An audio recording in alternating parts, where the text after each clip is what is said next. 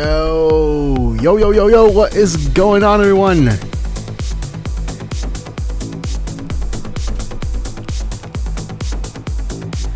How's everybody doing this fine Sunday? Hope everyone's had a good weekend thus far.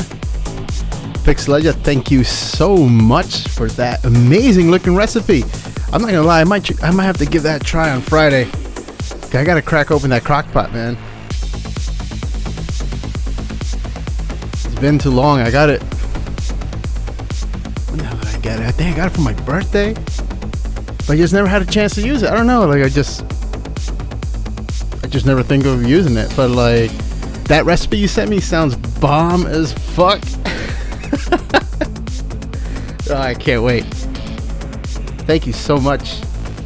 Hope you guys have been enjoying the tunes I've been playing in the background. Just a bunch of tracks from the old backlog of Individual Identity. The track you heard before was my remix to Empathy's Interstellar. And the one you're hearing right now is the awesome Reliquary remix to Saint Bull and Paul Aguirre's End of the World. Such talented. All three of those names are just like world-class fucking talent, at least in my opinion. Hopefully I can match them with this whatever tune that I'm going to come up with today. I've just been slacking so much, but it's got to get done. But with that, let me show you what Ableton looks like. For anyone that doesn't know what Ableton Live is, boom. Oh, that's not it. That's me. This is what it looks like. And this is just the session I was playing earlier. It was just just a little collection of tunes or whatever. But what we're gonna do is we're gonna just scrap all that. We're just gonna start a brand new set, and I'm not gonna save it. It's just some little template that I set up whenever I do these production streams. They're rare, but I do like to do them. It usually helps me. It just helps me kick the old habit of like just not producing as much as I should be. I got my laptop here on the side just so I can talk to you guys and type and stuff. Yo, Material Blue, what's going on?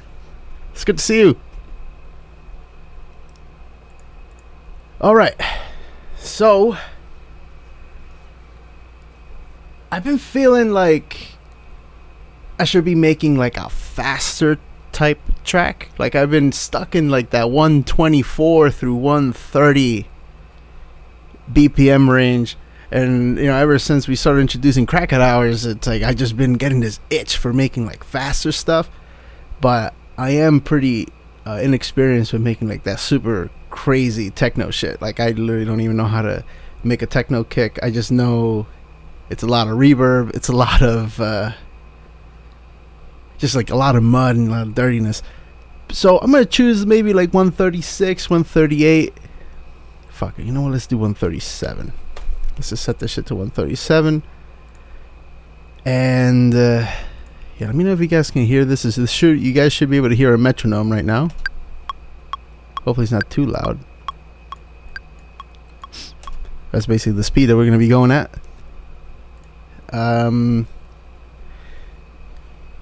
With most tracks that I start, I usually like to come up with some kind of melodic element to try to just draw some ideas. So over here with Ableton, I have a bunch of shit that I can go through. Here's just one. I'll show you guys one of my favorite plugins. It's called the Omnisphere. Actually, I have Omnisphere 2. And this thing is sick. It has a whole load of shit. It has, it's basically a huge sampler, but it's also a synthesizer as well. You can you should be able to hear that. Ooh. I mean, that's totally like 8-bit shit, so no, we're not gonna go with that, but should definitely start coming up with some cool sounds, or maybe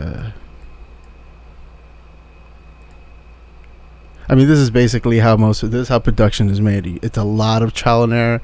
It's a lot of just like fucking around and, just picking up some sounds, or maybe just make it your own. Ooh, what is this?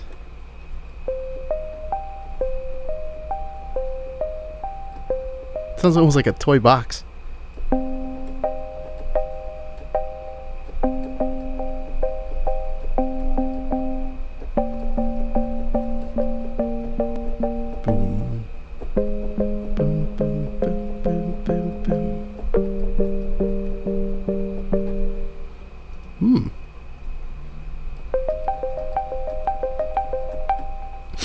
I do kind of like that sound. Let's see how it sounds with more. Let's see what it has here.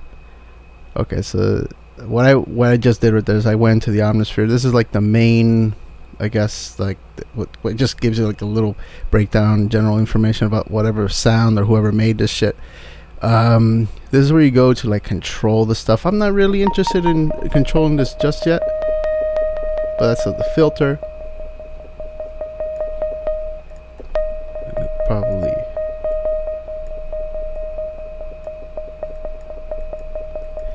Yeah, it's a lot of messing around, like I said before. But yeah, so right here is where I really want to go to, because I hear it has like a little bit of a delay, but I want there to be more. I need to find where the hell the thing's right here. Okay, so I actually don't want to use this. Right. Cool. So because I want to use like a third-party plugin to do all my delays. Yeah, so the controller that I use right now is I've had this thing for years, almost like 10 years already. It's probably the best MIDI controller I've ever used. Though some of the knobs are like, I don't really use some of these knobs you might be seeing right here. I used to. When I used to actually DJ with this thing. I would use Tractor, and I would MIDI sync Tractor to it, and I would use some of the beat pads to like, control the BPM speed and all that, and I would just trigger the play buttons would be one of the piano keys. But over the years of like twisting knobs and doing mixes and stuff, I actually wore everything out, and for now I basically just use it as a piano. But the Novation Nocturne 49, I swear to God, you can't go wrong with it. It's probably my favorite MIDI controller that I've ever used. You can't really see it in the camera, but behind me I have my replacement is it was like a backup. It's the Radeon 49 is made by M Audio, and in the attic I have another one that I'm thinking of switching out for this one. It's also by M Audio, but I forgot I think it's called Audius or something like that. It's a little bit bigger, 66 keys, so you can like really play a lot. But 49 keys, as a piano player, you should be okay with it. Like, there's enough range for you to like do a lot of damage. Let's just say that. Yeah, Tractor was the shit though. I used to love using that thing back in the day. I mean nowadays I just use for DJing. I run everything through Rekordbox, and then with the controller that I have, I don't even need to hook up the unit or whatever to a computer. I just run it off of flash drives and just go to town. But yeah, man, controllers are great. It allows you to just just start playing. But let me just see. I kind of like that little melody I came up with. This sound is pretty cool. But let me it needs to come up to life. Right now, most producers they'll go like directly towards like third-party plugins and stuff, 'cause they are some really really sick effects and stuff. Some free, some you have to pay for. But I just like adding I like messing around as much as I could with like the Ableton stock sum. Yo, Hank, what's going on, man? It's good to see you, bro. See, that's sounding a little more ethereal, I want to say. I don't know what I'm going for here, but there we go.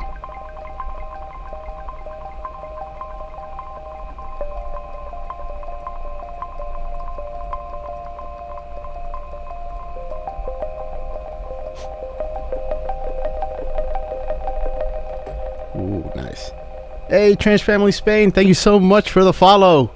I really appreciate that. Cheers. Salud.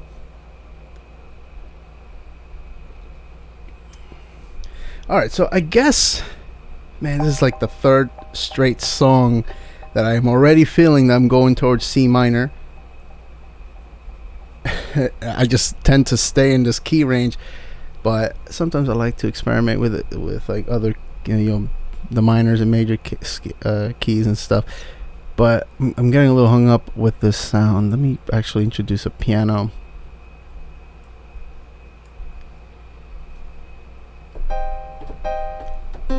So that sounds pretty old school for now. It's just a typical just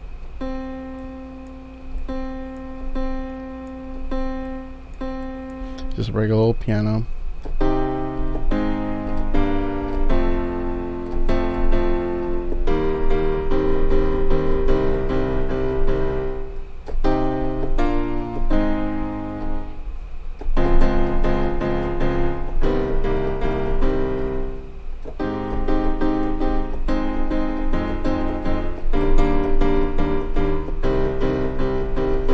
That'd be good for like a house riff.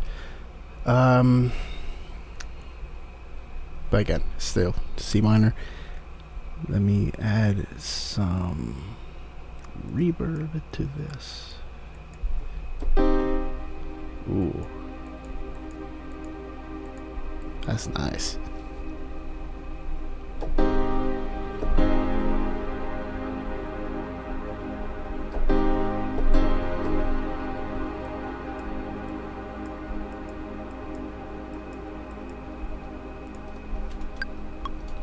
Alright, so let me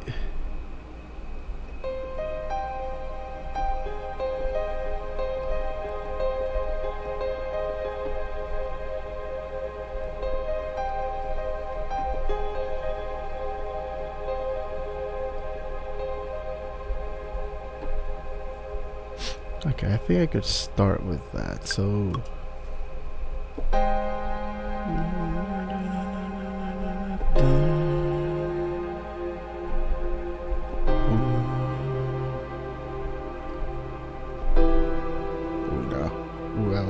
rough. I need that fourth note, that fourth chord to complete it all.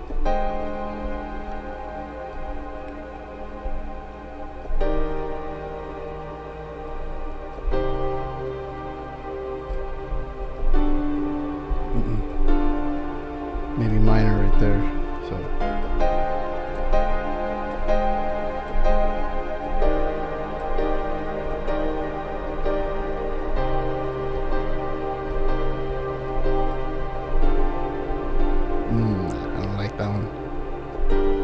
That one right here. Boom, boom,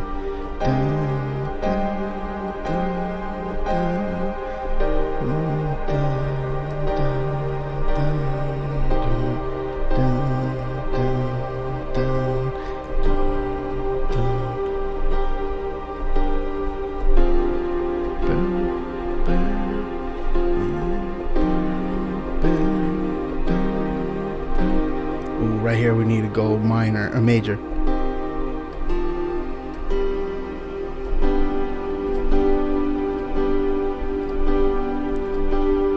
That sounds fucking nice.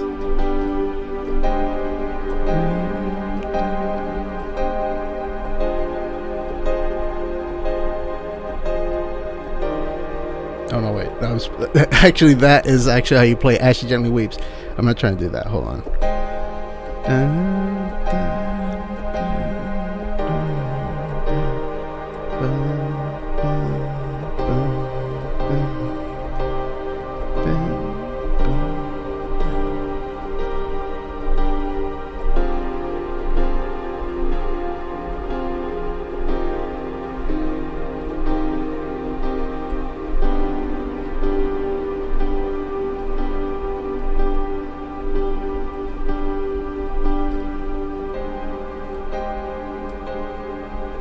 Yo, hell yeah. Okay, I'm gonna write that.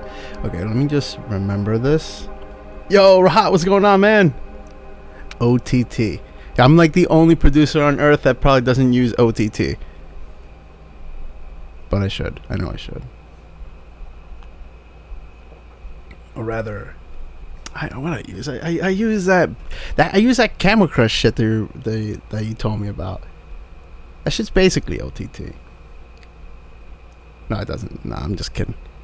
Yo, Elvis, what's going on, bro? You want me to sing your song, bro? You don't want to hear me sing. That's I'll get banned from Twitch if I do that.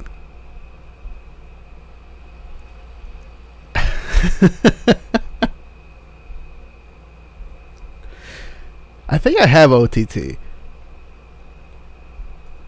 I think I do. I think when you were over here last time, or when we were producing that one track, Rahat, you probably installed that shit in here. I don't see it, so I definitely don't have it. That's all good. All right, let's get to writing. So I'm pretty sure I want to stick with whatever I just wrote right there.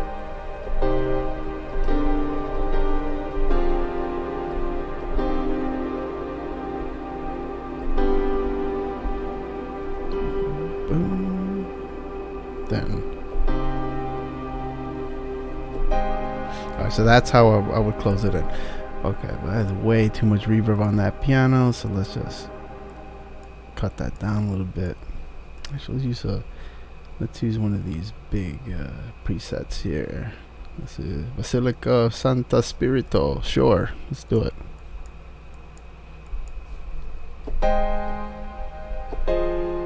No, wait.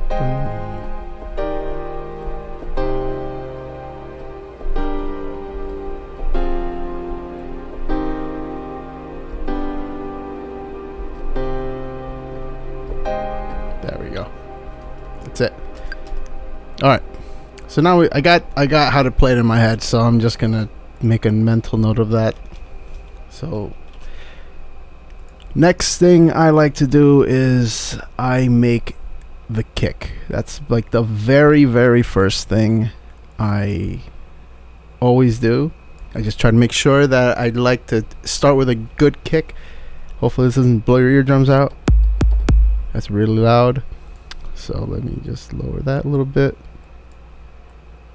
Also, let me know how it's sounding out there. Hopefully my voice ain't too loud, or maybe that's not too loud. I'm not here to. I know a bunch of producers in here, so I don't want to fuck your ears up.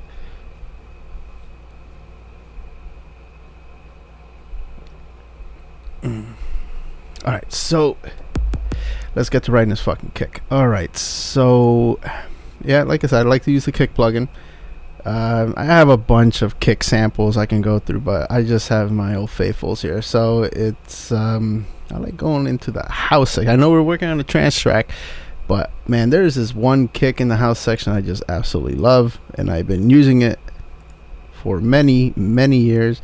I also like to drop in this thing called the SMSoscope just so I could see the waveform of the actual kick. I like to just see it in action. Alright, so that's obviously way too fucking loud. So let me go to it's one of these. Ooh, that's a nice one.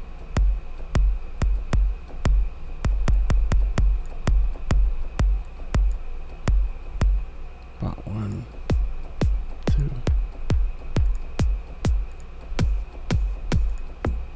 That's more techno right there. I think it's bot 1. I'm just gonna stick with. Good. Okay, so I know I wrote my piece already in what was it, C minor. So you see where it says here D sharp 10 or whatever. That's the high. That's that you hear, that really top part of the kick. Obviously, you want to lower that down to close to C, or if not, just bring it back down. There you go. Cool. And then right here. So if you're playing on C minor, to just play the simple scale is C, D, E flat, F, G. These E's right here, I need them to be F, because that's how you stay in the scale. I like to make my kicks as harmonically close as possible to my basses.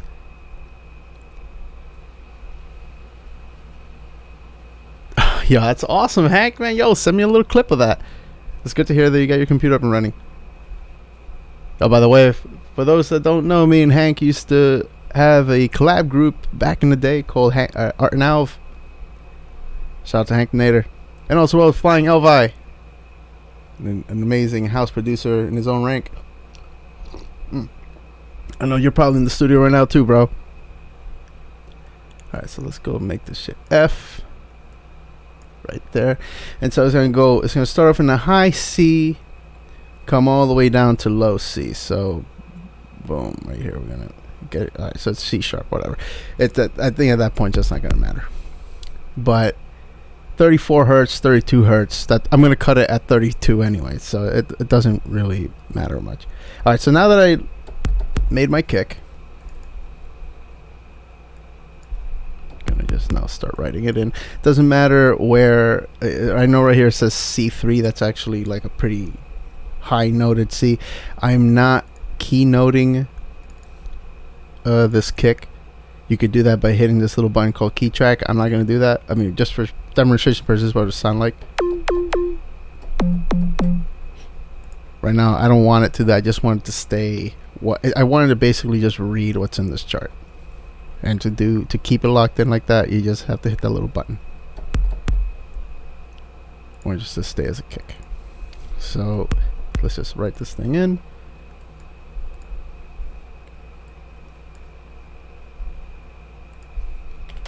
Let's make it a 4-bar loop.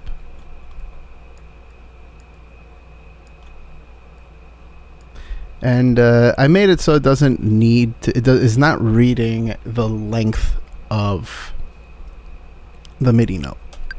If I just hit play right here, doesn't matter if I make him that long or this short. It's still gonna sound the same. It basically just uses as a guide to just, to try to maybe come up with some cool kick patterns and stuff like that you want to make them stay on grid or whatever. So right there, just copy and paste it all the way through. Take off the metronome because we don't need that no more. Boom, we have ourselves a kick. But it ain't done yet. There's a bunch of shit that I'm gonna do to it first before I can just move on and work on a bass or something like that. Again, I dropped the SMS oscilloscope into my master channel because I like to just see how it looks like in real time. So that's how the kick looks like right now. Again, also here on this channel. Alright, so now that we did that, this is my secret sauce right here for Ableton users. If you go under effects rack, then audio effects rack, mixing and mastering, grab this bad boy right here, parallel punch master, just slap that shit right in here in between. You want the SMS oscilloscope to be the last thing because you want it to read everything that's going on prior to hitting this effect right here. It basically travels from left to right. So this is a kick before the parallel punch. And then this is with it on. See how it created a lot more body right there? It added just more oomph. That shit will rattle your insides in the club, but in a clean way. And once it's processed correctly and mastered and all that. So I like to put that. I don't really fuck with much of this in here. I'm not at this stage in the production. I'm just writing right now. So I'm just creating. So we're gonna just keep this just the way it is. I think it's sounding pretty good for what we got so far. But first, before we do that, let me raise the volume a little bit so I can hear you guys. No, so I can actually hear what I'm working on. Also, I hope you guys can't really hear. I mean, I'm pretty sure you can hear my loud ass air conditioner in the background. Shit sounds like a fucking jet engine. But it's hot as balls over here today.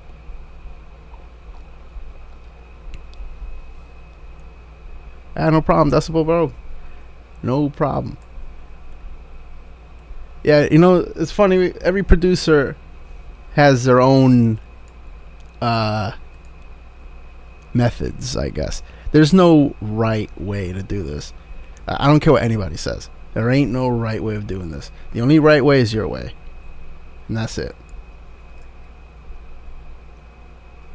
Alright, so I dropped in the parallel punch, and now I'm going to cut out any of that low mud.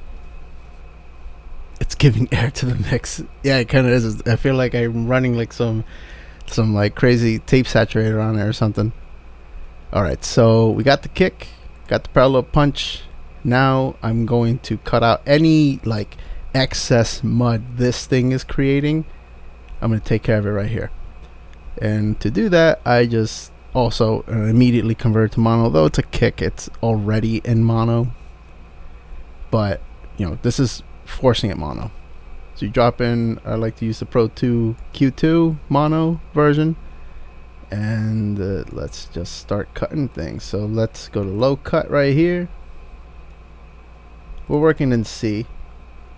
So, okay, so I'm going to just get rid of that one. C is what, 32 hertz. So let's do safe number 33. Just make sure that we get those things, and I like to do a sharp cut.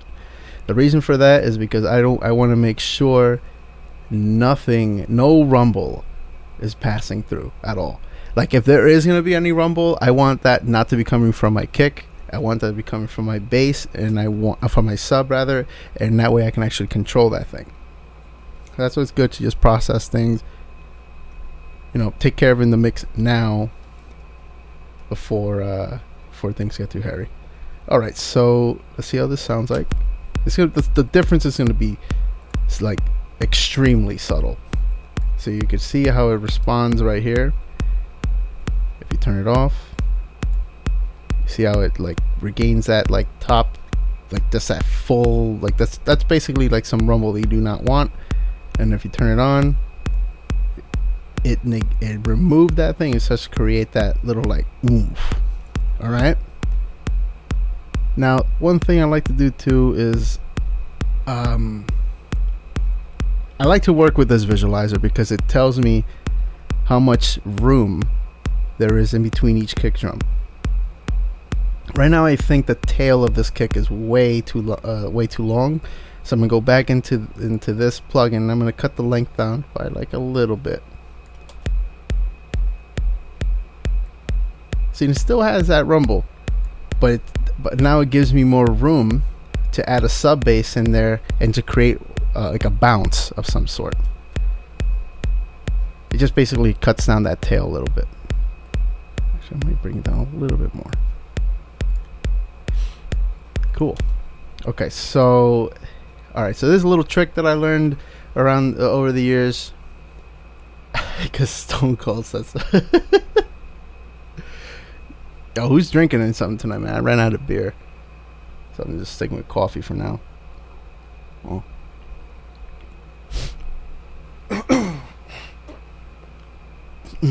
All right, so we cut down the kicks, but now I like to jump up 2 octaves up and hit like the harmonic low end, low, like low mid. I guess we're talking like 100. 250 hertz or whatever. So right here I know that if I jump up 2 octaves, we're about 130, 131. What I like to do here, I just give it a 1 dB boost and a very, very sharp Q. If you can notice this, it's you have like supersonic hearing, but it just helps to add a little bit more punch to the kick.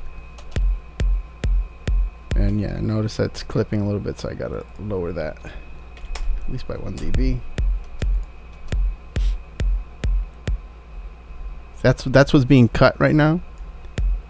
And this is that little boost. It's tiny. You might even want to give it a little more.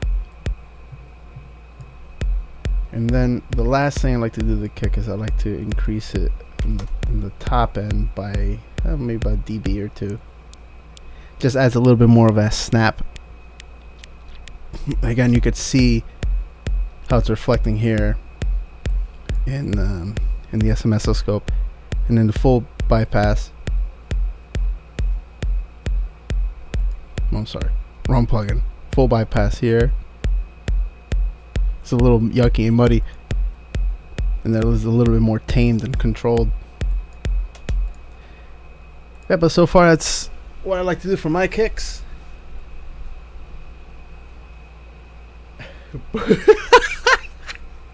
Yo, boost 50 hertz to experience white privilege. You're fucking wild, bro. That's hilarious. Shout out to Elvis.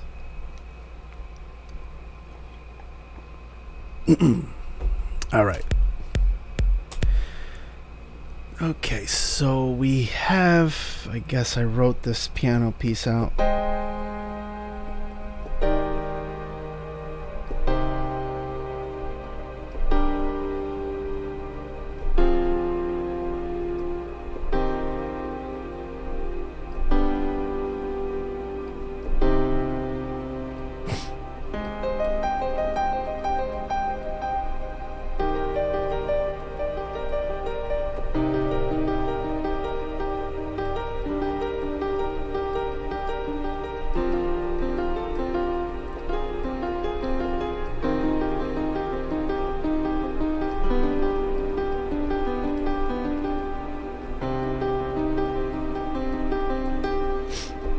That'd make for a pretty fucking cool breakdown.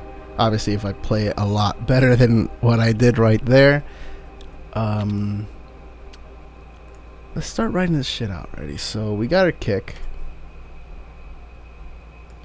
Also, very important if there's any producers in here that are just starting out, and sometimes I do not take my own advice when it comes to this, but try to label your channels as soon as possible, because if not, man, you're gonna run into a lot of problems. Alright, let me save this too. Maybe you guys are gonna see a quick sneak peek at all my crazy projects for this year right here. So let's just name this Pablo Artigas Stream Tune. For now, we'll just keep that. Name that right there. The Sound Goodizer. The hell's that? Is that a real plugin? Okay, so alright, let's just start writing this shit out. Let's do 1 minute. Cool. Alright, and since we're beginning to add stuff in, I have the virus already turned on right now, so we're gonna just start that shit up. So let me just type this virus name channel, and let's just drop this shit in here. Hopefully it doesn't crash my my Ableton. Boom, drop it in, see what happens. Yo, Hank, take it easy, man. Suck it easy. Bang, go fuck yourself. I'm just kidding, Hank. I love you, bro.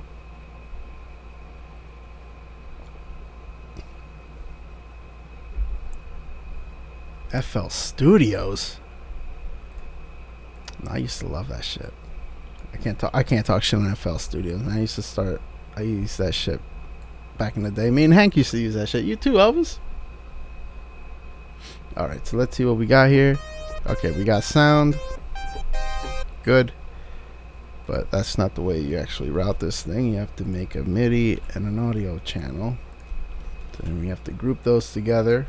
We're going to name this Virus MIDI 1. Oops.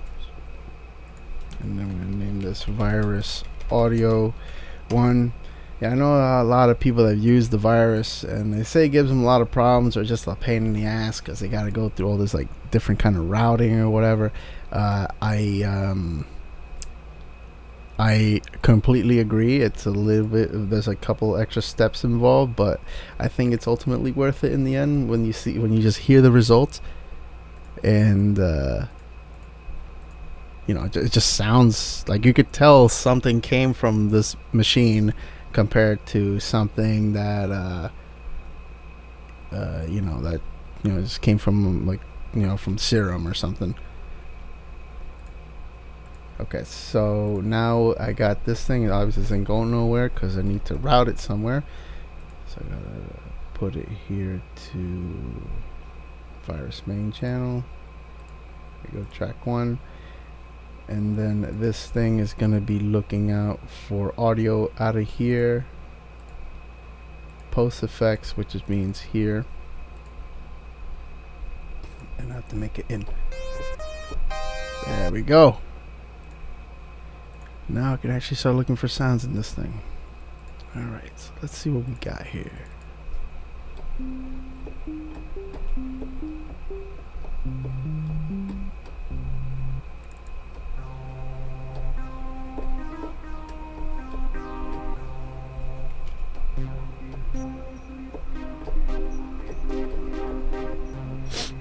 Alright, let's see what we, let's just go look for some.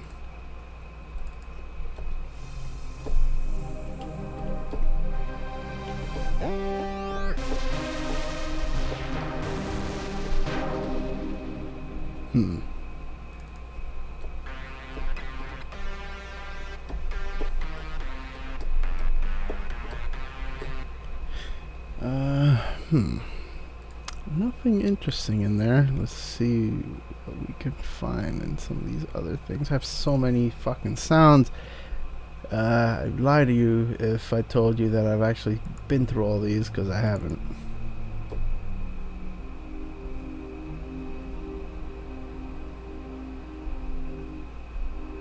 This is me messing around with the filter and on the actual unit.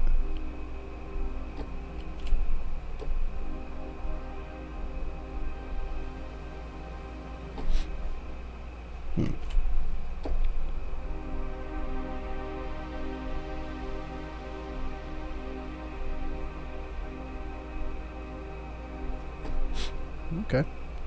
I guess that's a nice patch. So basically what I'm trying to do right now is I'm trying to come up with some kind of melodic element to add in here at some point. I'm thinking more in the 16 on to just boom to come up with ooh, wait, what the hell did I just do?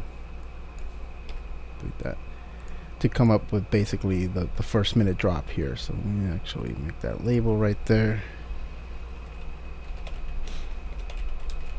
First drop at a minute. And we'll extend the kick over. Alright, let's just start adding some stuff. Let's see, I got so many samples. Let me, sorry, I'm thinking like just something simple. Kick hi-hat. See what we got here with Progressia. Okay. Drum loops.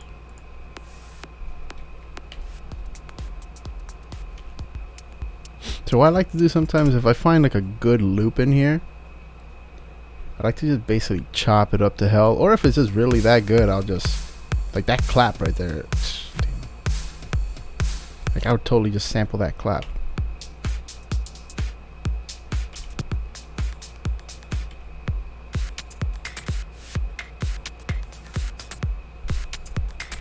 I kind of like that. I don't like that kicked up. Let me just see what I can do here. So I just dropped that sample in there, and I'm gonna start chopping this shit up.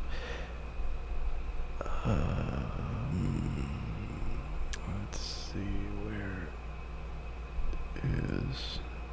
There we go. Clip volume.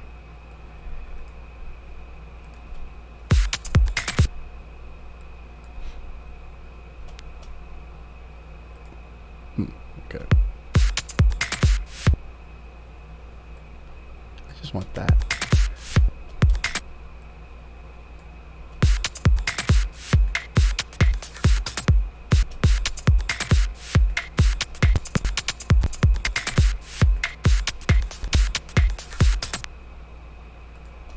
Okay.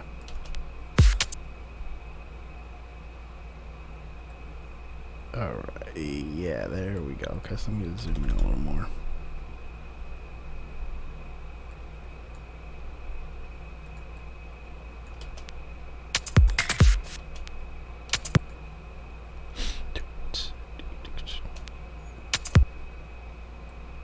Cut that out right there. Bring that up.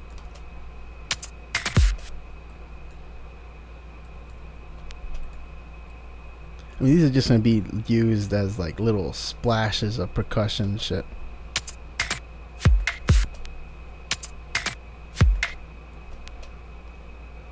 Okay, so we'll just bring that in here.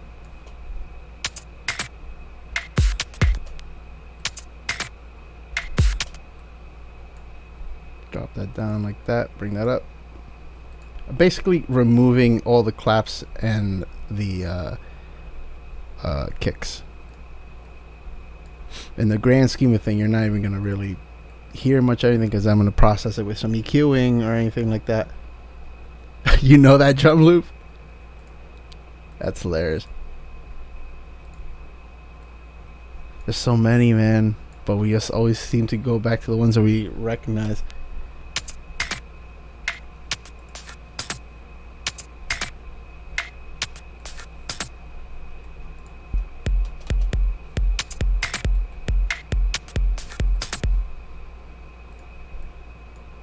Okay, so let's just see how it sounds like with this.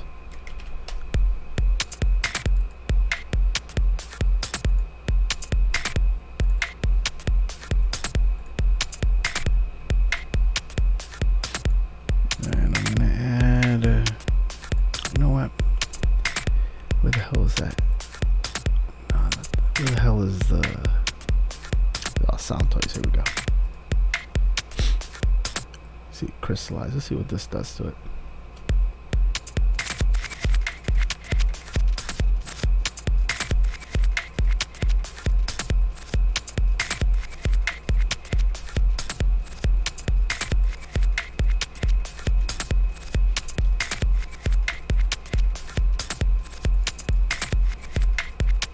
It's fucking crazy what happens if you just add a little bit of effect to something. That's wild sounding. Okay, so I like that. Let me just go to something else here. Let me just use my old shit. Reveal build-ups. No.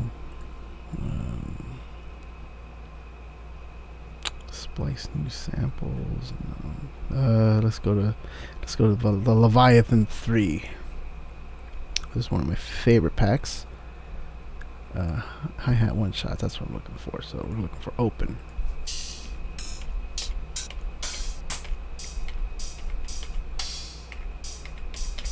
I like that one.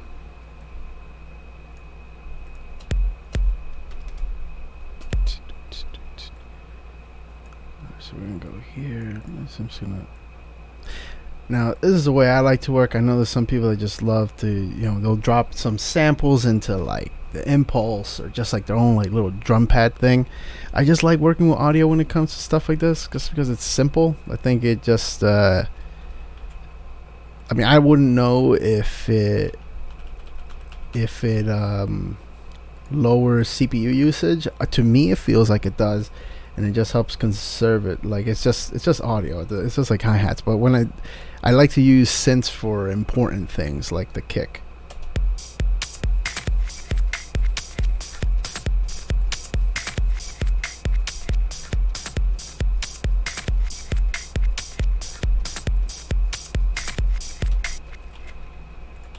I think I'm gonna start it like that.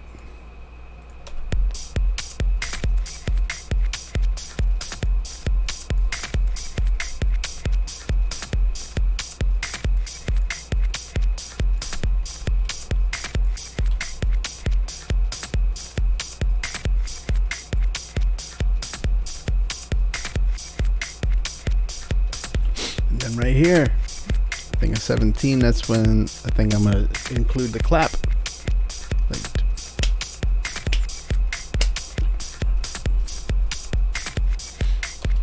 Okay, and I will probably stick with this one, claps as well. Ooh, wow, they have it noted. That's good. But I can just time switch it, pitch it.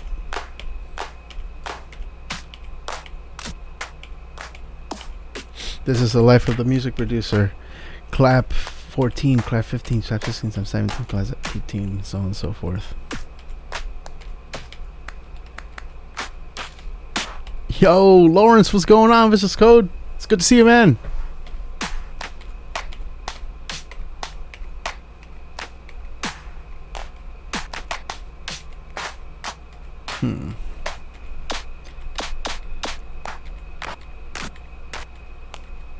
So many fucking different kinds of kicks, but I feel like there's some in here that are repeated, just different keys.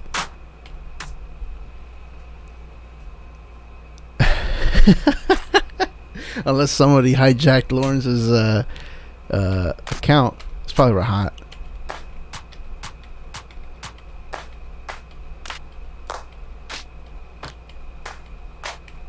Ooh, that one's cool.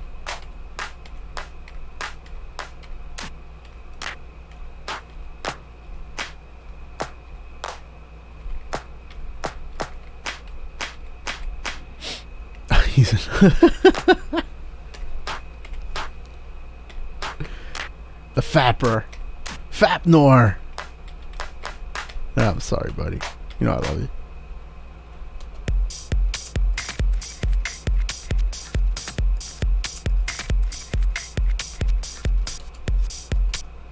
Let's just see how this shit sounds like. But it's in C sharp. I need to bring it down one semitone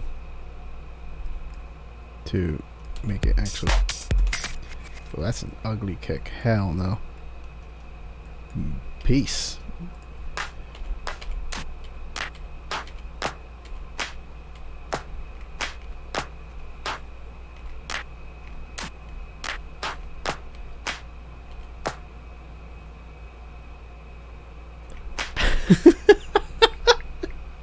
Yeah, that shit had me dying, dude, when you showed me that shit. Oh my god. Oh, that was fucking hilarious.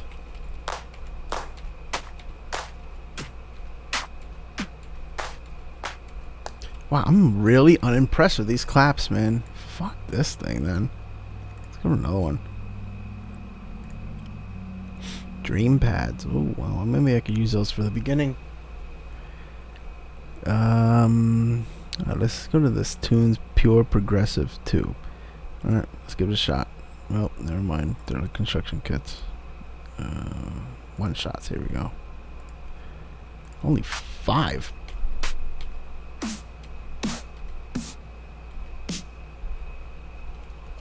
Weak. Okay, let's go to atomic progression, claps and snares. Where the hell did I get these things? I think that one might work.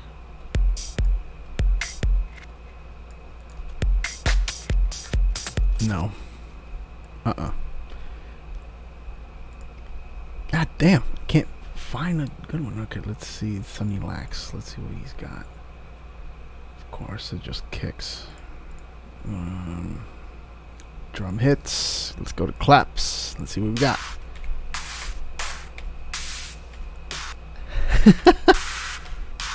Oh my god, I'm like on the hunt for the perfect clap right now, and it's killing me.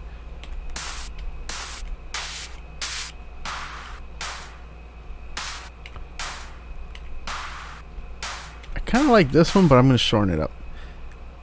So, and then once it like drops here, then that's when I'll open it up. So, but I'm not sure if it's even in the right, if it's in the right tune, note.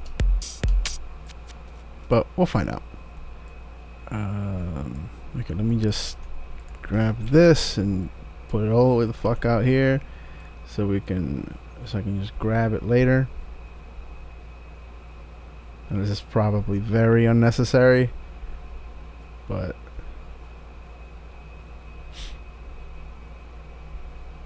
go and just drop it all the way the fuck over there.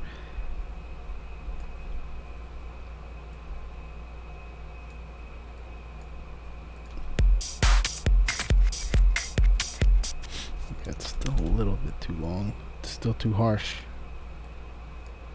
So, and then with Ableton 10, with 9, and as far as I can remember, it just allows you to automate the clip and fuck around with it, with the audio right then and there. And I just like working on that to feel like it's just faster workflow. There we go. That's what I'm looking. Just something nice and quick.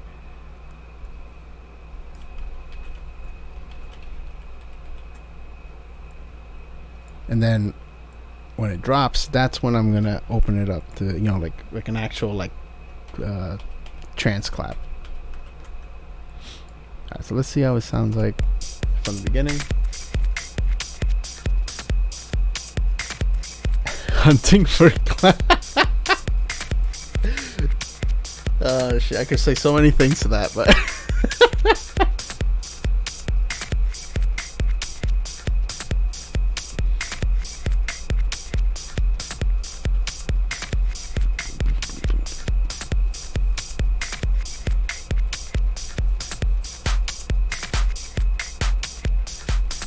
obviously it's way too loud. So let me lower it.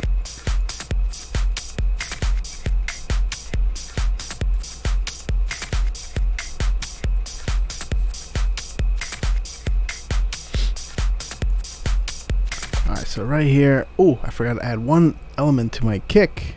I don't know. I work a little differently than some guys. I like to, but I've seen a lot of producers use this instead of a filter to like filter stuff out. They actually use an EQ. I like using the EQ8 in Ableton to do this. It's just like a simple, again, low CPU usage. It's just like to do one simple task. Like I'm literally gonna rename it kick filter, and essentially all I'm doing is using this to cut frequency from the bass to give the illusion like this, that like a transition is coming, like it's gonna go from intro to drop. So to do that, I'm just gonna do this.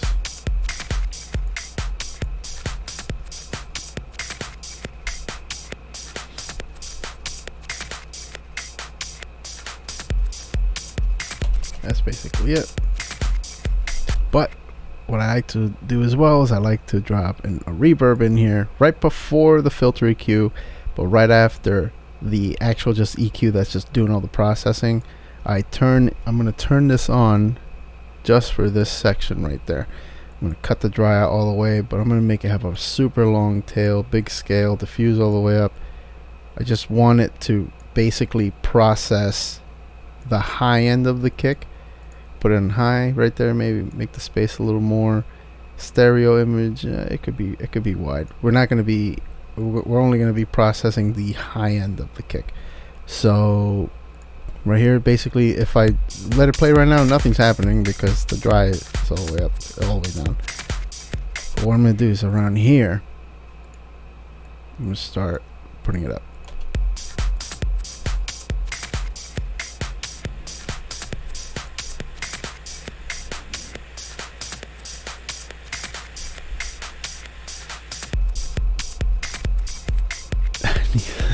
Yo, what's going on, Cannon?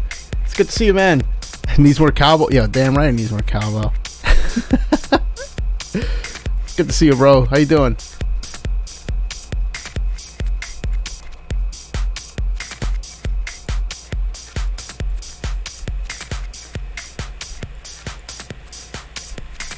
Okay, so maybe I need to add needed to process a little bit more here.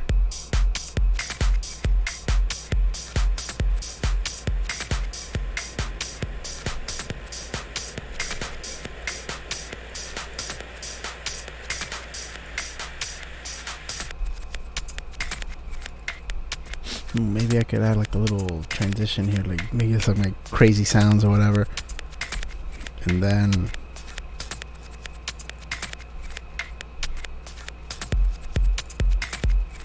start with a kick right there.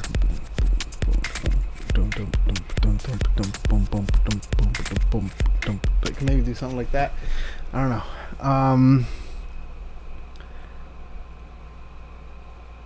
I guess let's try to make a bass. I'll start bringing this thing to life. Bass. This is the aim bass 1. So I always like to just use simple shit or just sounds that I'm used to. When it comes to making stuff, I always like to make at least one like genuine Pablo original sound. It could be in the bass. It could be, ooh, excuse me. It could be in the bass. It could be in, in a lead or in a pluck or something like that. For the last track that I did, the main sound that I made like that was in the bass. That tune that I premiered in, I think on Friday's stream, was it? And for this one, I don't know. I'm thinking maybe I'm gonna stick more to like the main melody. That I'm gonna make some like crazy shit. So for now, I'm gonna start digging through some new presets that I got with Spire, courtesy of my good friend Reliquary. We always be sharing sounds, and I got a whole mess of shit from him. So let me see what we can find here. Acid ass. Ooh, what the fuck?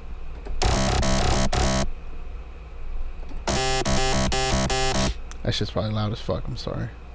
Yeah.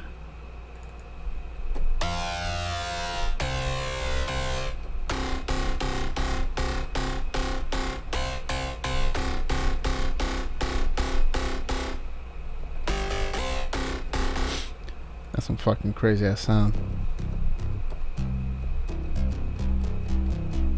Ooh, that actually sounds pretty sick, but I wanted to have an arpeggiator. Let's see what it sounds like.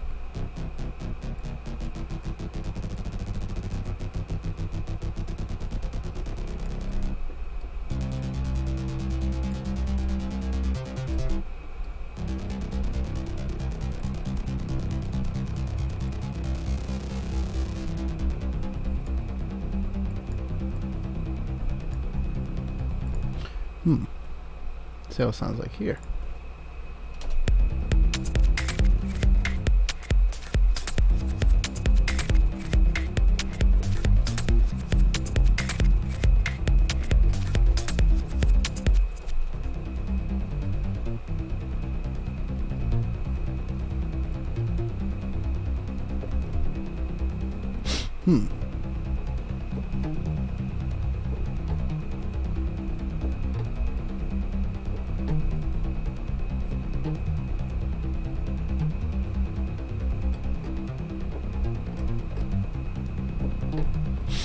Okay, I think I'm not saying I'm sick with that, but have to try to. I think it's time that I just recorded the piano that I wrote in before, so I can like help us write some stuff. So.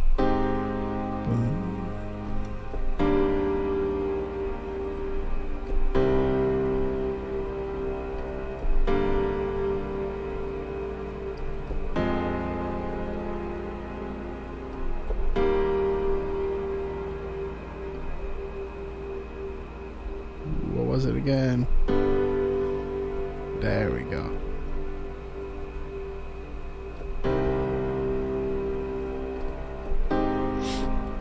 Alright, let me record that real quick.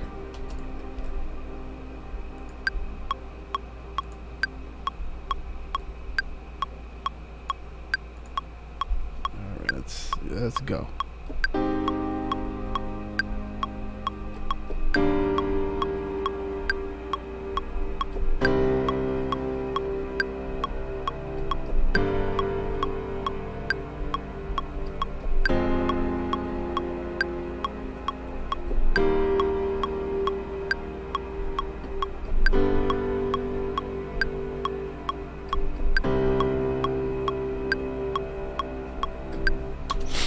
So I'll help us write some stuff here in the beginning. Consolidate that. And for now, I'm gonna just quantize it all the way because I just don't want to deal with no bullshit. That's basically it.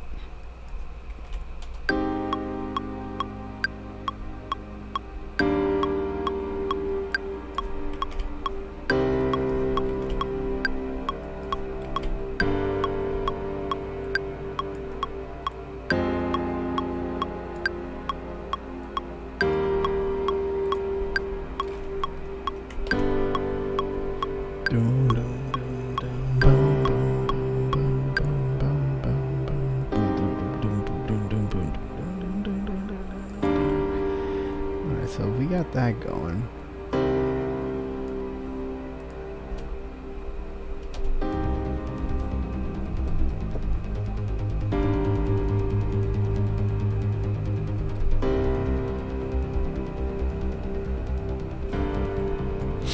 Okay, so what I'm gonna do then, let me just make a copy of this, and I'm gonna again move it all the way the fuck to the end here, so I don't lose it. And just remember to use it again. Come back to it.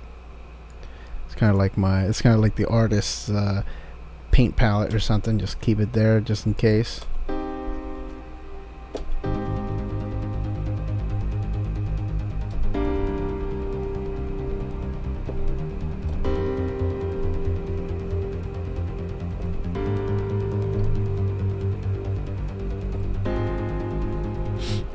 We gotta come up with some cool things that harmonize with this.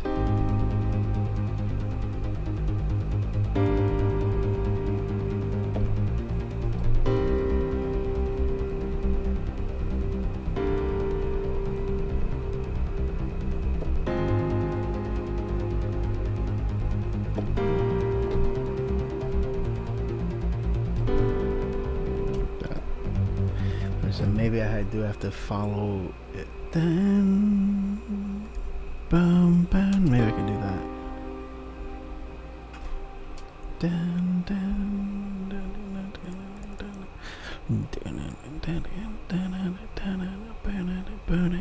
dun. Okay, I think I'm gonna try that. All right. Back to the drawing board. To more different sounds. I gotta remember to keep this on the external keyboard right here. Ooh, no, wait. There we go.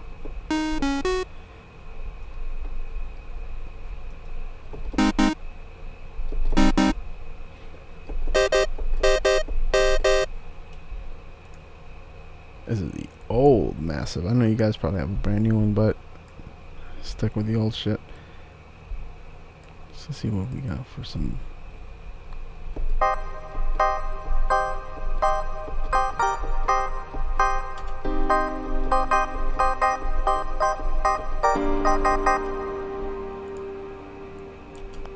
So I have to.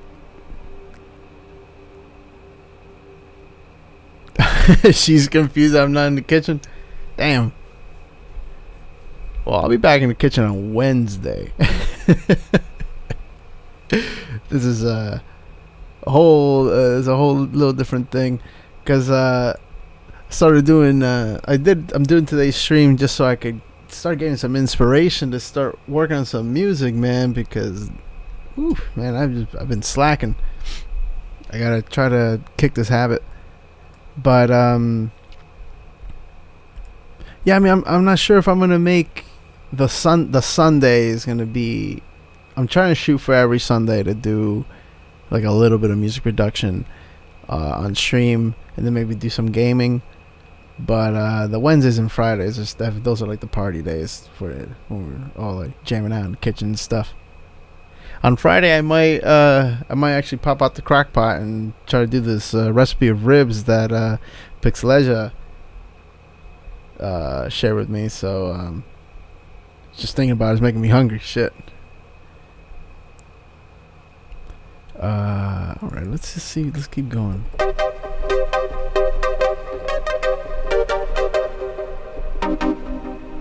Sorry if that's too loud.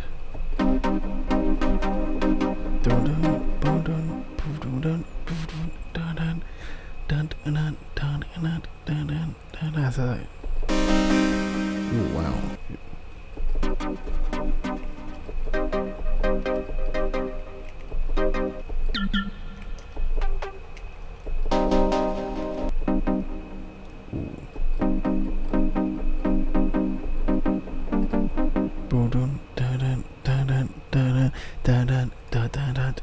That's right here. Okay, so let me just try to emulate that. Is the big problem I'm having right now is whenever I do stream, there's this little tiny bit of latency when I hit a key and I hear the sound, and I basically got to a point where it's almost as close as I can possibly get it, but there's still a little bit of trouble when I try to actually play it live. So I usually just play live to get ideas, but when I'm going into like actually produce the thing, I have to write. I'm most likely going to be writing it in manually. All right, so that's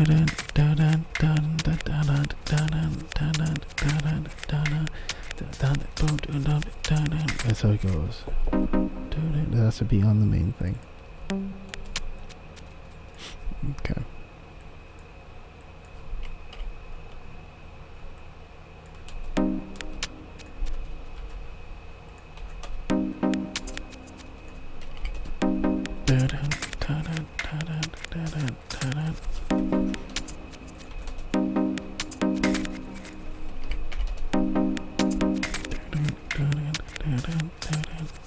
Stop doing that. All right.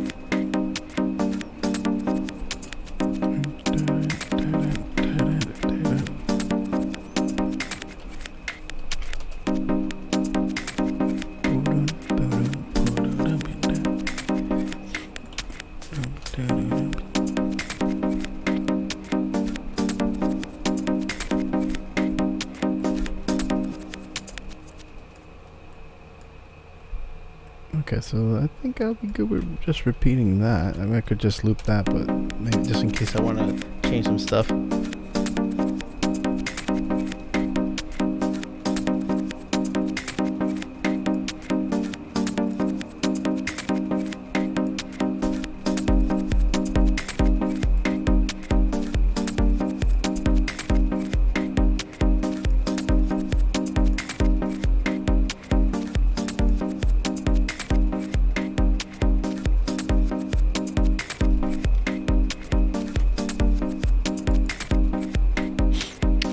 Start EQing some shit. Alright, so we're still in C, right? So what's 32, 64, 128? Actually, I need 256.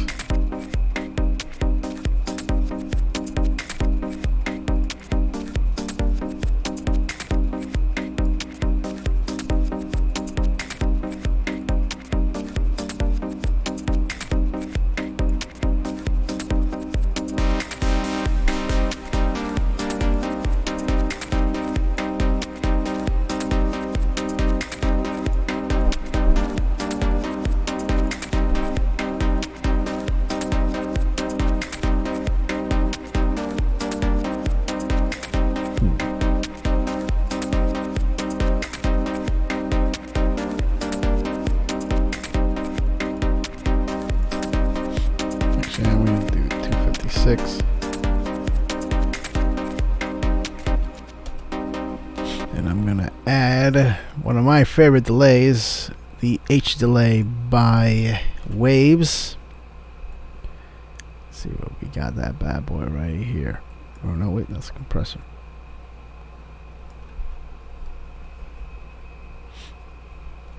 To go to the ping pong. Oh wow, that's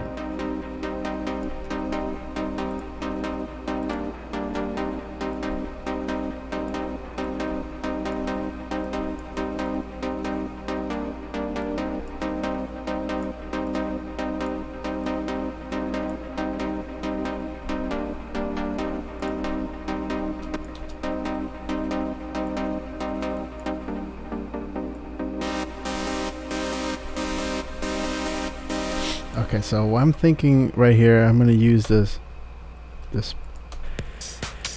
part right here to just build up this thing, but I'm going to, I'm gonna filter everything. See how this goes.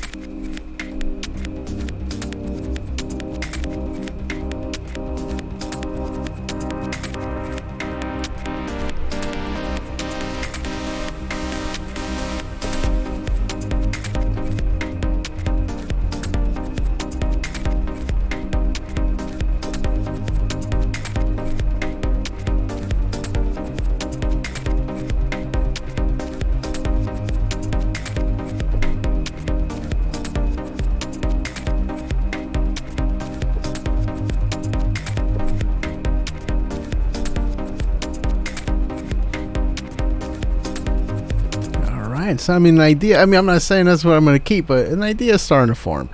All right, so something's up with this bass. It's just not doing what it needs to do. Like, it's loud as fuck, but it's not doing it for me. I don't know if it's just the kick's not too loud enough or what. All right, let's see what's going on here.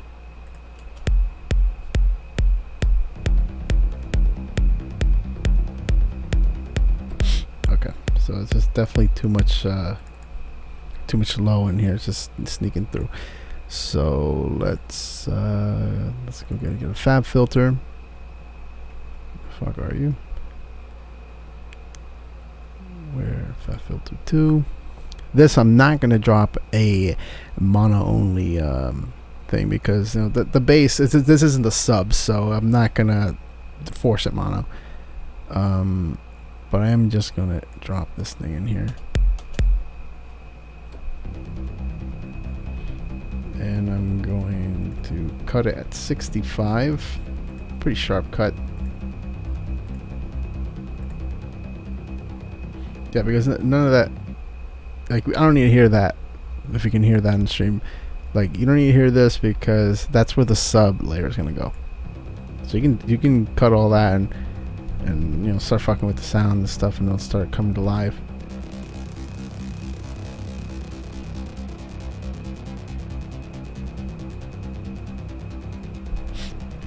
Okay, so I'm gonna keep it right there, and I'm gonna do that kind of automation with another filter to just give me a little bit more control of the sound. So I'm gonna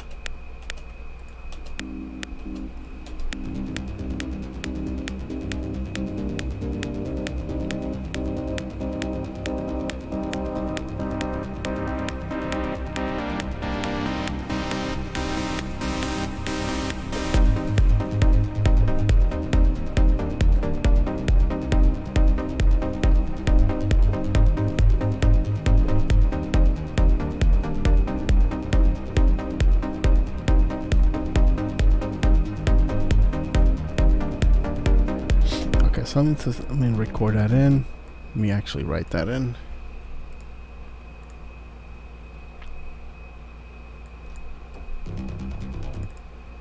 Again, I'm not sure if I'm going to keep this bass sound, but for now, just for writing purposes.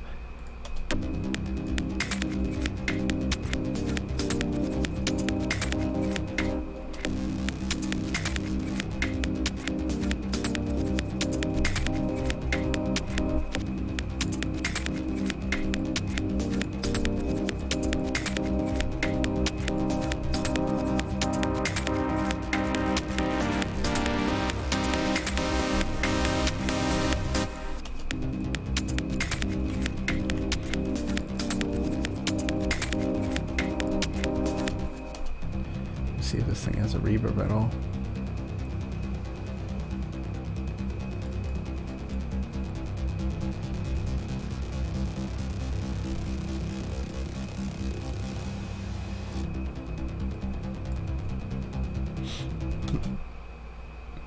You know what? I'm just gonna mute it. And I'm gonna handle any of this reverb stuff with this type of filter here. Same thing like if I was doing it with my kick.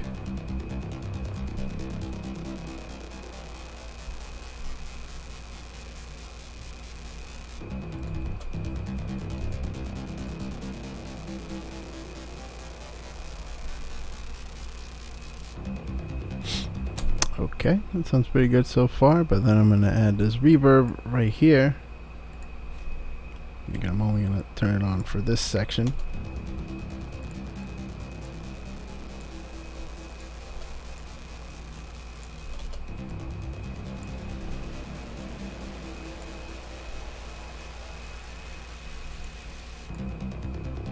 Okay, sounds good so far. Let me just...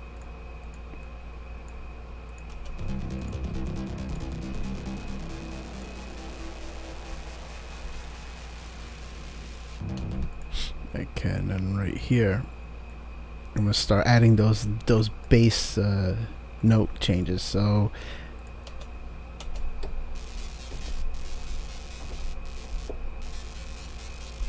okay, so I have to turn off the filter here. Boom, right there.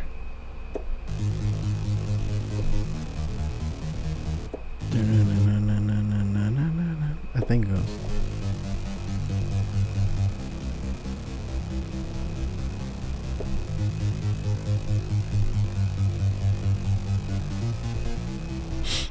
I think that's the notation I'm going for. Okay, so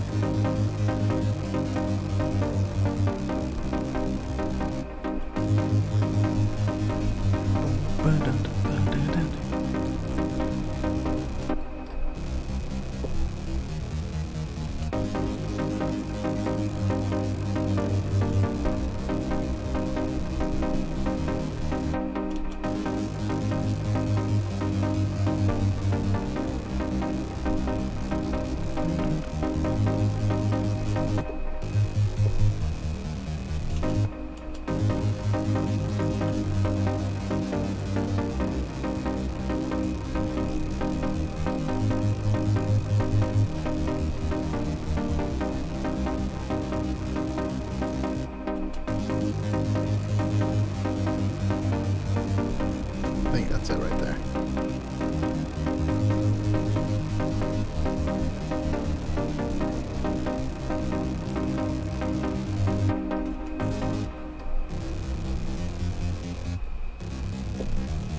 I think that's better right here with that note right there. All right. Let's just copy it over like that. And I have to sidechain this to the kick.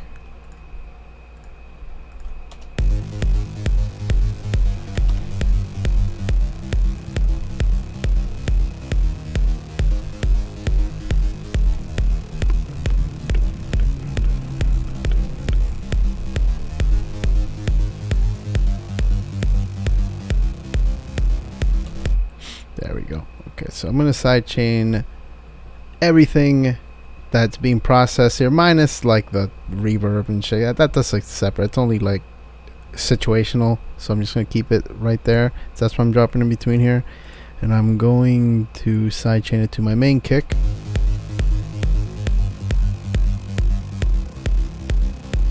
Put the ratio all the way up until I hear like a really nice bounce and clean bounce.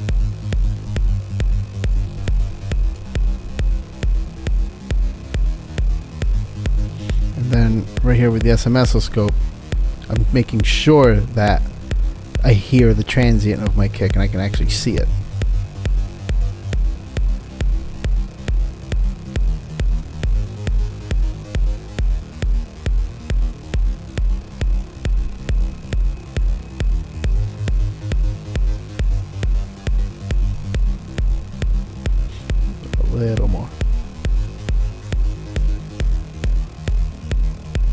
it's very slight, but you could definitely hear it cleanly now.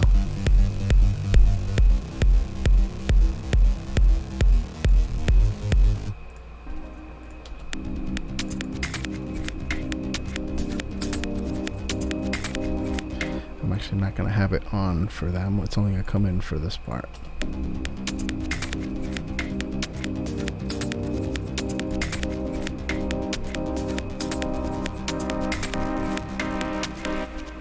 For this part, I'm actually going to...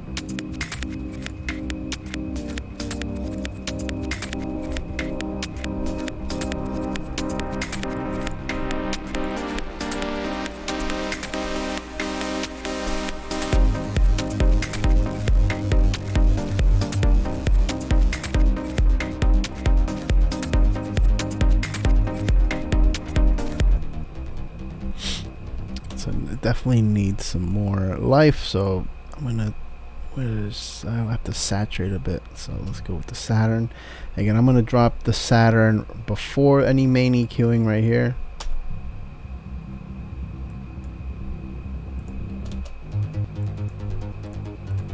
And there's a couple of presets I like to use, but I always like to fuck with them anyway. I usually go for the Magic Master.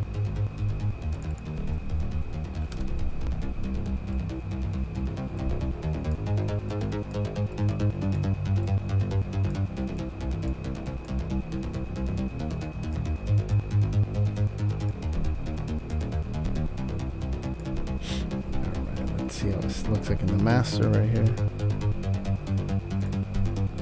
I think I could probably use a little more.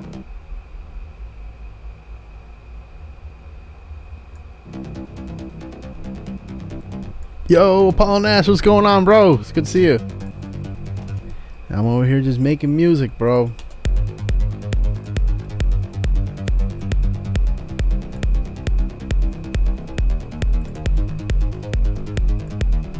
Also, to add a little bit of more spice to it, I like to create sends. So I'm going to make a send where I'm going to send some signal from this bass, and I'm just going to give a little more movement on the sides. So let's just name this, I don't know, let's say this bass pan delay. And I'm going to set it to pre, because I'm going to take off all these other ones because I don't really use those. I'm going to put it to pre because I want it to hit I want it to hit before. It's weird how it works. It has something to do with hitting before the master channel. So I'm going to make sure that it gets processed and like it just gains more of the effect. So to do that, obviously you don't want to be delaying any like sub low range frequencies, so I'm gonna first make sure this shit gets cut to at least 512, and then I'm gonna add a ping pong delay, see how it sounds like with this. It's gonna be subtle.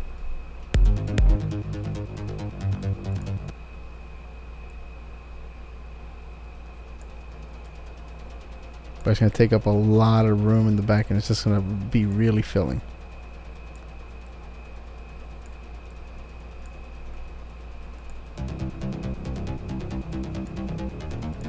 So there's, oh, that shit's getting cut out, so.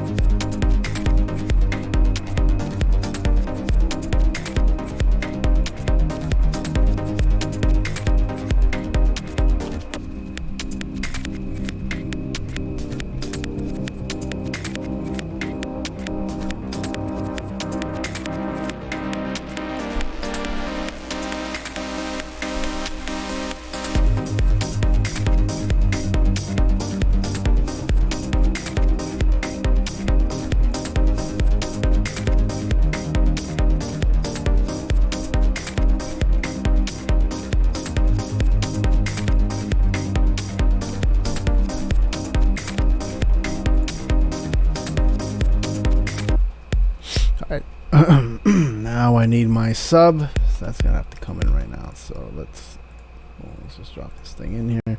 Solo these two things again. Name this sound. Sub 1, dub 1, sub 1. Alright, what do I like to use? Oh, I definitely go for, this is one sub in the massive that I just swear by. I think it's super clean. If you ever get the chance to mess with Benno de Goji's sample pack here for massive, it's incredible. It's like one of the sample packs that honestly leveled my ass up. I recommend it to everyone. It's just full of like just clean, polished sounds. Can't go wrong with them. Alright, let's see what we got here.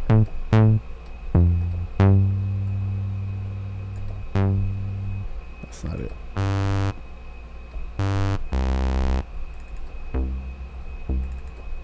Ooh, there it is. Now that's a fucking sub. Alright, so again, remember what I was saying before, that I like to analyze my kicks and make sure I give them enough room to breathe.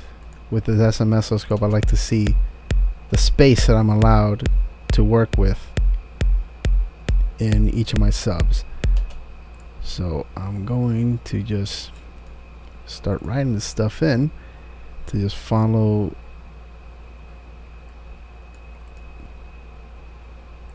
basically follow this MIDI clip. Doesn't be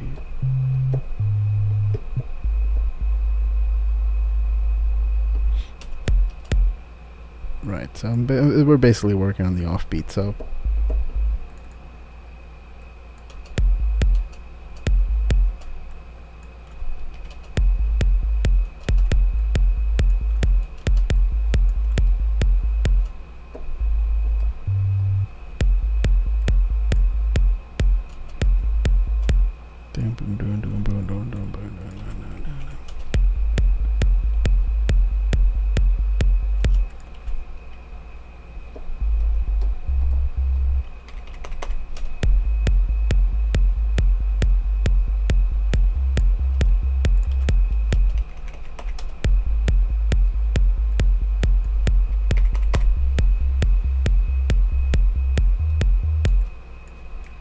see how it sounds like low.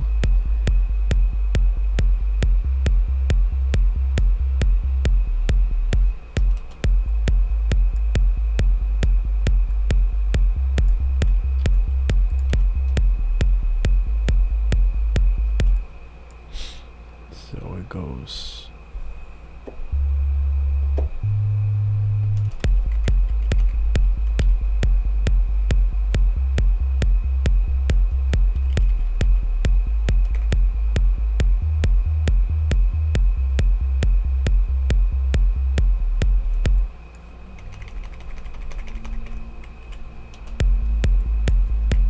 There we go.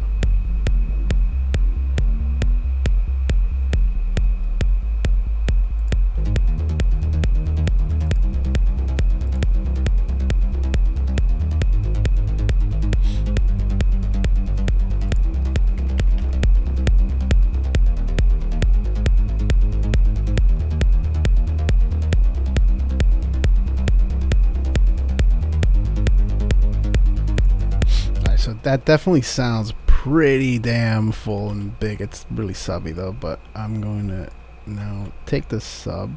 I'm just going to shorten it ever so slightly because I want to allow there to be a small window of room between each kick and sub and their ends, so it creates like a bounce.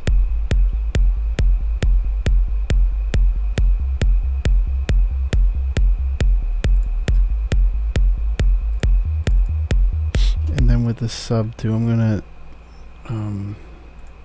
gonna put a mono cue on it, and I'm gonna just remove any like really low, excess low, anything below 32. This might be a little excessive, but I like to just make sure I do my best to try to take care of those super low frequencies like this. I mean, it's just rumble.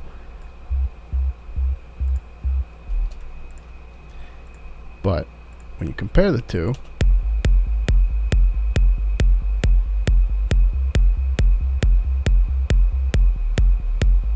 and you can see that the volume levels, like they kind of just stay the same. They don't fluctuate too much in amplitude, which that's usually what happens with sub basses. That if you fluctuate too much between octaves, some octaves just sound louder than the others.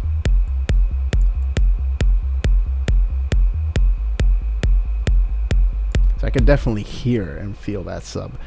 Now let's go with.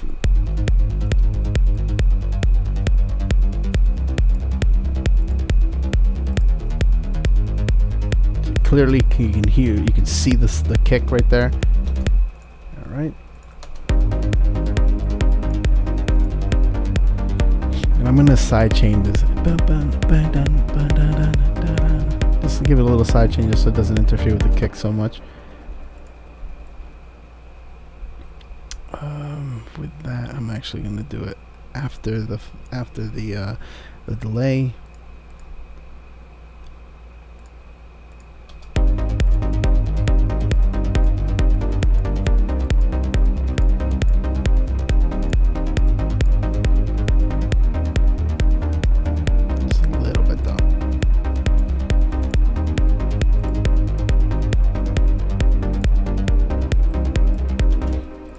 Let's just see how it sounds like.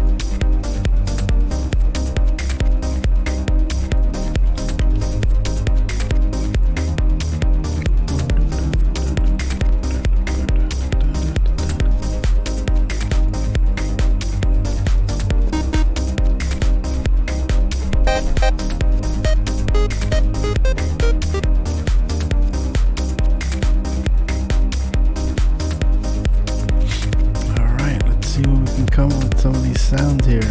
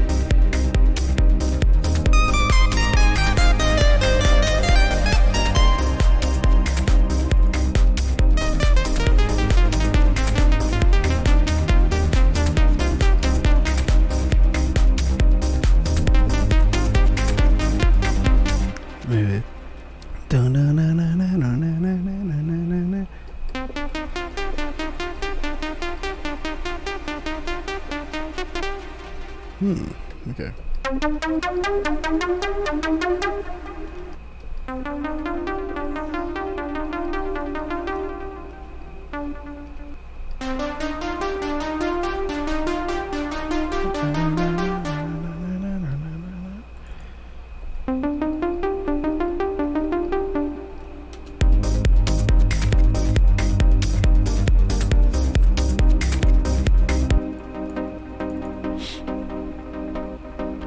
I don't know why this sounds is not doing it for me.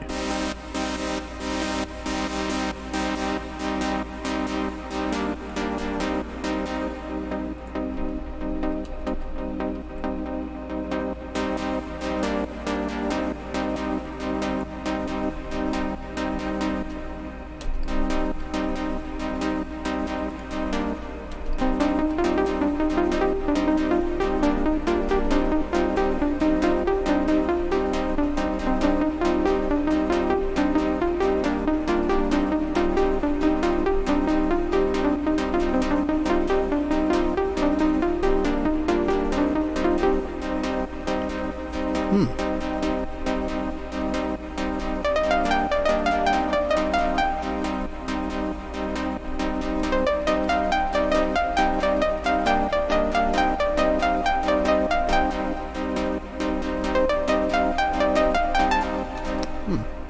I think I'm liking that. Alright, let me write this in, but first, gotta take a little bathroom break. I'll be right back.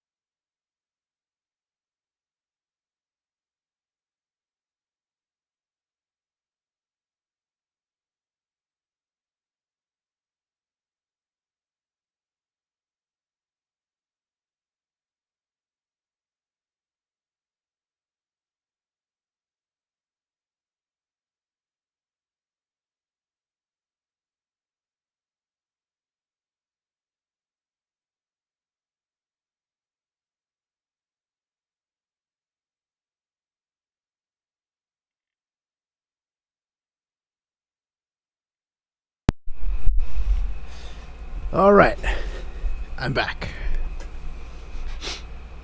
Hope you guys didn't miss me too much. Alright, let's get this show on the road.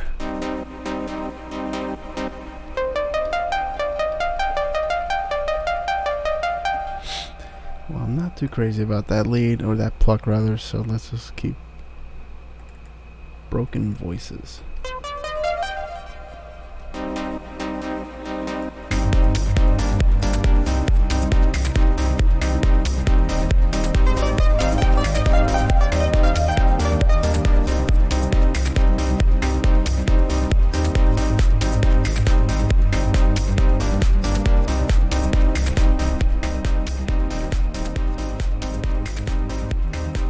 I just had to lower for a little bit because I noticed it was clipping. I wouldn't be surprised if it was really loud on your end too. Let me just give it a real quick check. Yeah, it was really loud. Alright.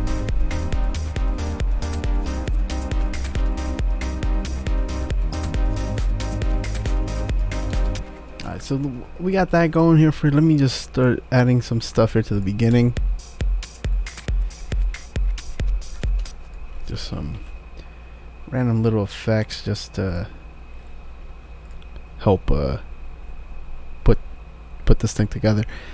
Let's always go to my go-tos for this one. There's some old Vengeance sample packs. I'm sure every producer in here knows what these are.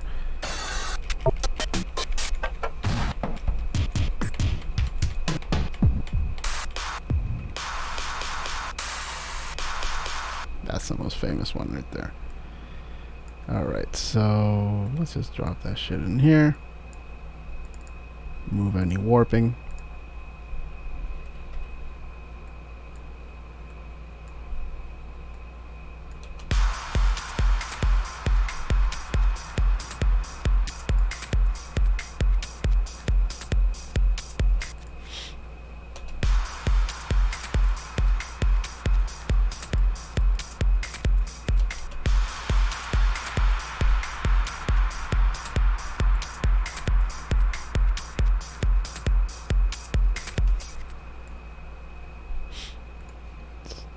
Simple sidechain here with LFO tool.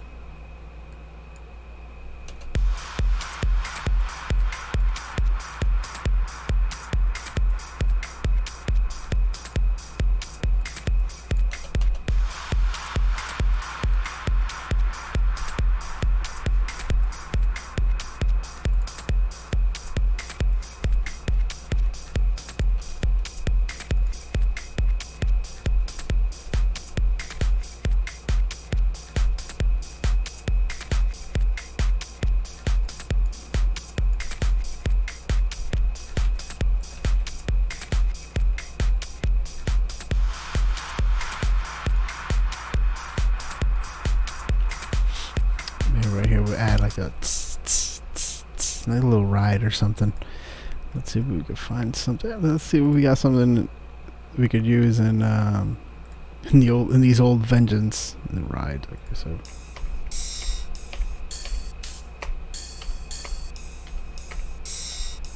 just need something subtle.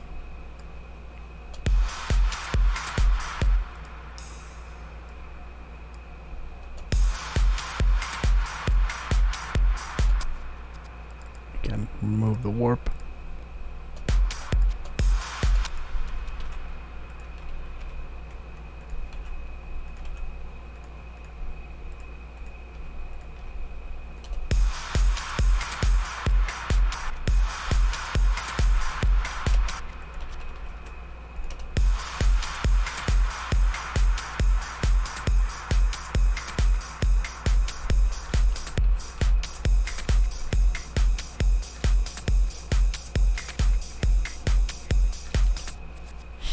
Right here, I'm going to get rid of that last kick right here just to give it a little change.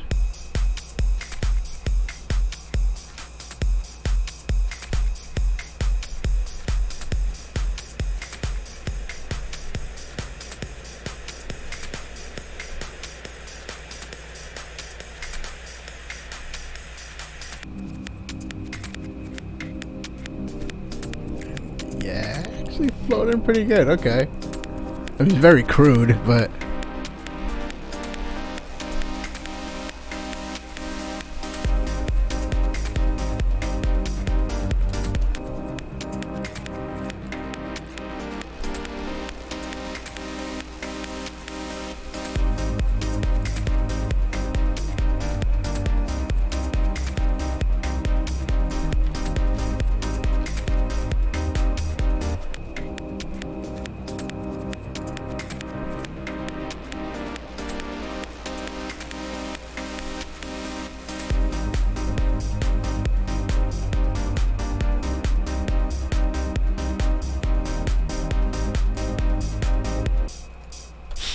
I gotta make sure that these are actually, this one's in full mono. It's some just don't sound right with it.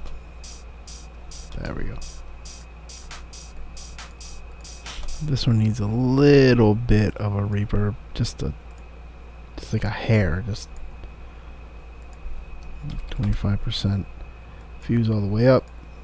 Cut some of the low off with it here. Put it on high. I mean, the difference is so subtle, but just adds a little bit of, just a little tiny bit of tail to it. And I'll probably add like a couple layers to it as well, just to help fill it in more. Alright, let's see how this comes together.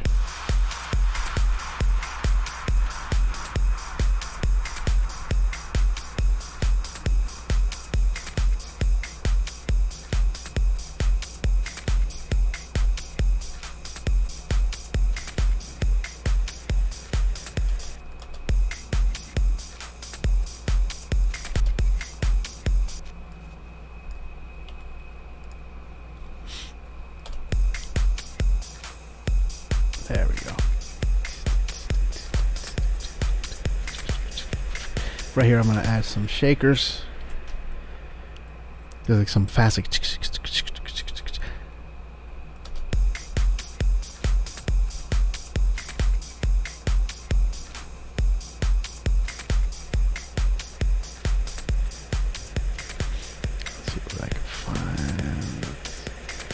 shaker loops, percussion, maybe percussion loops.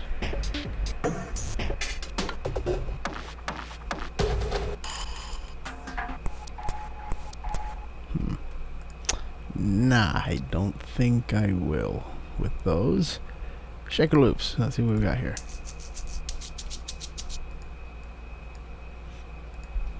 Okay, well, let's see how it sounds like at the speed we need it to be.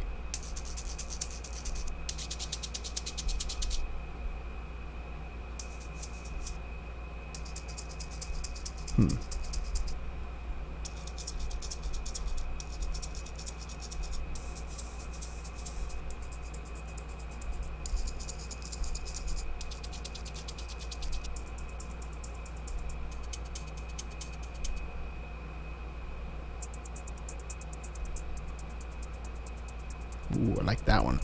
Okay.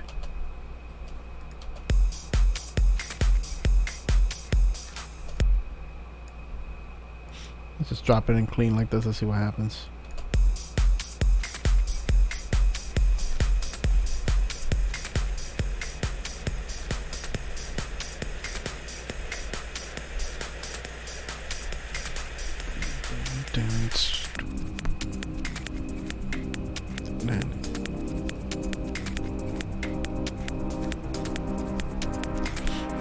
Yo, important to anti-gravity. What's going on, man?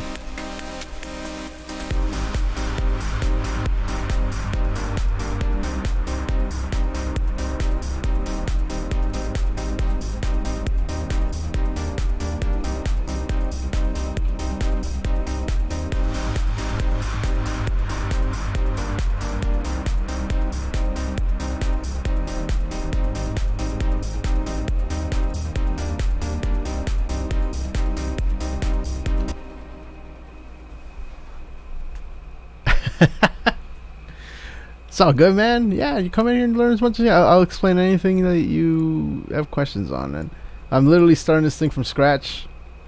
I guess the more important things so far is the way I make my kicks. I mean, it's simple processing, but I like to use this thing called the Nicky Romero. Well, it's just called Kick, but this is the Nicky Romero edition. And yeah, this thing, I swear by this thing because it just has like the right oomph and like the right texture that I like in the kicks compared to some samples. There's just so many. It's just I get lost in them. I literally just rather just make my own, and just some processing here and there that I did. But it's simple stuff. And then yeah, then how I like to have my kick have well, here, let me I like to have my kicks have space in between each one, not too long of a tail, because that space right there, if you're watching, in between each kick, that's where I want my sub to go, you know. So if I solo my sub in there, oh wait, that's not my sub. See how there's like room in between both of these elements? It allows them to breathe and like shoot through the mix individually with no other interference from other sounds. And that's how you get like a clean kick sub relationship. And then you have my main bass here, which I'm not sure if I'm going to keep, but and you know, this isn't a sub, so I'm cutting everything below what you know, if it's not a sub, it doesn't need to have sub bass signature in there. So I cut that out. Basically that.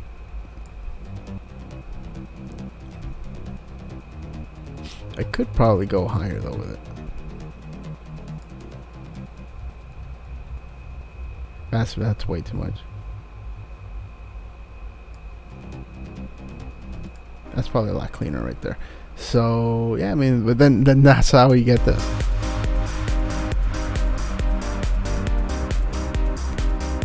Hey Manners, thank you so much for the follow. I appreciate that.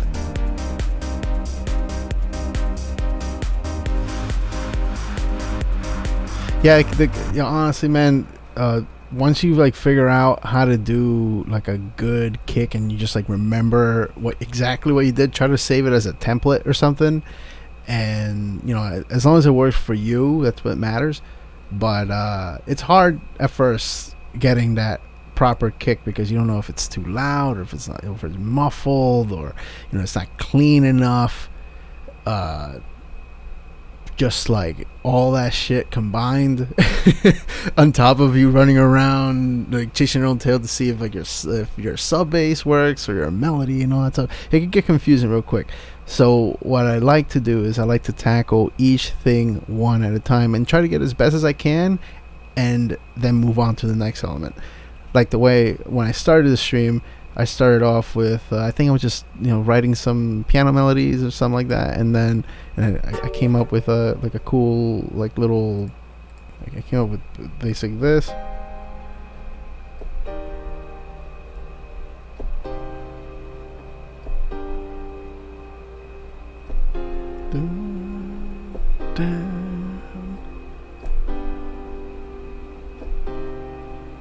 So by me writing that, I learned something very important that I need to know for my kick, and that is the root note.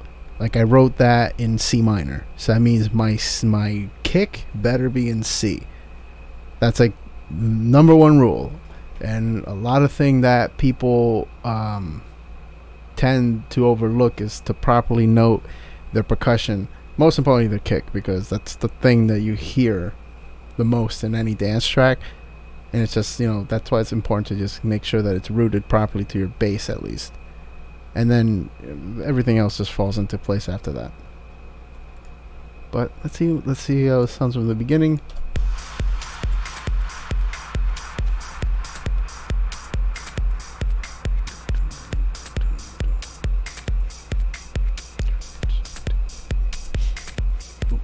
Cheers.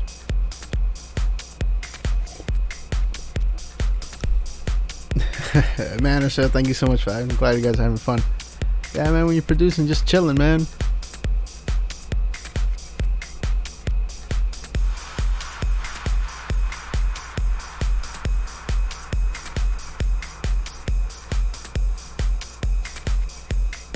right here, I probably need to start adding like a riser of some sort.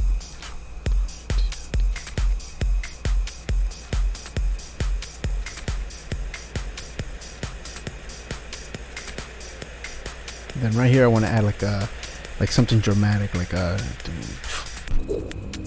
rubble or something, like some like cool downer of some sort.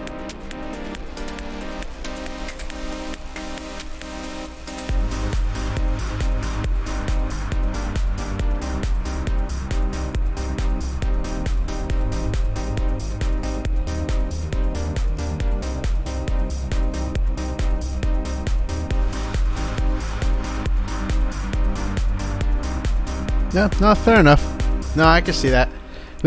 Basically, it depends, right? It also depends on the genre too. I found, at least in my in DJing, as long as you have some pretty you're in full control and aware of like what the next track's gonna sound like, and cutting out the lows and maybe a little bit of the mids, you can get away with like about 70 or 80% of like I would say like techno or even uplifting trance, because there's some uplifting trance that I've heard that I can like clearly hear that the kick isn't in tune, but it just works, and it's because of it just gives like the track like a certain like sound. Yeah, like, and I'm pretty sure they were in that where it depends, and that's also like an artistic touch too, and it doesn't need to be in that root note. It really truly doesn't. I just like it to be because I'm like a neat freak when it comes to that. But in the end, it's whatever works for your song. At least what I think. I'll be damned if someone tells me like, oh, your kick is in D. It should be in D sharp. Like, get the fuck out of here. Like, you know, that's just being crazy, you know. Yeah. Where the hell was I?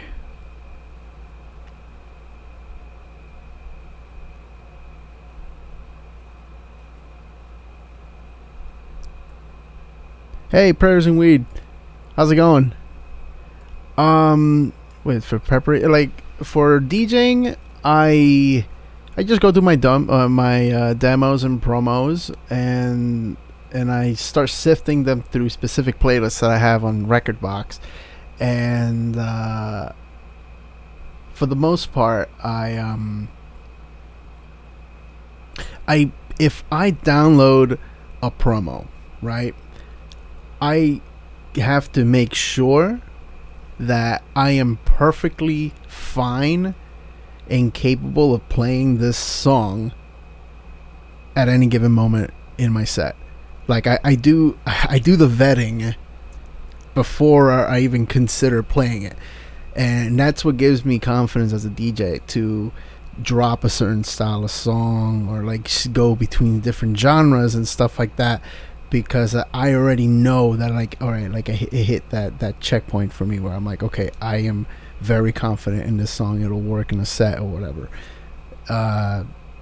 For those types of streams, I prepare that way, and this is like now we're talking about, you know, almost 10,000 songs now that I have in my flash drives and in Rekordbox, where I have those tools at my disposal because of just the years of me, you know, vetting these promos to just make sure that I'm perfectly capable of doing. I never download a song if I don't ever intend to play it. Let's just say that. But yeah, like that's how I prepare for those long streams now, because I just have the music. Like before, when I first starting off, like, no way, man. But you know, back then I don't even think Twitch even existed.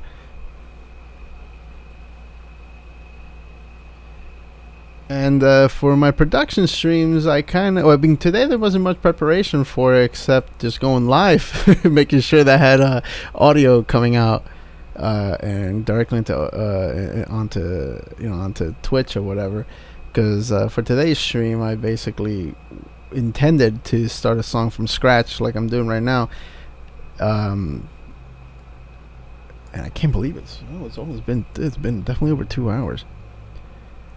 But it's not bad for 2 hours of work. I have worked a little faster with it, but again, I'm trying to, you know, come out of this from scratch. Yeah, but for my DJ mix, that's what I do. I just prepare in the sense where I just make sure that the demos or promos that I download to play, I'm like 100% certain that I will play them whenever, you know, the need arises.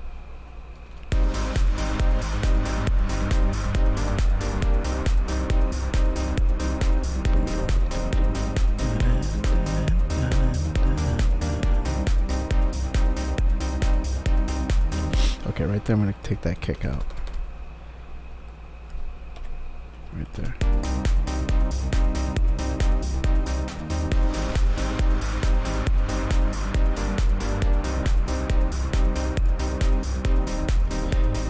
And I think I'm going to add another open hat here. So, and then I don't know, for the folks that got in here late for the stream, I made this clap so it got shortened from its original version, but I think I'm gonna extend out to its full version here, so it just sounds more like a fuller, thicker, like you know, typical trance clap. Yo, Paulie, what's going on, man? It's good to see you, dude. How's it going?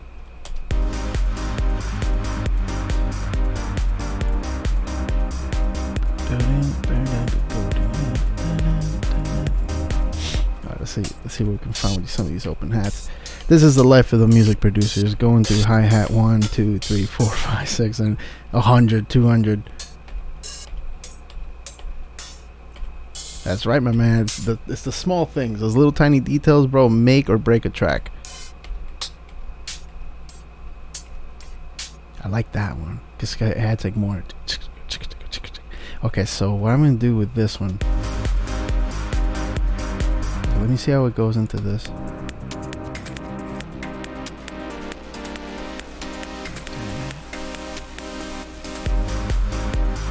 Okay, so right here it needs to start picking up a little bit of intensity. So I'm gonna make it go fast.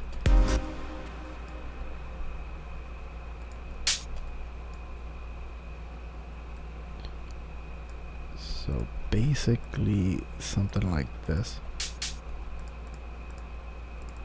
But this one I'm gonna lower the amplitude a little bit so it kind of gives it the feeling of like maybe like a drummer going on a like on a cymbal or something like that. I could probably even do this.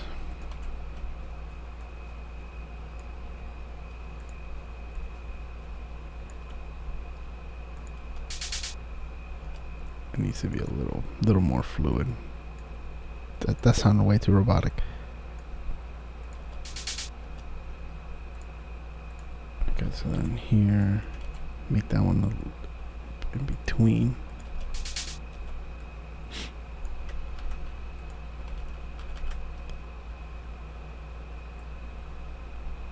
Let's see how this sounds like with the rest of the percussion.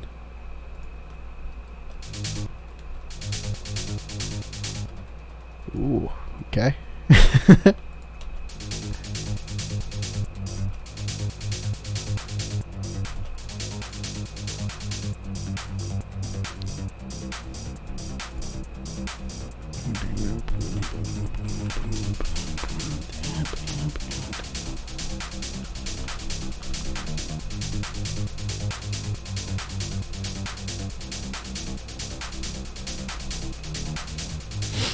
It's still a little bit too robotic, so I'm gonna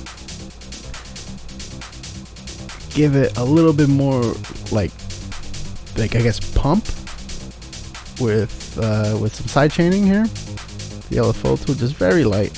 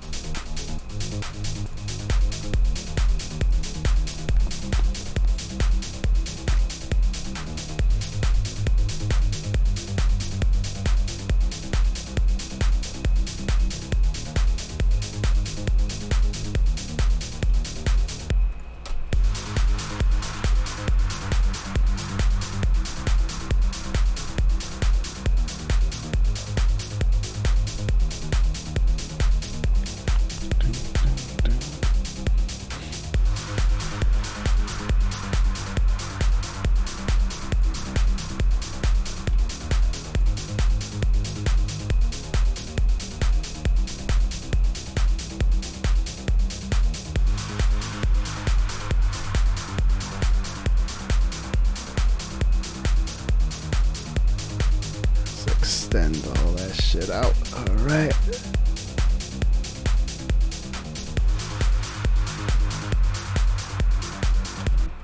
All right, let's see how this sounds like.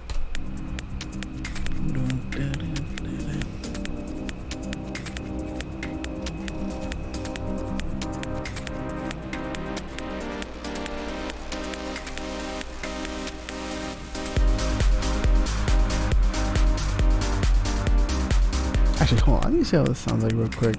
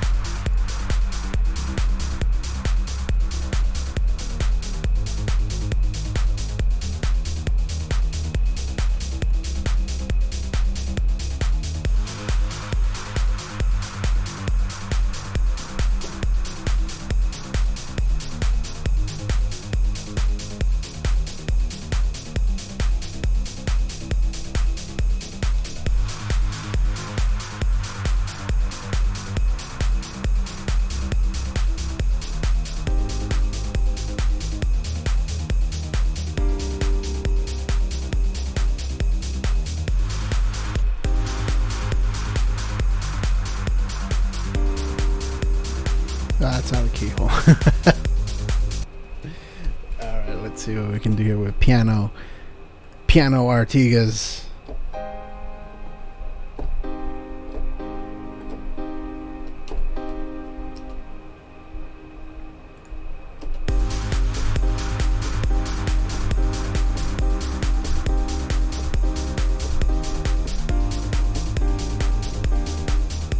Let me see. Let me play that.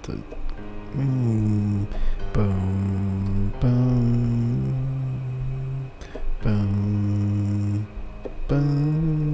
boom.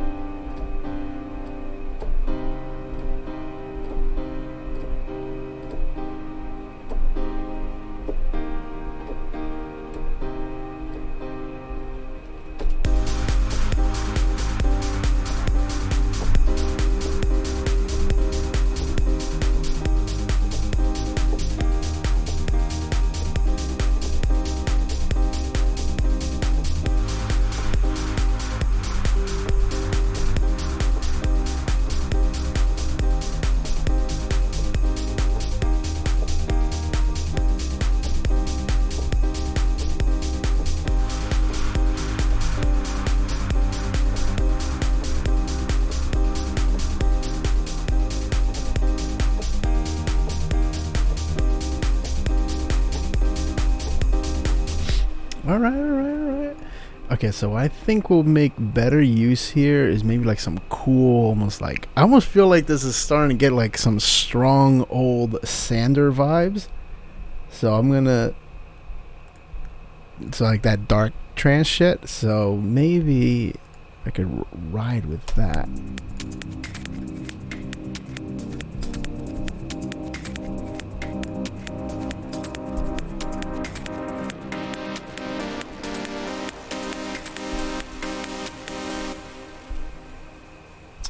Okay, hold on. Let me just copy that. Hold it. Walk over here. And I'm going to add a really, really big reverb to this shit.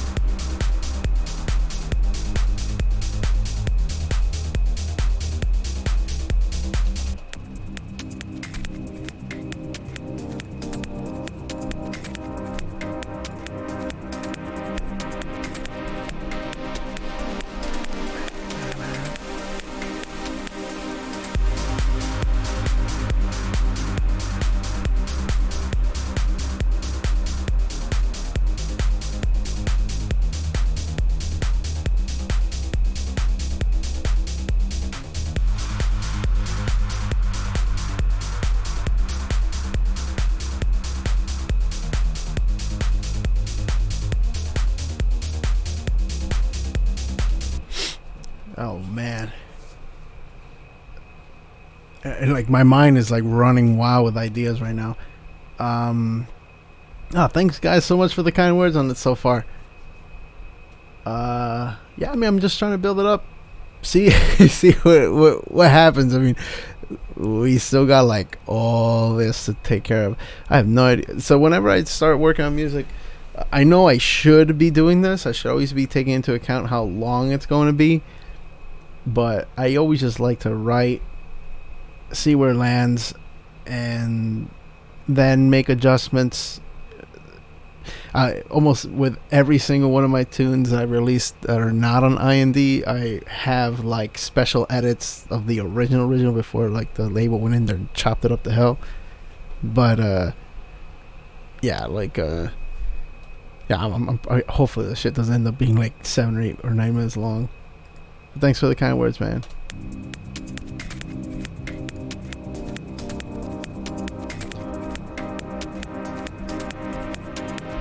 Okay, that's what I needed right here. I needed another filter cutting out all like that excess.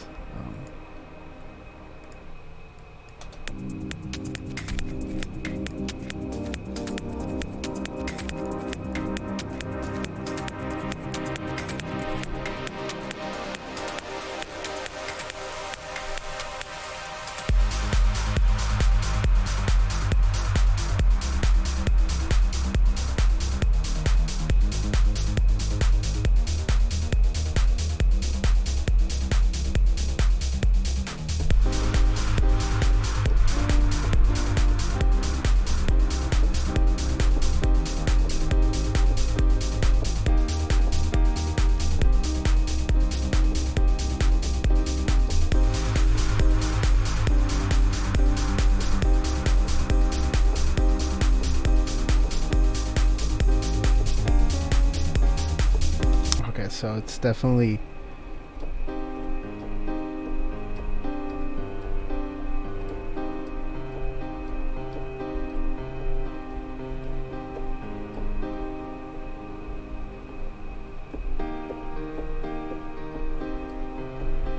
let me try to do that. So right here for that piano part.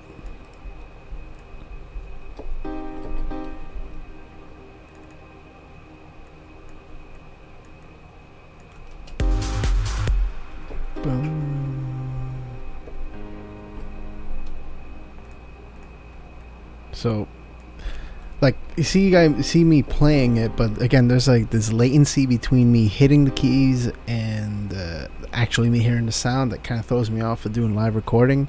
So at the very least, I could definitely play slowly what I want to play, but ultimately I'm gonna have to start. I write it in, and then I'll go back into the mix and start moving some notes around here and there, and messing around with the velocity a little bit to make it not sound so quantized and more human, I guess. But it's a nice little trick to pick up.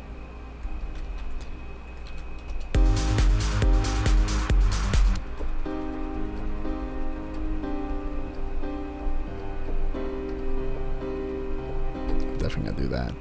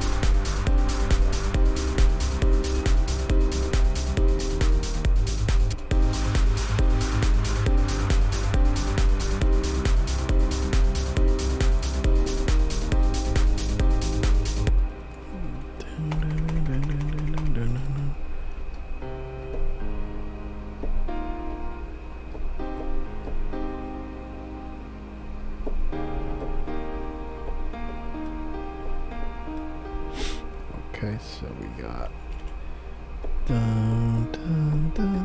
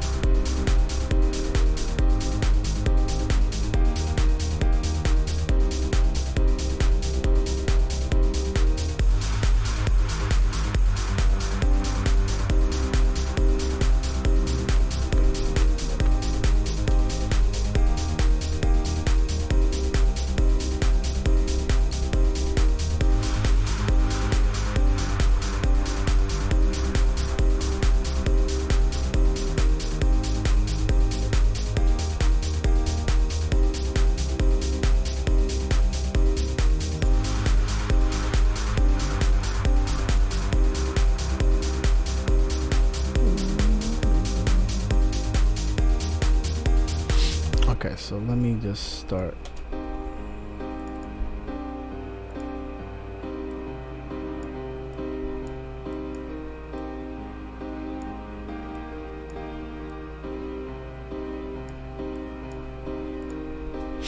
Alright, so with my pianos, I like to run them by an imager, because usually when you're putting in a piano, it like at least in trance, you naturally want to put like big reverbs on it, or maybe like a cool delay of some sort, or things like that. So what I like to do is I just like to make sure that the signal isn't getting phased out, and it could be heard on mono speakers. So what I like to do is like to run it to this thing, the Ozone Imager. I use an old one, the 5, but I think it's up to like 9 or 10 right now. So let's solo it. Yeah, there's a lot of fluctuations here that I'm not really too happy about. So what I like to do is I'm going to give it a play, but first I'll make it learn what's analyzing. Cool. So you got it right there. So now I'm going to actually pump it with like the reverb that I want.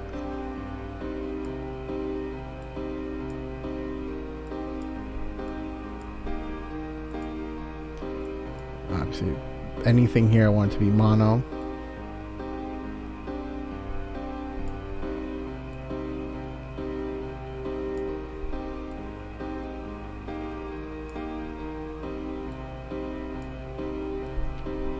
Basically, the good rule of thumb is you want your sounds not to be hitting one all the way, because that would be 100% mono, like how you hear it right now. And that with a reverb is not as good sounding. But as soon as you take it off, you hear that stereo sound. It sounds great. But you basically want your sound to fall, not get anywhere too close to the middle, but like somewhere around 70 or 80% up there, close to the +1. To be honest with you, you want your whole song to basically be like around this area right here. Too much over here is going to start phasing out, and hopefully your music never gets played on mono speakers, so they're not going to hear anything. It doesn't get phased out. But yeah, you literally want your whole song to be like, nipping 1 +1 here. All right, let's see how it sounds like now.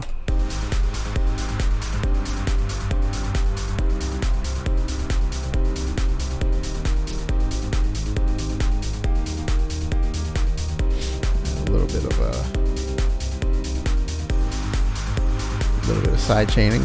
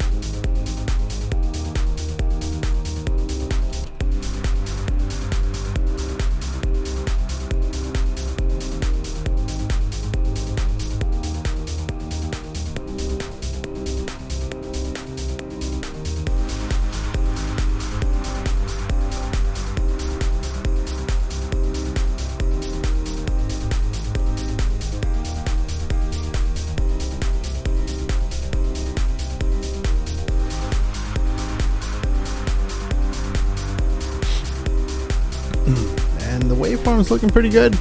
Let's see how it's looking in the spectrum that I was talking about. See how the whole song is like trying to jab itself into a +1 right there, that's what you want.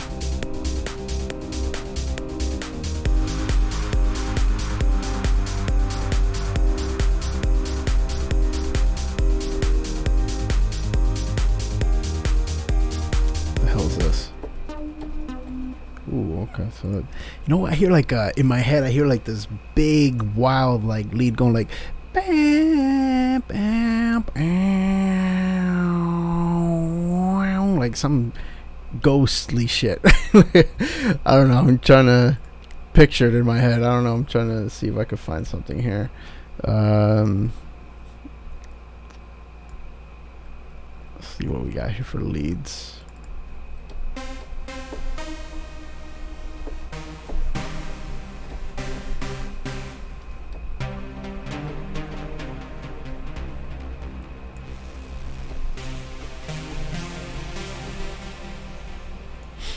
See if we can keep it mono.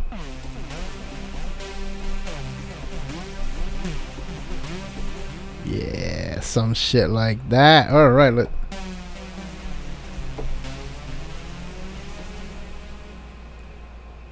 maybe a little too much slide there.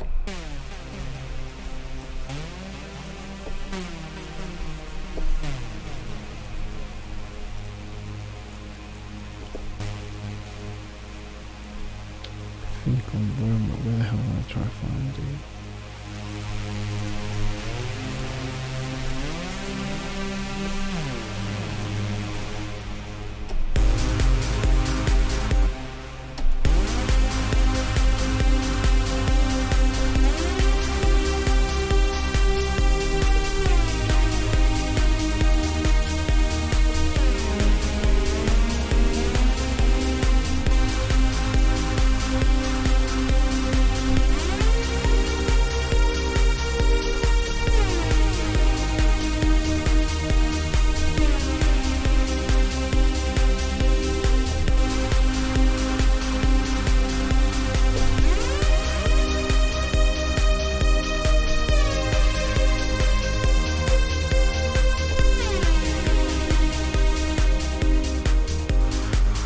Yeah, some shit like that. Oh shit, I'm fucking loving that. Hold on, I'm gonna see how this shit's gonna sound like with crazy ass reverb, maybe a little less than delay. Hey, what's going? Yo, thank you so much, Mr. Pop and Dance Freak 2000 for the follow. I really appreciate that. Welcome to the channel, man. Yeah, you can't go wrong with those old school portamentos, man. Sometimes they just work.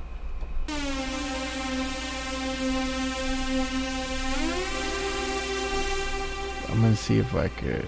How it sounds.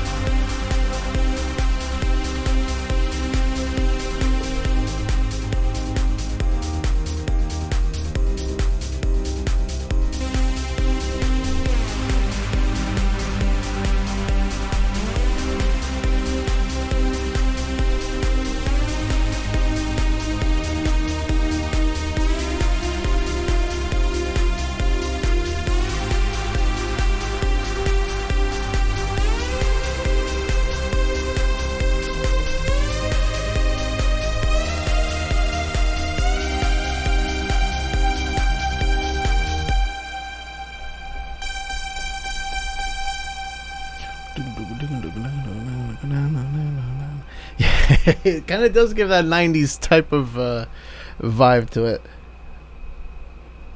Surprisingly enough, that sound is starting to make a comeback too. Okay, let me see if I could just record that. I have to. Okay, so let me just listen to this again so I could like figure out how to properly write this out.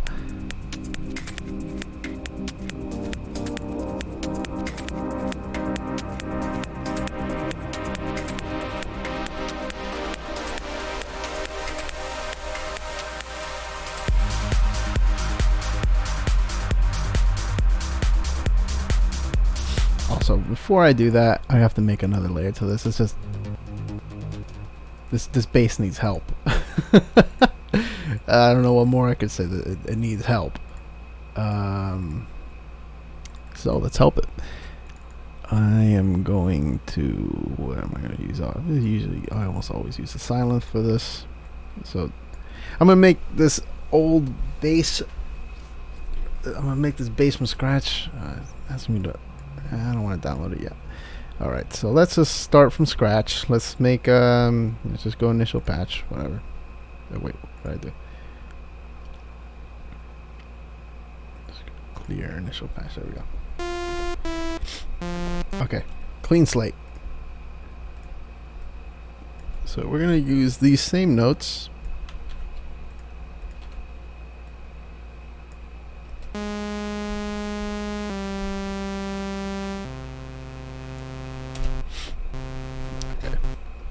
I apologize ahead of time if this sounds a little like I got cheesy in a way. So what I'm going to do is I'm going to first start constructing the sound out.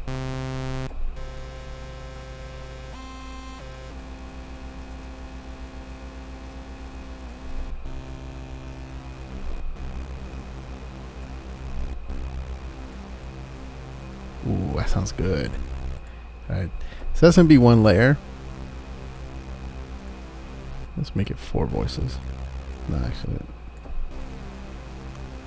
a little bit more like that, yeah. So then we're going to, so I'm going to have this be like, oh, like big and shit, but I kind of wanted to have some mono signal in there.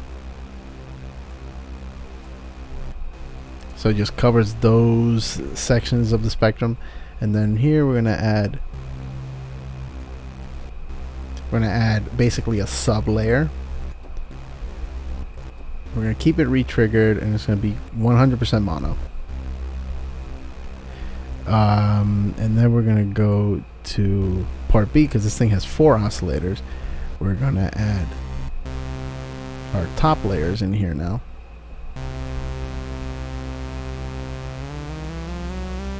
I like to do the detuning of the sevenths and stuff with this. So it's just it gives it like, you know, a little character.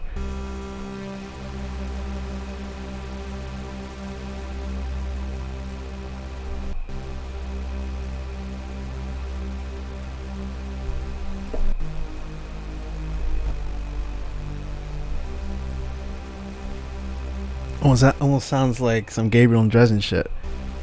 Like old G&D. Oh, I'm gonna also copy the same envelope here.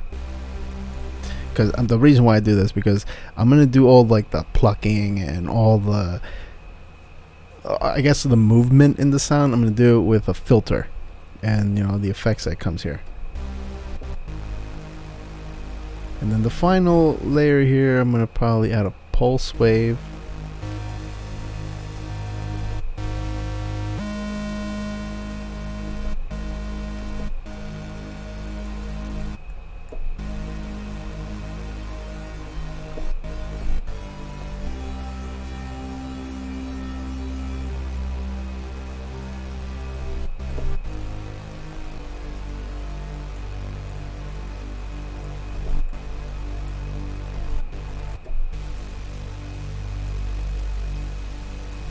Yeah, some distortion. Ooh.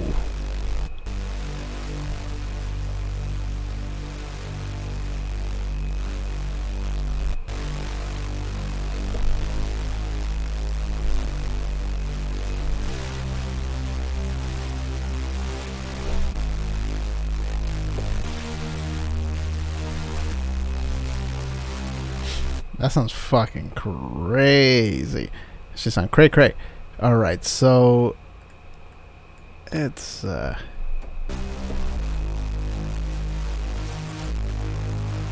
you know what, let's just do A and then do B.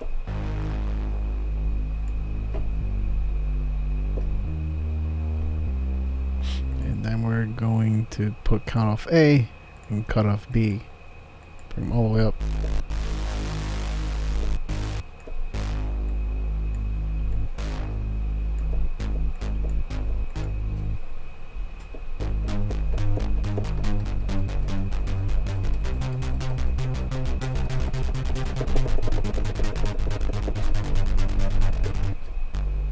So we can do something like that. And then what I like to do here is I like to add the pitch A and B and just ever so slightly give it a little nudge. And you're going to notice that it's going to give it a little bit of a click.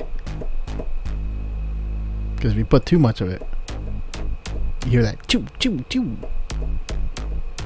It's a little too much, so what we gotta do is just lower it just a hair. And notice the only thing I did was just increase the decay ever so slightly. I mean, I'm talking about, you just wanted to hit, you wanted to get that little like push. It almost creates like the transient of a kick or something.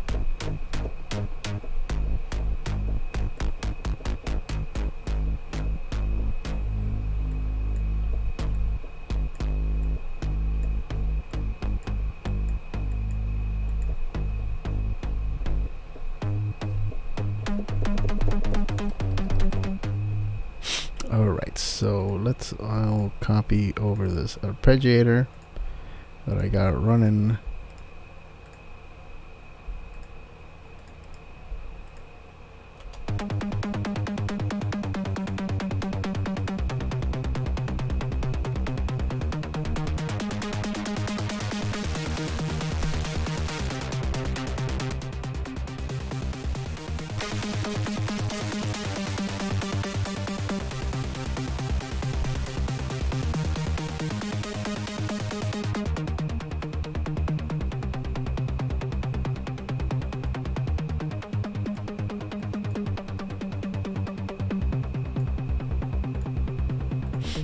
I think these things are a little bit too high octave.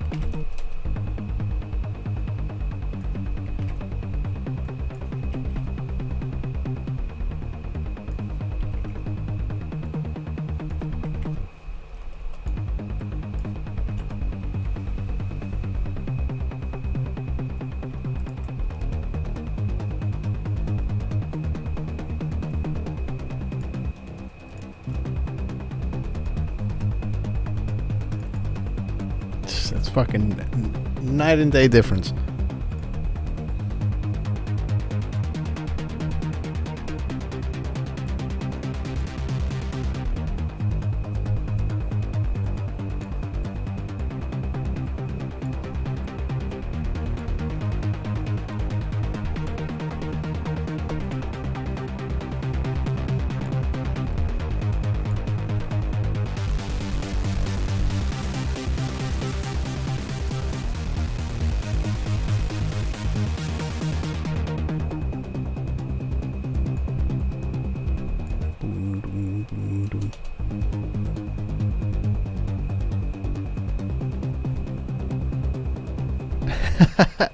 Hey man, thank you so much for tuning in, Prayers and Weed.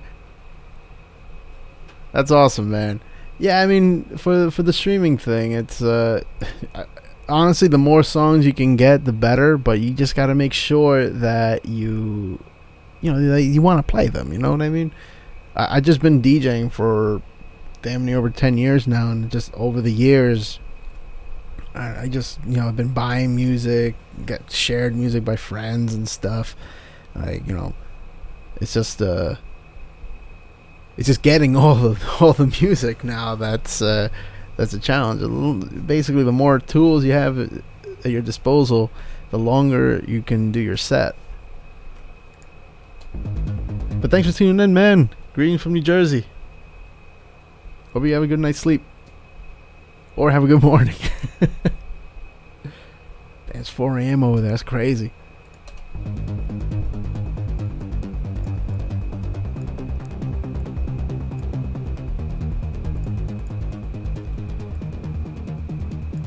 see if we can add some cool delay to this. You definitely want to, whenever you're using the, I don't really like using the delay too much from Silent. I think it's kind of cheap and cheesy sounding, but sometimes it works.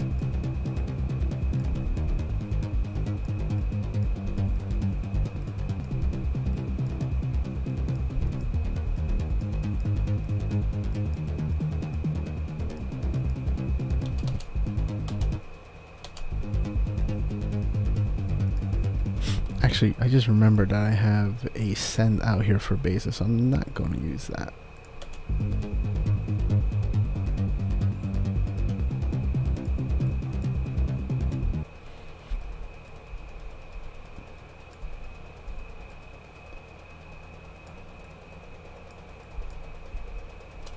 And I'm going to probably add at the very least this.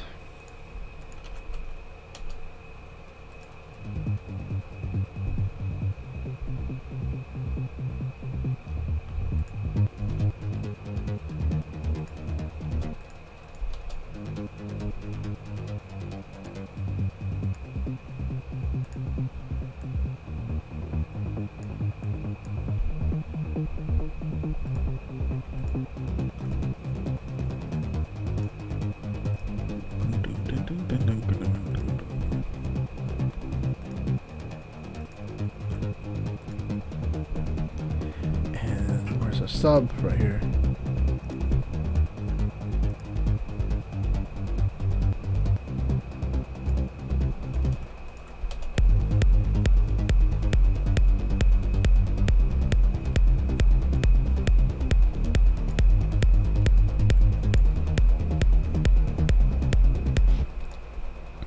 That's definitely a fucking 9 day difference. Alright, let's see how it sounds like with the whole tune together.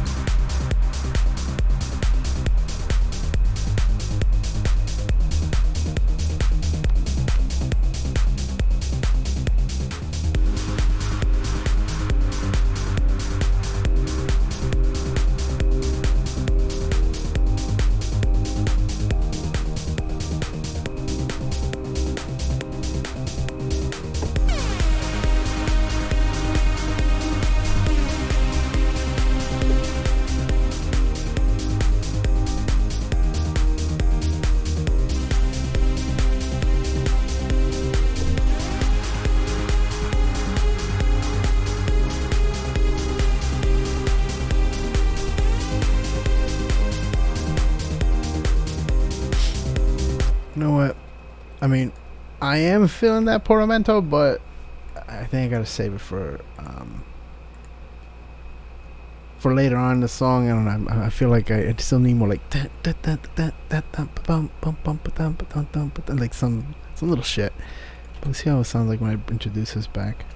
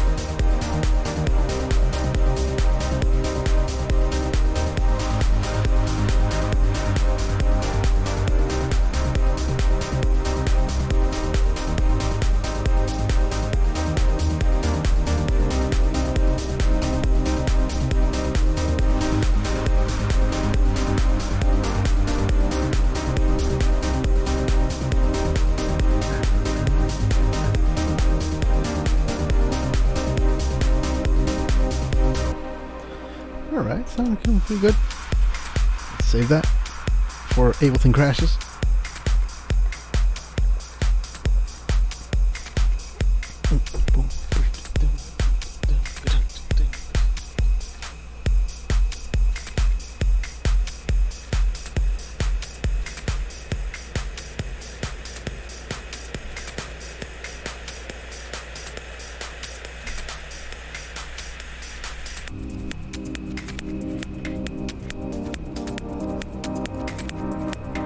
Oh wait, what I wanted to do right there was a ding ding ding, like a downer of some sort. Okay, so that's what I should probably take care of that soon.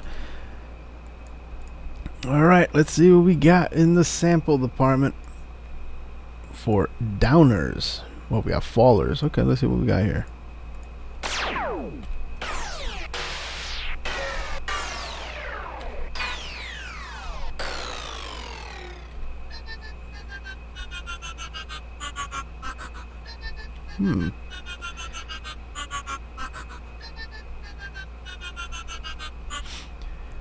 I kind of like that, and I'm going to see if I can make it longer.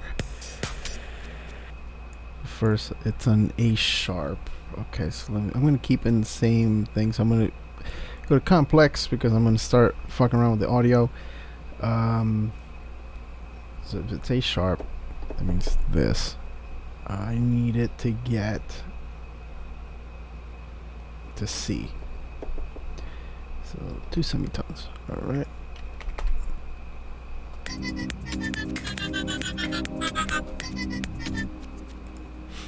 Let's start here and we're gonna warp it straight.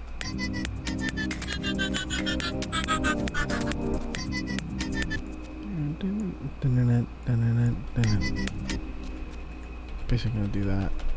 Wait, no. Do this.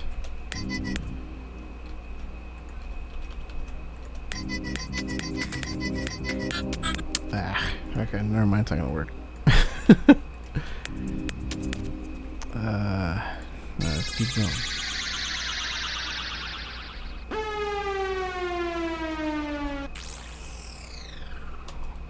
I need to go to 4 bar drops because those 2 bar ones are.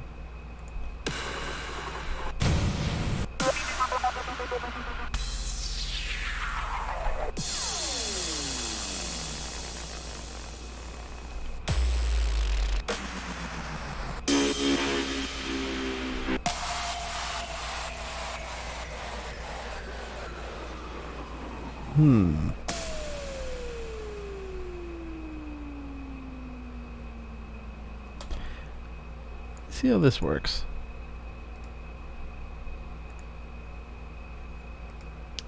Wait, start from here, and then we're gonna warp it straight. All right.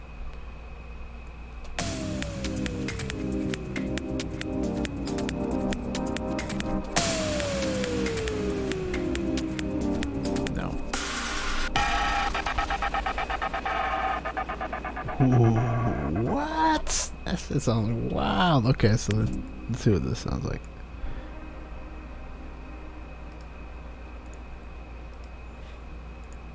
I think it's in key too.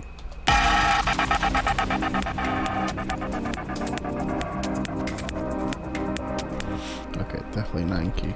Never mind.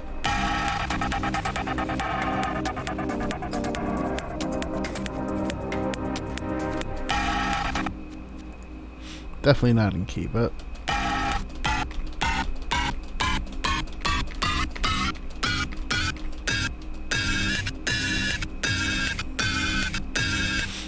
alright, sorry for that little spamming of playing on and off, but I just gotta figure out the actual note of this thing.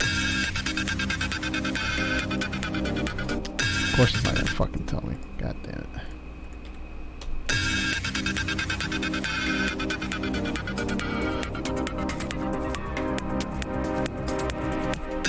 Yo, Clara, what's going on, homie? It's good to see you. Oh, I'm so glad you like that set. Yo, I ended up playing for 9 hours on Friday. By far my longest set. Shit was fucking crazy.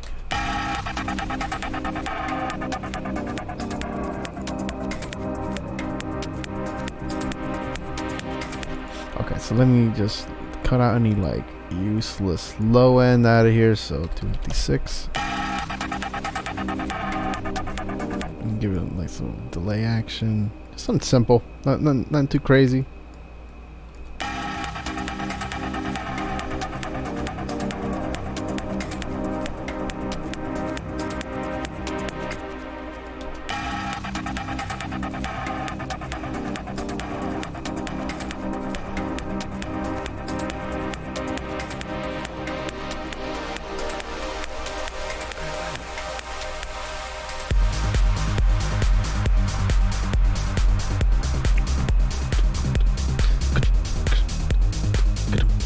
I hear like some percussion with that.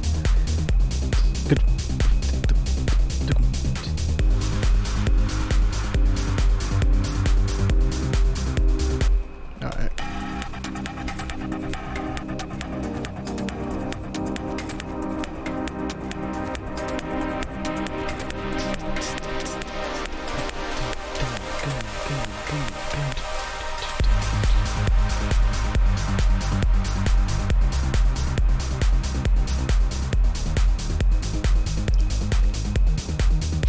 Alright, so I got this little downer thing coming in right now.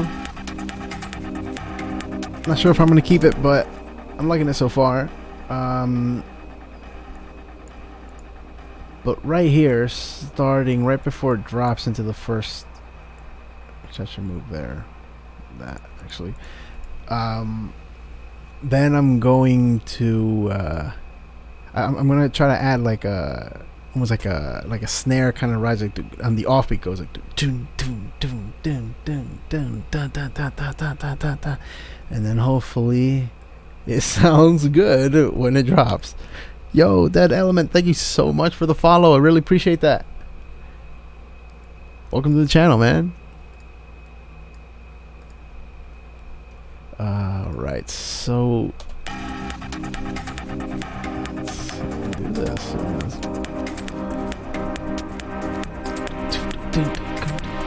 I think it's gonna be a combo of 2 snares actually, so I gotta make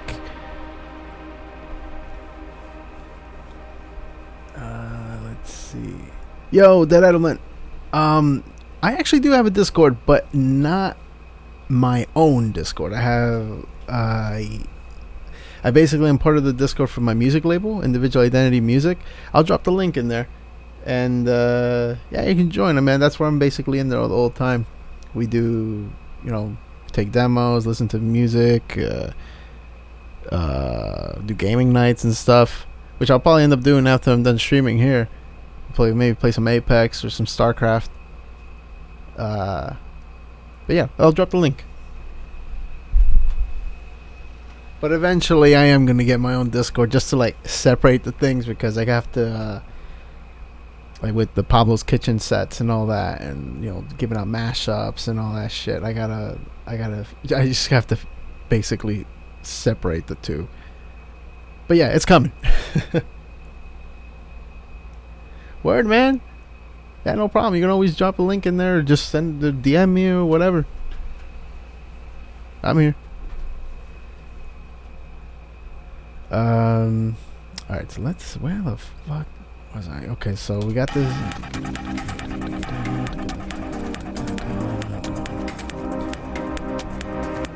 Okay, so this is where I need to start this snare roll that I have in my head.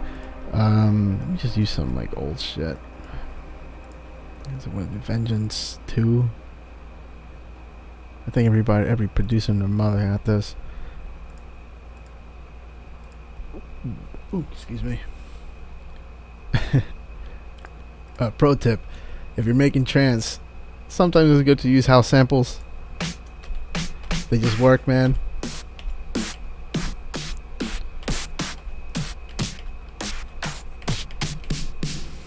Wow. Okay.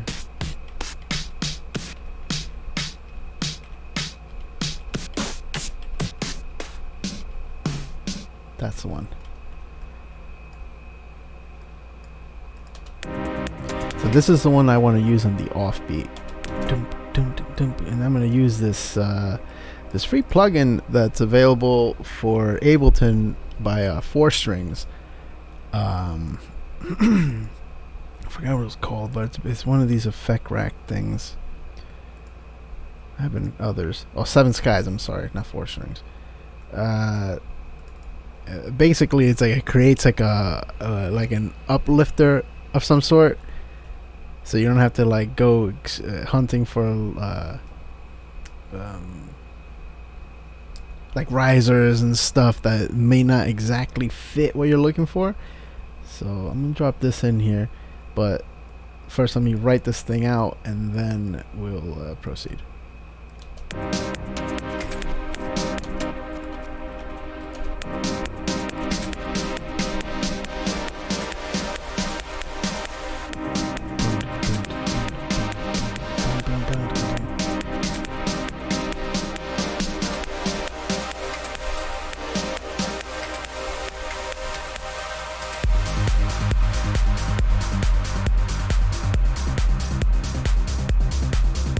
Yeah, man, Ableton's cool to learn, man. I come from a background of knowing like 3 or 4 different DAWs before landing in Ableton, and they're all good, man. Like, this people like to differentiate, like, oh, Ableton is like better than FL, or FL is more user friendly than this and that, or blah blah blah blah. At the end of the day, it's what you make with what you have. I've heard some great productions made solely on Reason. Hell, I've heard some great trance tracks made on GarageBand. It's again, this is not what you use, it's how you use it. Whether you're a master at sampling or a great writer or what, you just gotta use what you got at your disposal, and that's it. Yo, the person, thank you so much for the follow. Welcome to the channel. There, pull up a chair and let's make some fucking music. Salud.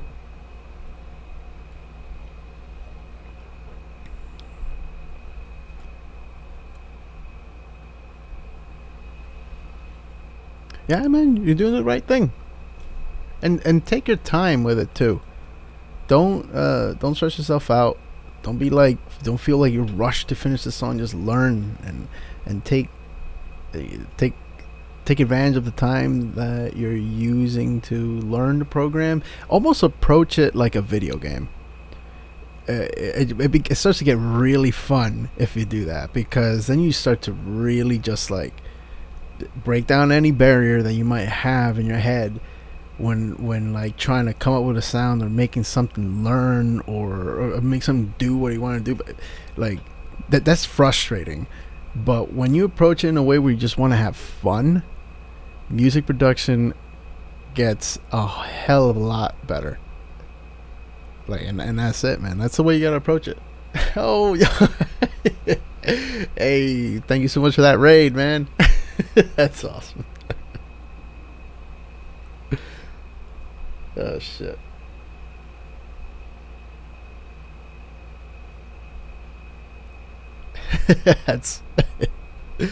that's cool, man. Thank you so much for that raid. The person, cheers. Oh man. All right, where the hell were we? Oh, yeah.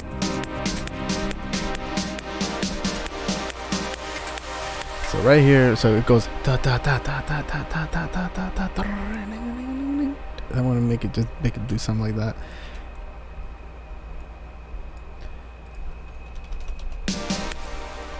I'm gonna make it do something, basically what I just did with my mouth there. So it's gotta have a ending of some sort.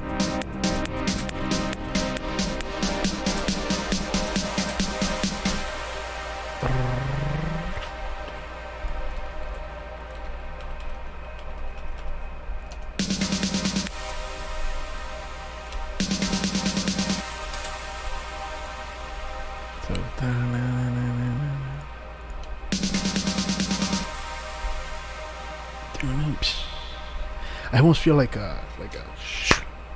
something like that would probably work. But let's see how it sounds like when I start fucking with this thing. Okay, so the filter has to be on, the reverb has to be on, compressor has to be on. So essentially this is what we want to do.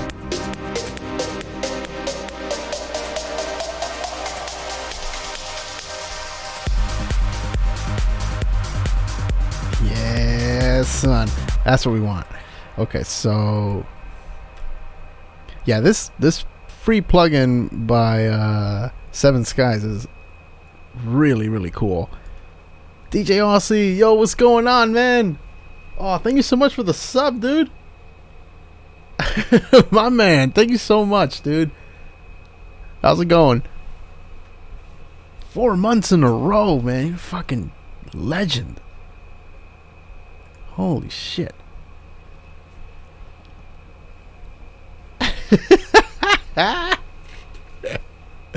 Oh, I'll be back in the kitchen. Yo, on Friday, I'm probably going to be actually cooking in the kitchen, too.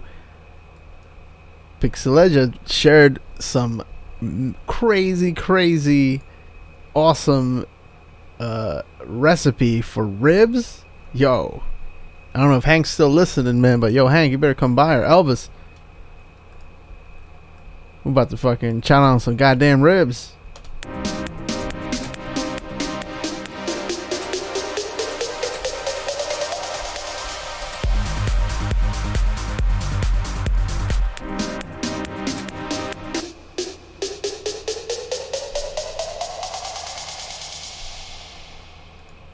That sounds pretty cool.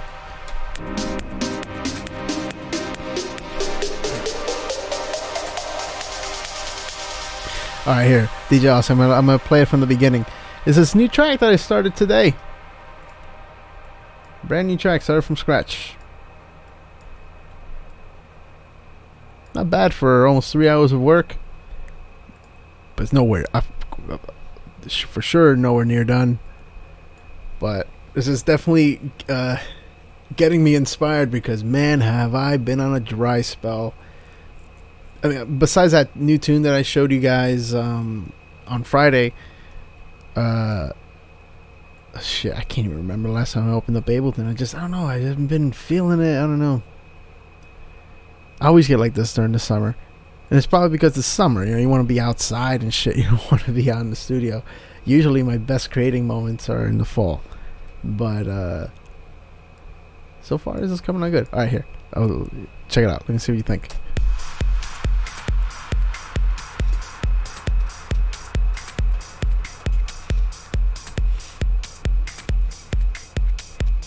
I have no idea what I'm gonna name it. Usually that comes in the breakdown.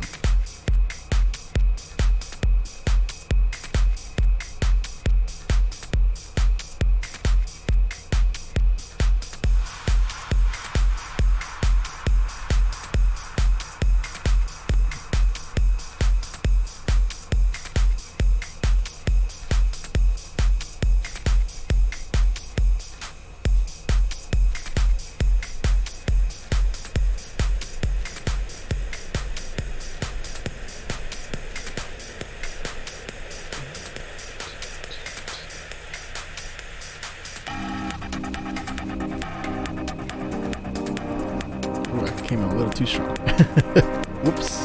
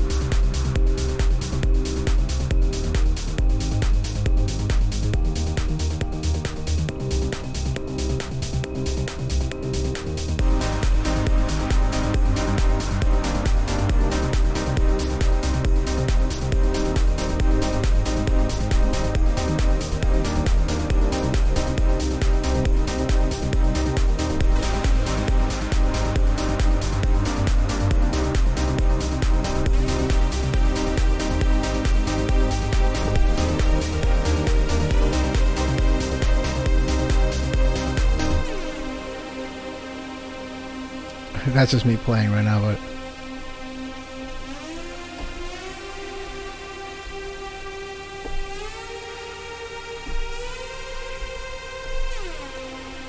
ooh, I think I could work. The only thing is, I was playing it before, and it kind of reminds me a little bit too much of Binary Finery's 1999. But that's because it's in the same key. But let me see how it works. I'm still not convinced I should be using this sound here, so I'm just gonna mute it for now.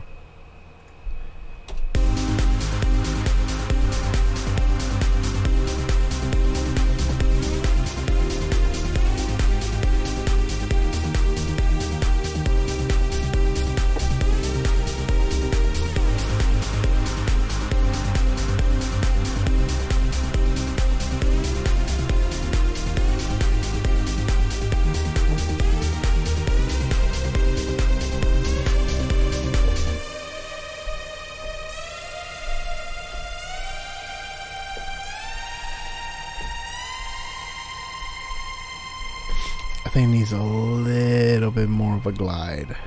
Just a little bit more.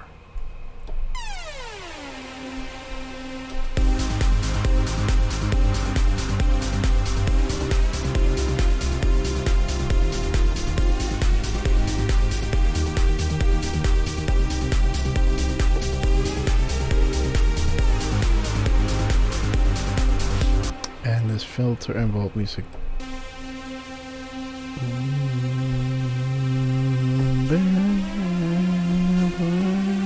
Alright, that's a little too much glide now.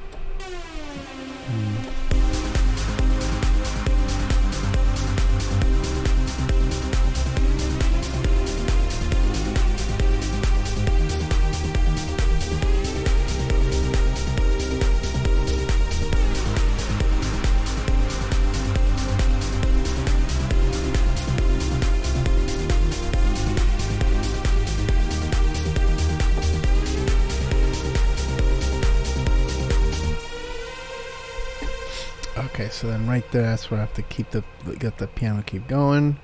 Maybe if it starts breaking down a little bit.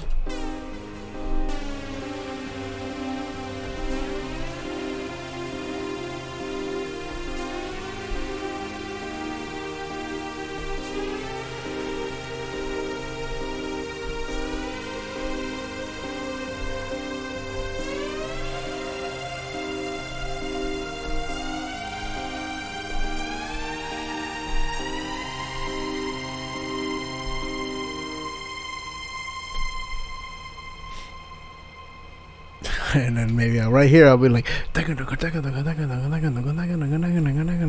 know, I'll fucking come up with something. But so far the basses are sounding pretty good. I think I'm gonna start just writing this stuff out so it kind of just starts giving a structure, I guess, if that makes sense.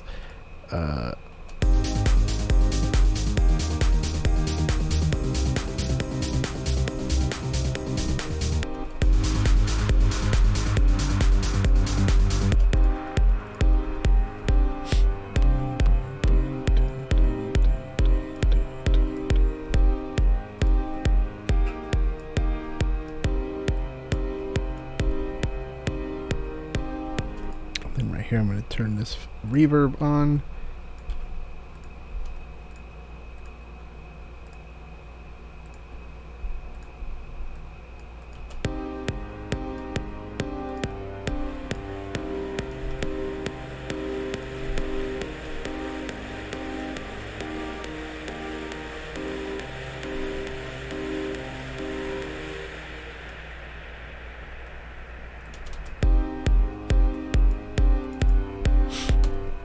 Then here, we're going to put that glue up a little bit, release more, tone up more, make it brighter. But then this reverb, I'm going to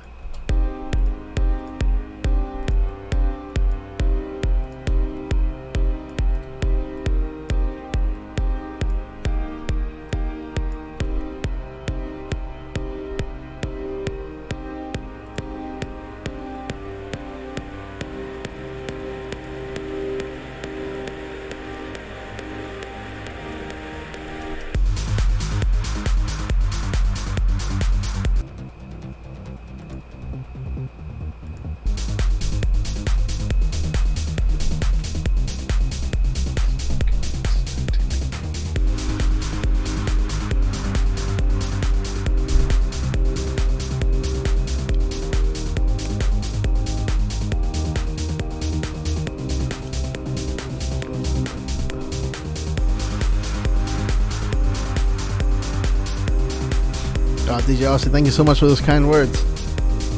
I think it's a pretty good start too. Just laying down the foundation.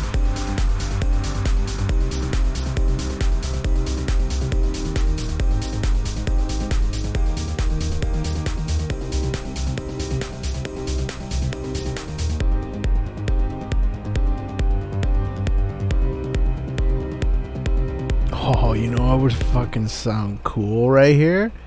Yeah, let's see if I can pull this off. Okay, so what I'm going to do is I'm going to automate the tempo. So by the time it reaches here, it'll be... Oh, wow. Okay, let's see if we can lower it. Let's see if we can lower it about to 128. There, right there.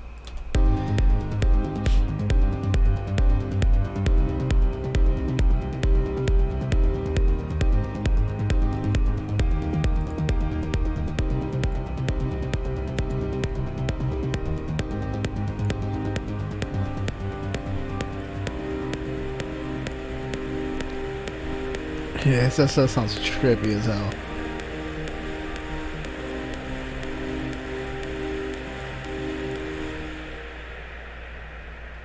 And then right here, just gonna copy that automation. Boom, back up to 137. Okay.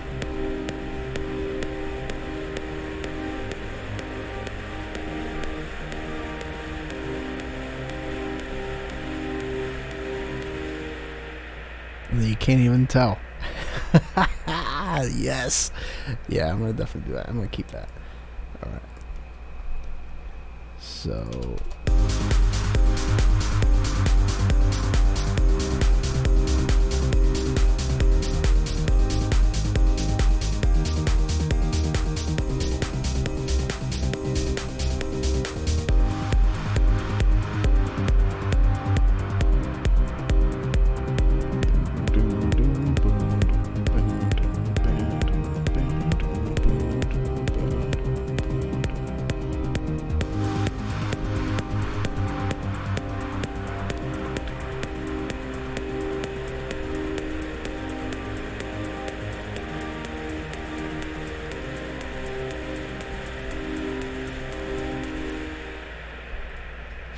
Then right here, I'm gonna add like a big, like a fucking, like some fucking, like a big kick effects thing that's gonna just like rattle your insides. Alright, let's see if I can actually find something like that. Effects, let's see what we got here.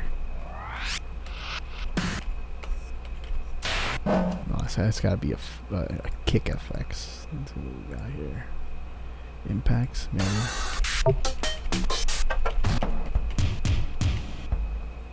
Oof. That one right there. That's the one. But no warping on it. I want it to be just like pure.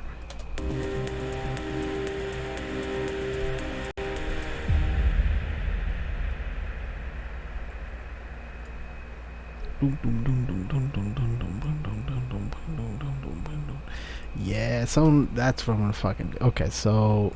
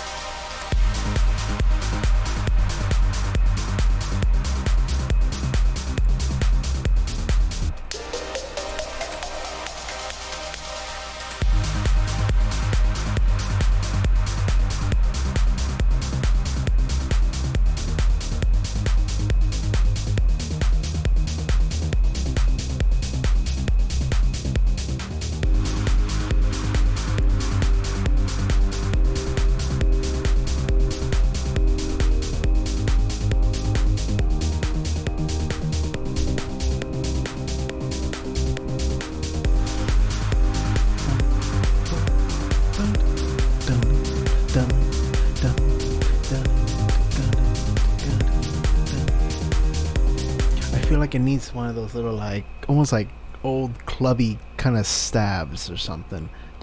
Bun, bun, bun, bun, dun. Almost acting like a percussion or something. Let's see what we could come up with. Maybe I have a good, cool sample laying around. You know what? Let me see if I got a sample. I'm thinking like old school sounding shit. It's Vengeance too. Yeah, these are for sure what I'm looking for. Nice, they're noted.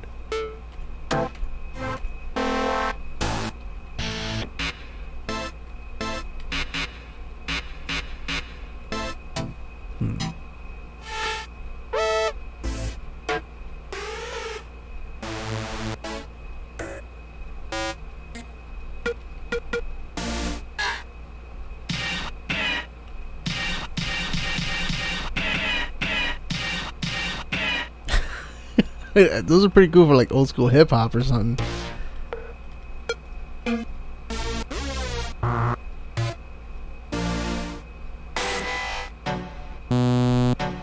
Ooh, that's one right there.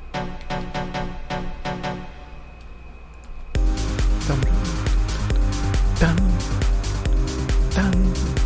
I don't know what note H is. That's not a real note, but fuck it. Let's see what we can do. Dun, dun.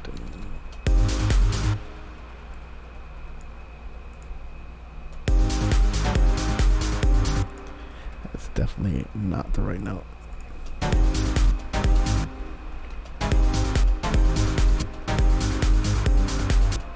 That's the one though.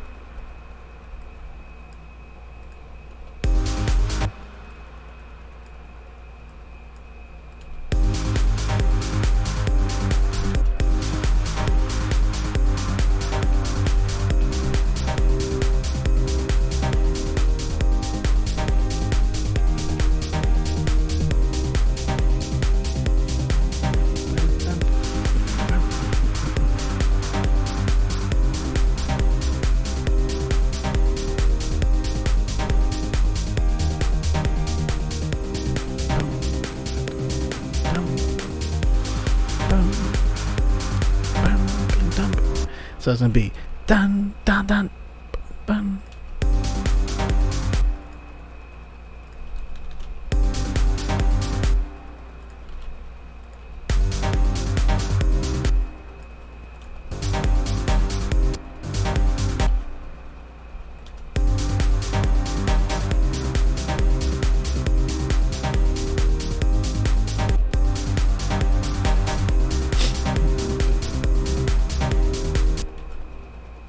Go dun dun dun.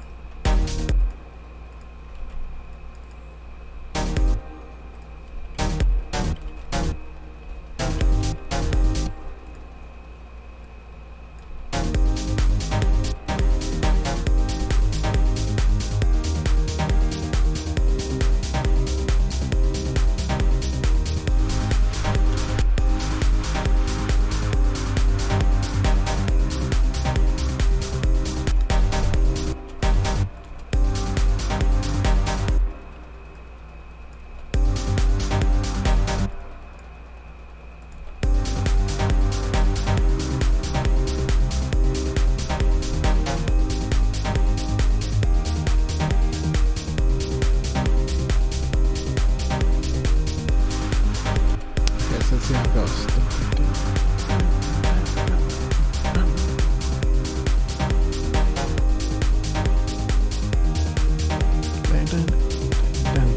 Okay, so right there is gonna take like some fucking surgical type of EQing that I gotta do.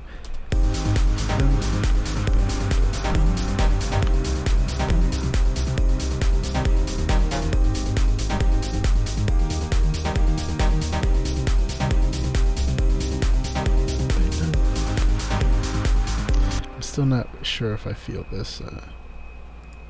Still not sure if I feel this. The pattern.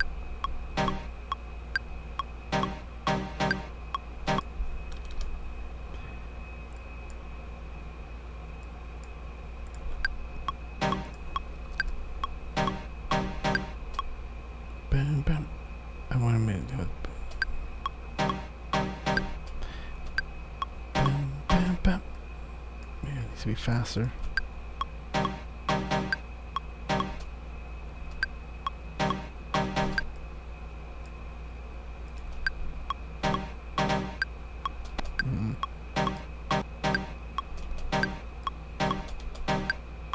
I think the one here is probably the best one.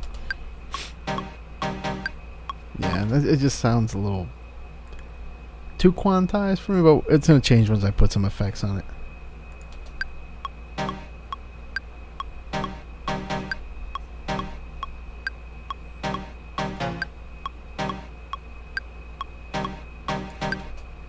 Okay, I like that one being off. Cool.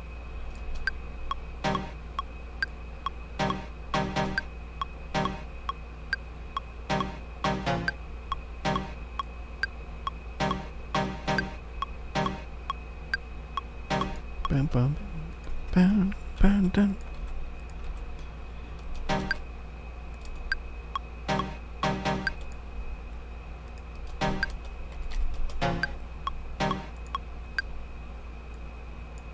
There we go. Alright. Then the rest of these can fuck off. Boom. That's it. So now we got basically our little loop right here.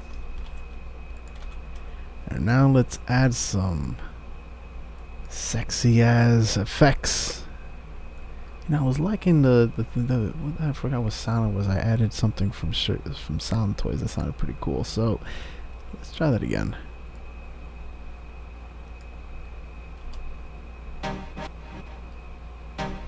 Ooh, what?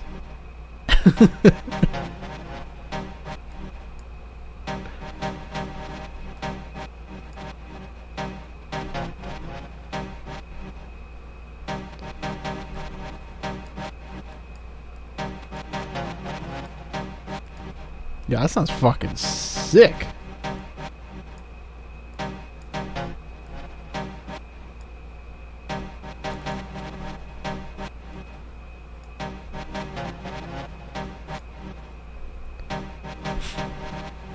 Okay, so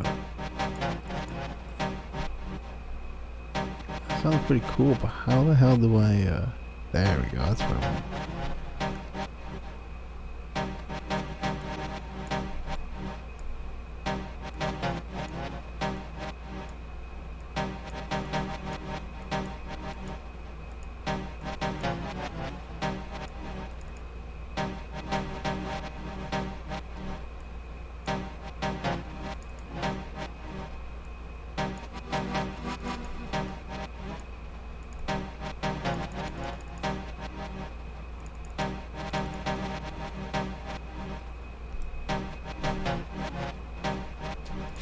Okay, so I wanted to go like a little bit longer with the delay. I guess that doesn't like make it go long, so I'm gonna add a another delay to that to see if it does anything, or maybe.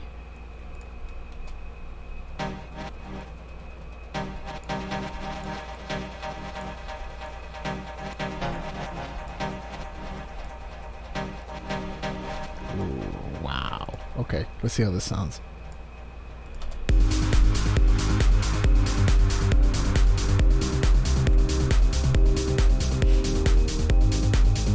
It's not blowing your eardrums out. It's good.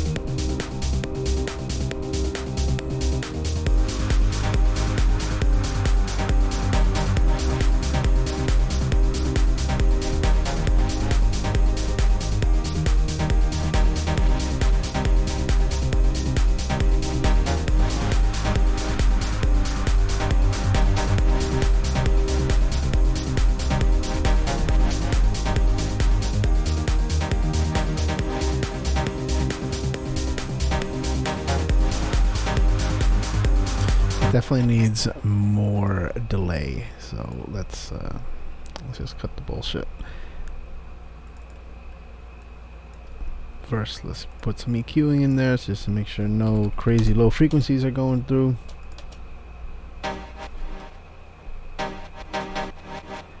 Cool, that's what I wanted right here. Just have some simple ping pong action.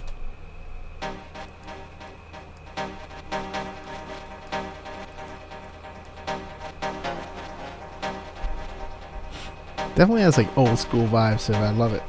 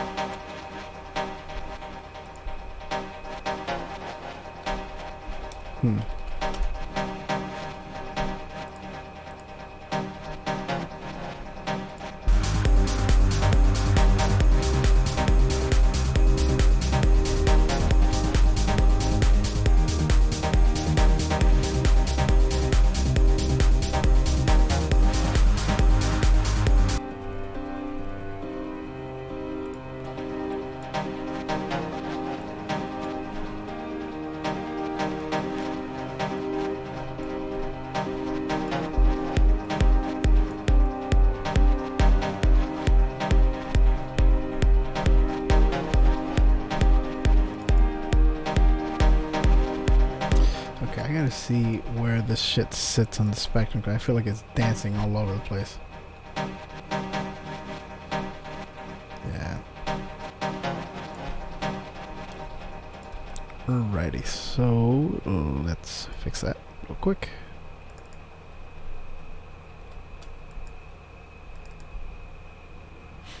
Exciter. Let me make sure that wrong plugin. Whoops.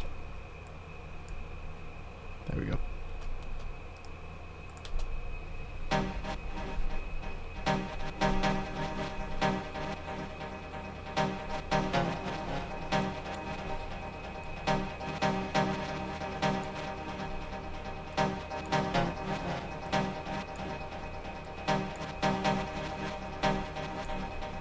So any high end, I want it to be dancing around, but any of like that stuff that needs to be heard, I want it to be a little down the middle.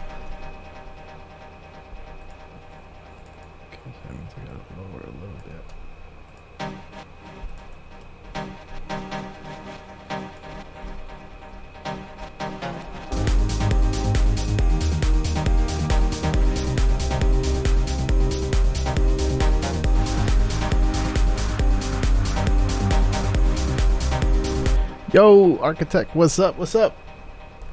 Thank you so much for tuning in. Where am I from? Oh, I'm from Morris County, Dover. Are you in Jersey?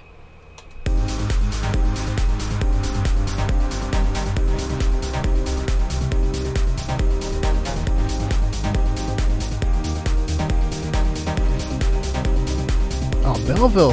Are you pretty close? What? Your best friend lives in Dover? That's awesome. Oh, that's fucking cool. My God, I wouldn't be surprised if I know him. Cheers.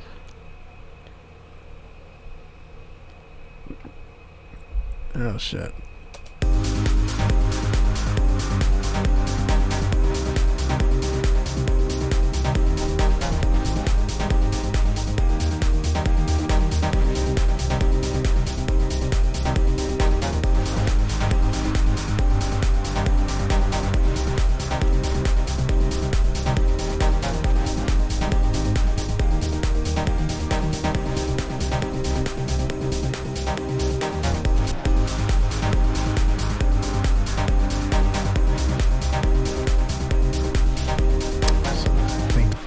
this part right here, I'm gonna just, what was his note? I'm gonna keep it on C,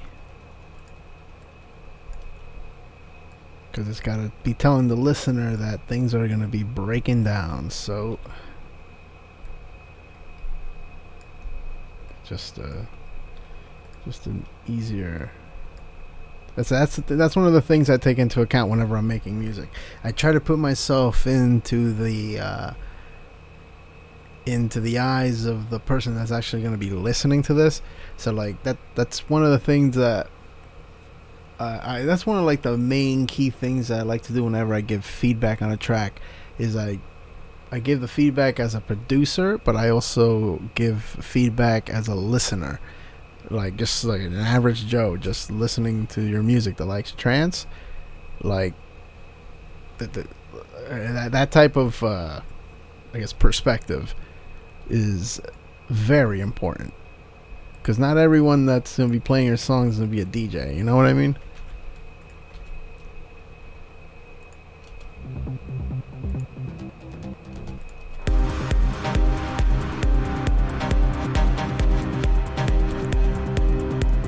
Nice, man. Now Ableton is great. Right now I'm actually running Ableton 10. Am I on 10? Wait, which one am I on? Yeah, I'm on 10. I haven't tried 11 yet. I usually jump into them once, like a couple patches have come out, and then I'll take it, just because I'm afraid it's gonna fuck up all of my old sessions, and there's a lot of them. So, like, that's why I always like wait a little bit before I make the switch. But I've heard really great things about 11, and yeah, man, actually I can't wait to sink my teeth into it. But it's good that you got Ableton, man. You pick up a thing or two by watching the stream. If you watched earlier, I showed everyone how to make a bass. How to make my kicks, and depending on the genre that you pick, that you make, or the style of music that you're into, but essentially it's the same thing. I like to use the kick plugin instead of going through samples, just because it just gives me more control. I'm a little bit of a control freak when it comes to that, but it really is on the processing and how much space you give your kick and your sub to make it punch through the mix more and all that. And but you can take these notes with any DAW, really. It's just the theory of how to put stuff together. And I started this thing with just like some little piano, like a piano melody that I made before. I just started playing.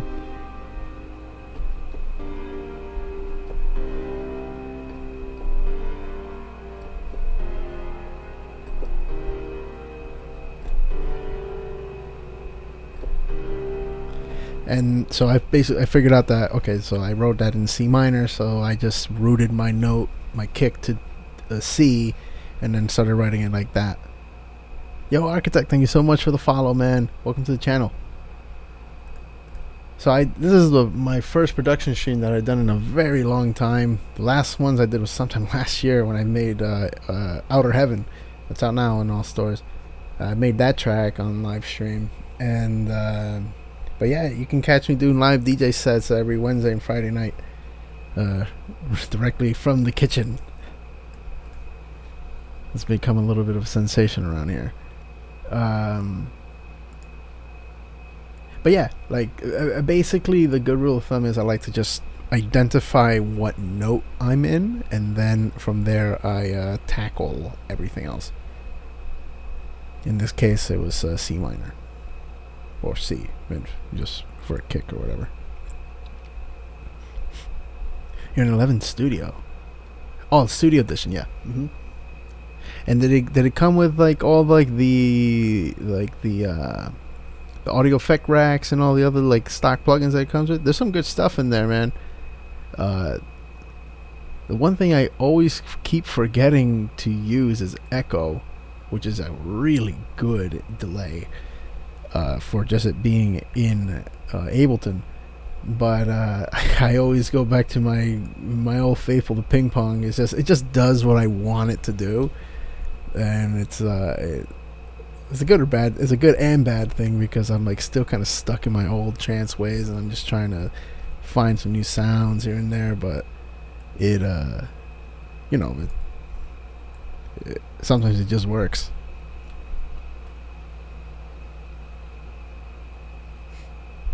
Oh yeah, for sure. You gotta definitely you've definitely need to. I've been there using a old computer for my productions. It was like pulling teeth trying to make music.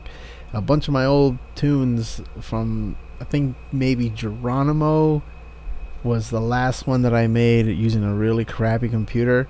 But I mean that track Geronimo took me close to a year to finish, all because of just just bullshit really. But I went to like 2 computers that year.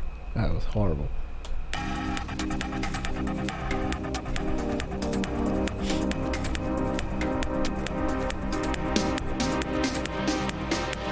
Oh, Pigment's sick.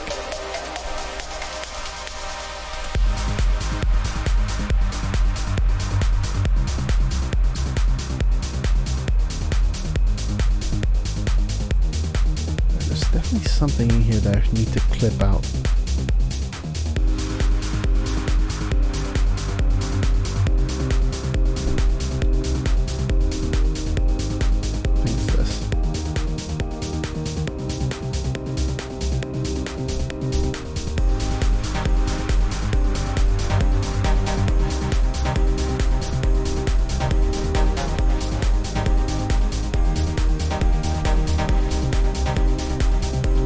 Before I get to that part, I gotta.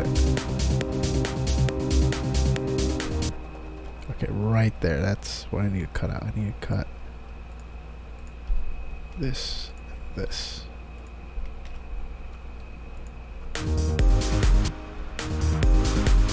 And whatever that had. There's like a hat in there somewhere I need to take out. There we go. Well, I gotta mess with the Arturia stuff, man. It's been forever since I've touched those plugins. I think the only one that I have is the Mini Moog. I have also this one free plugin that you guys should probably like if you like those like retro, like real analog sounds. I have the actual synth here in the room on the floor. You can't see it because the camera is facing me, but it's like to the right of me. We're here just standing up on the floor. It's the Korg Poly 800. Yeah, it sounds sick. It has great sound. That shit is from like 1983, I think. But the sounds that it has, man, they're so warm and good. But they have a free emulator out right now. Here, I'll load it up. Maybe I could come up with something for this track on it. Let me save this as well. But it's called the Fury 800. The Polykorg 8. I mean, I was naming that, but it's really called Fury 864. And I'll drop the link into my Discord for the label. And in there we have like a producers area and like a lounge and stuff. And I shared it in here. But if you guys can find this, man, yo, this shit is sick. And if you like those retro sounds, you'll be in love. I mean, look at that. And then the stereo is just basically a chorus because it's, it's old as fuck. Damn, I might actually use this.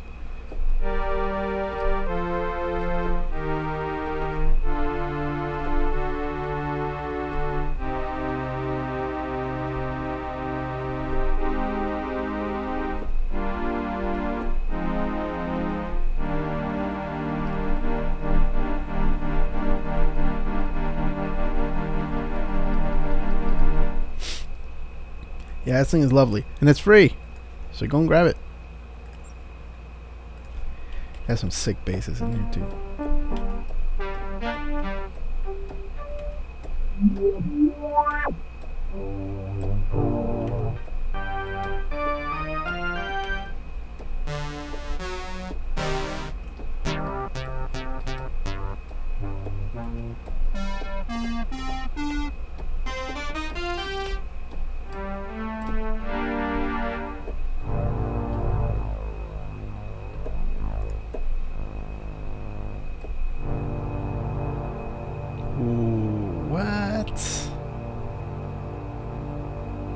Yo, I think I'm gonna start my breakdown like that. Yo, hold on, let me try this shit real quick.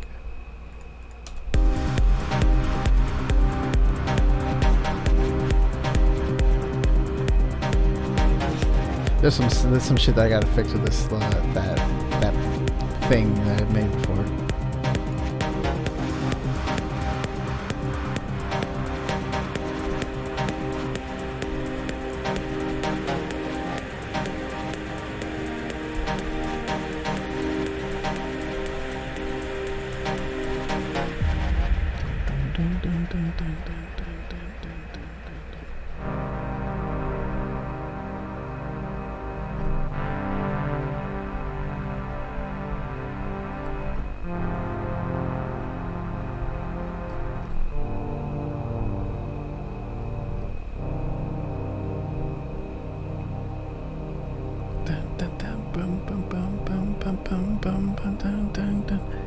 Hey Bronco, what's going on? Thanks so much for tuning in. No, I'm using Ableton Live 10 Suite. I haven't upgraded to 11 yet, though. I'm still holding out a little bit longer. Just want to make sure they work out all those kinks before I I have like a lot of old sessions. I'll admit sometimes I've in the past, it's not like I had millions of dollars to do this shit. Like I pirated a bunch of like I'm talking about like fucking like almost 10 years ago. Pirated like a bunch of plugins and shit, and but I still have all those sessions. I'm just like afraid that if I upgrade to 11, I'm gonna lose all that shit, and then I lose all that work. Oh, you're from Sao Paulo, man. That's awesome. Hey, man, we play you guys. I'm from Chile, man. We play you guys in the Copa America. I think like sometime next week. Oh, that game's gonna be fucking killer. You guys are most likely gonna win. They're the favorites, man. Brazil's fucking great in soccer.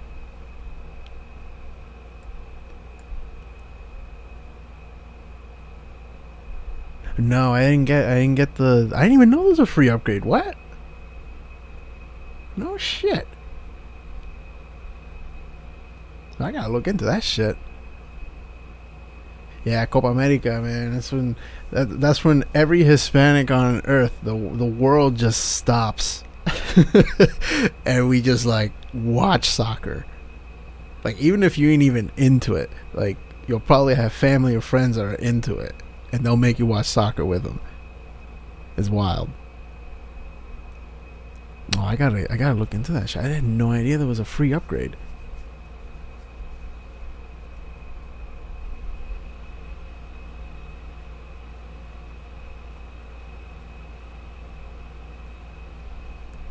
Yeah, I can see, man. This is one of those things where, like, this is why I would want to get a Mac, because of little perks like that, man. Fucking, you buy a Mac and it comes with Logic Pro. That's awesome. Like, Logic Pro on standalone on its own is expensive as hell, and it's a great DAW. I've never used it, but I know a bunch of producers that use it, and they make great music. And they say also too that the sound engine on it might be better than most other DAWs. Like there's just like a cleaner sound to them. But I mean, I wouldn't really know. I never made a full song on Logic. That's just what I've heard. But I mean, I make do with what I got here in Ableton.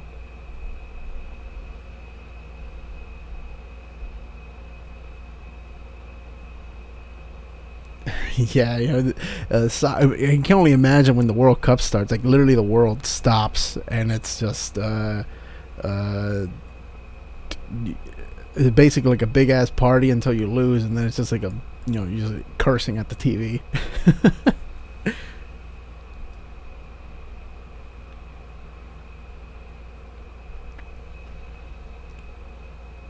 Oh, what? The Roland TD? That is sick. I don't. You can't. You guys can't see it, but to my right, I have a Roland JX3P. It's like this old school synthesizer. It's from like the mid '80s or something like that. All this stuff, by the way, is my older brother Mauricio. He used to produce and stuff, mess around with music production, and then he essentially donated them to me because he saw me I was making music and stuff. And I'm working on doing a different setup, maybe with a dual sound card set for these production streams, because I should be able to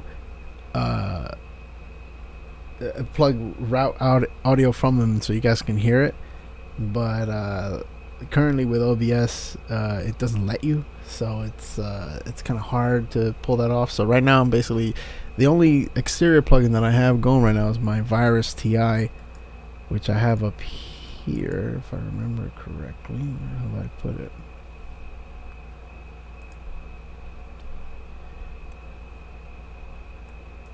What the hell happened to my Virus channel? Ah, there we go.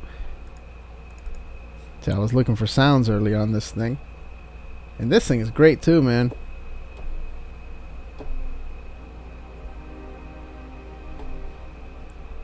Ooh, that pad is nice.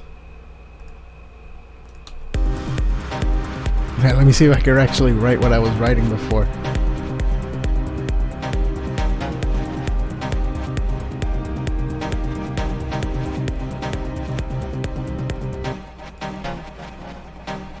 Okay, for this I need to start adding reverb.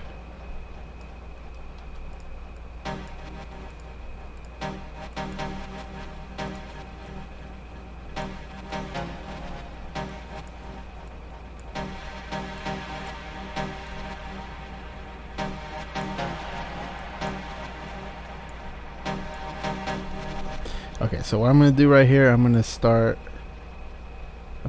add like a little bit of a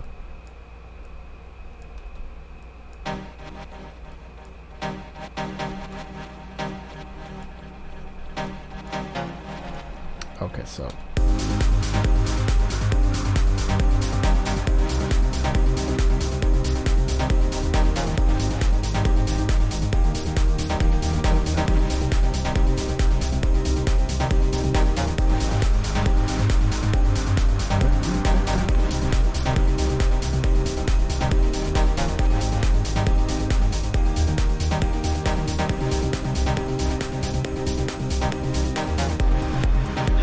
that's right, Lizzie Ann. I'm a sucker for those old sounds, man.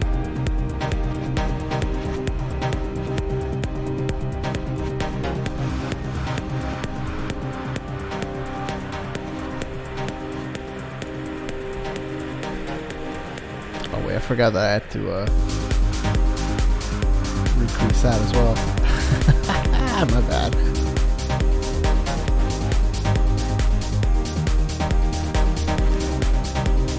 That.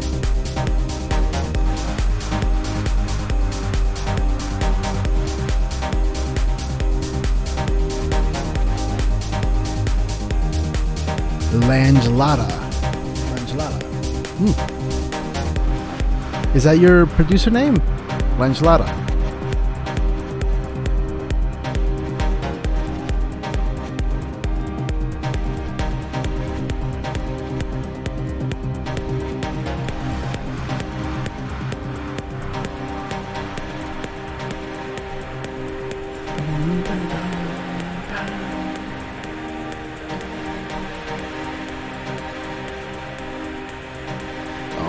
Bronco, man, that is awesome. I can't wait. Yeah, I'll definitely swing by the studio if I'm ever in Sao Paulo, man. I would love that. Oh, okay, so here's where I'm supposed to write with that Fury 800 thing. So, okay, so I gotta remember what the fuck I was playing before. Okay, so it was...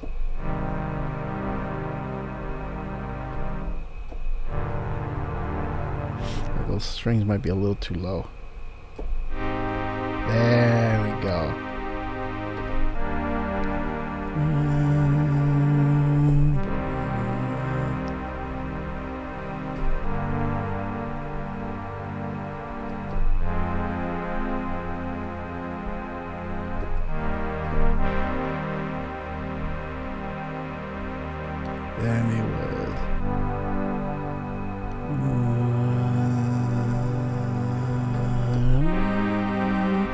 Yeah, I'm gonna fucking definitely do that. Okay, so.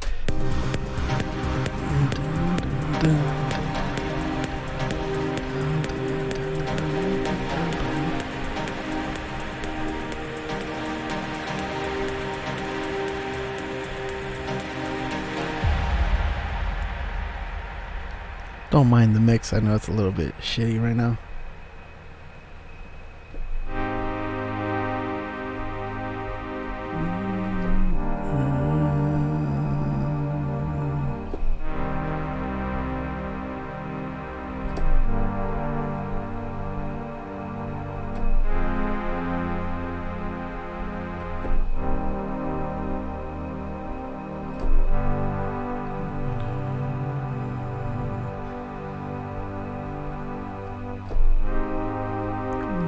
No. That's what I'm doing. Okay, so I gotta record this. So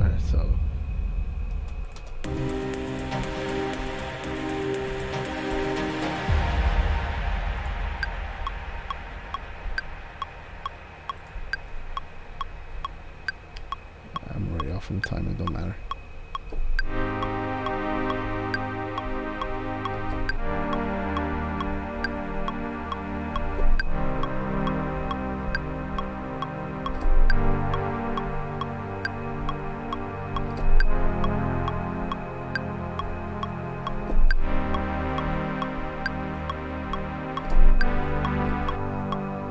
Fuck, I fucked up. Alright, let's do it again.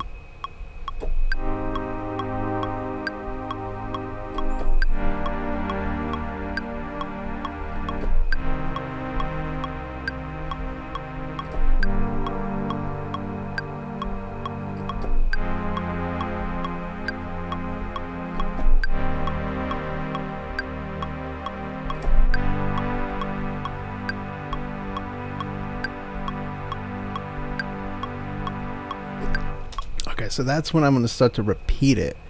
And I already have a melody in my head. Or this is nuts. Okay. Now I'm getting excited. See, this is my favorite part of making music, is when you're making the breakdown.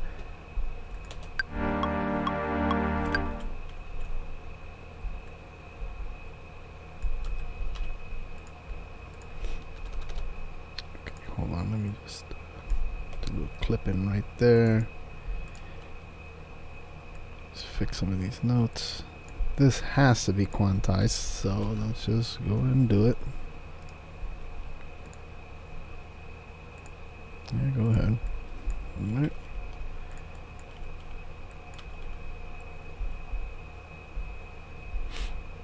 And I want them to be pressed all the way, so I'm gonna just bear with me here real quick. So I just start moving these music notes around.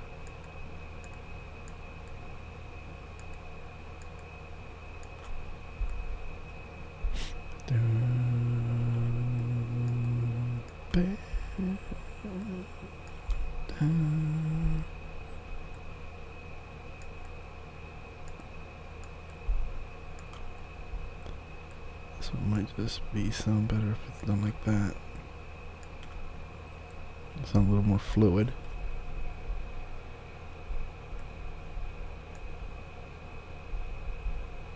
Okay. Let's now fix these other ones here. Boom, boom, boom. Boom, right there. Okay, now let's make a little anal when it comes to this. I just like to make sure that it's all like perfectly square and rounded out. That right there was not usable. Oh, what the fuck did I just do? Wow. I almost just lost all my work.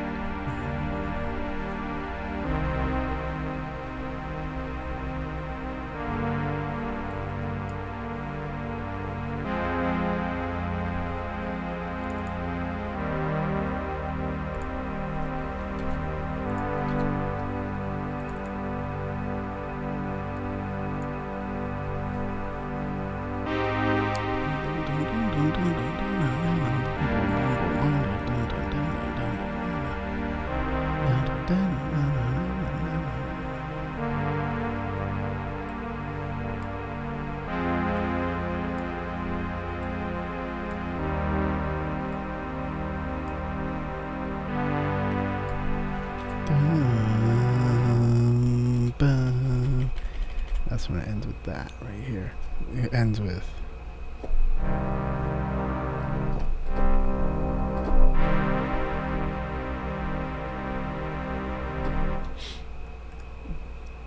And that would be that.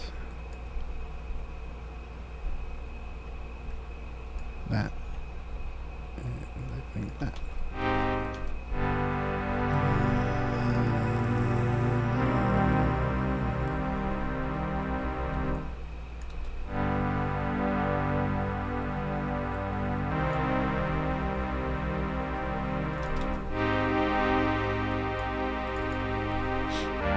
Let's see what I can do here. Some cool effects and stuff. God mode. Let's see what this does.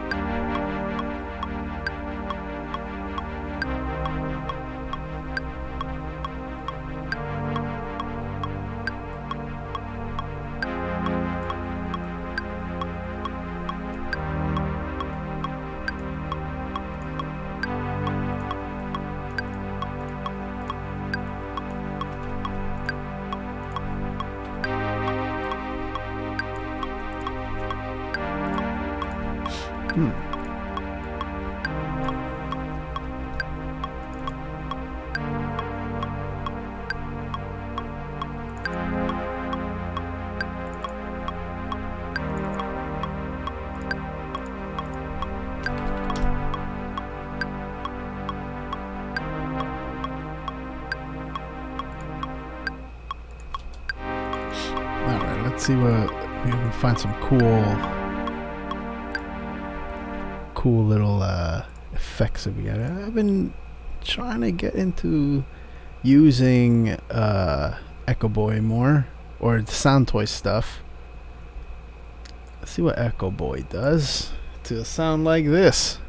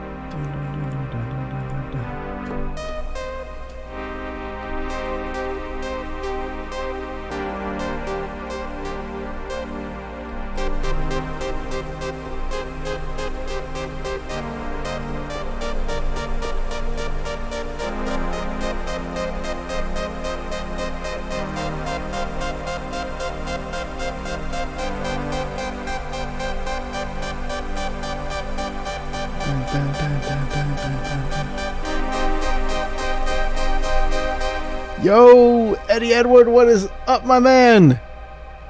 Yo, thank you so much for the raid, bro. You caught me in the middle of a music production session, dude. What's going on, man? What's going on, Raiders? Welcome to the studio. Usually it's in the kitchen, but today, Sunday's a little bit more chill. Everyone, please give Eddie a shout, a follow. My man. Yo, what's going on, I Am Mountain? What's good, Travis? What's up, guys?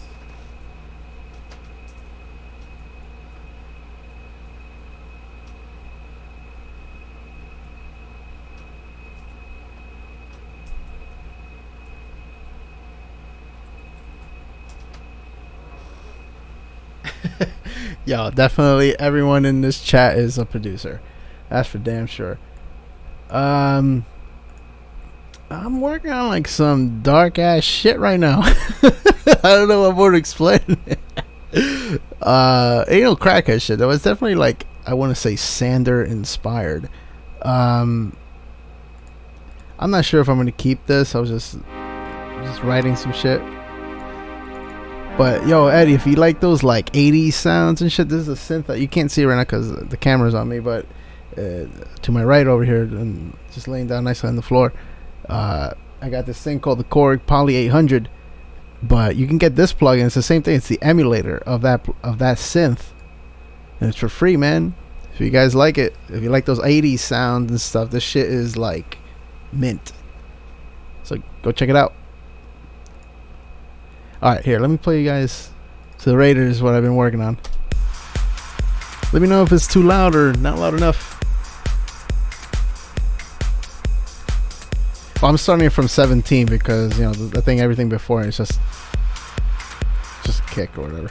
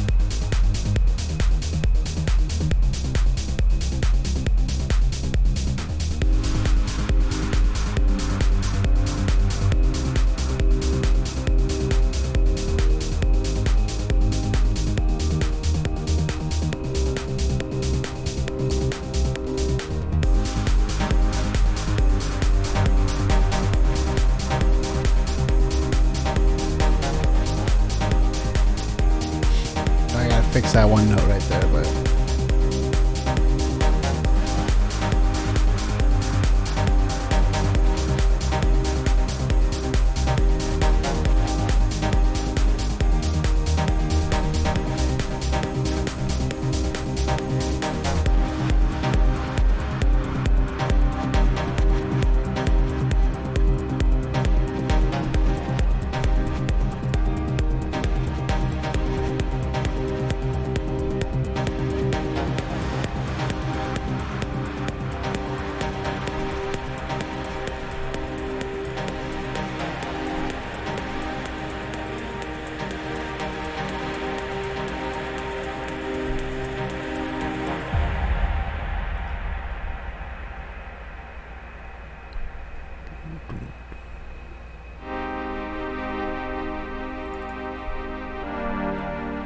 that's it.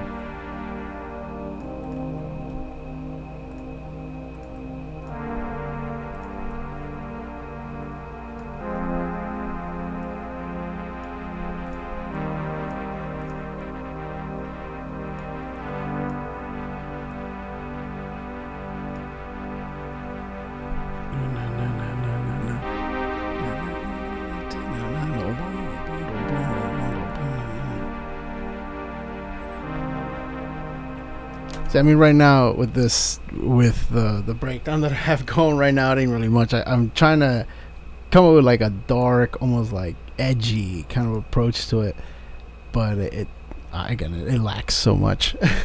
It's only like 4 hours of work, but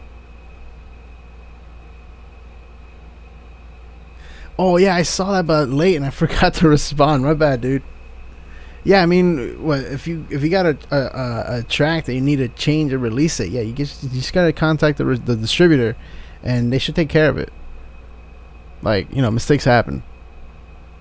Shit, I remember one time, man, I had a guy send a track to Individual Identity, and then I get a response back once it was already in promo. Like, I'm talking about this track was about to get released like in 2 weeks, right?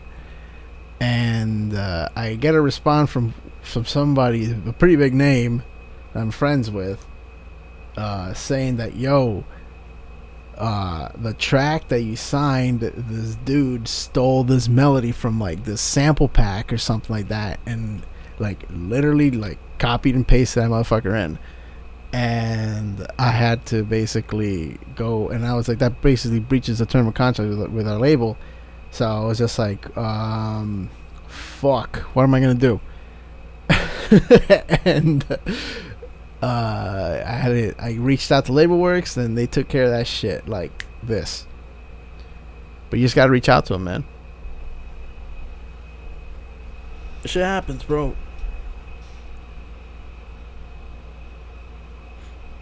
Yeah, tell me about it, man. That shit sucks.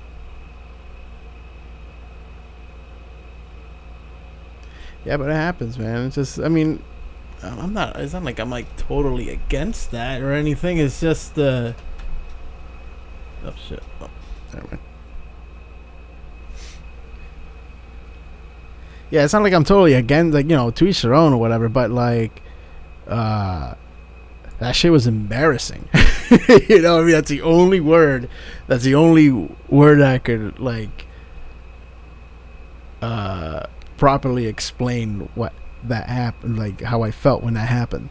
And yeah, for long story short, I basically fucking cut ties with that producer or with the guy that sent me the song or whatever. Contract void, whatever. Never fucking spoke to him ever again. You gotta fucking be out. You gotta look out, Eddie. Now that you're helping run a label, bro, you gotta look out for shit like that.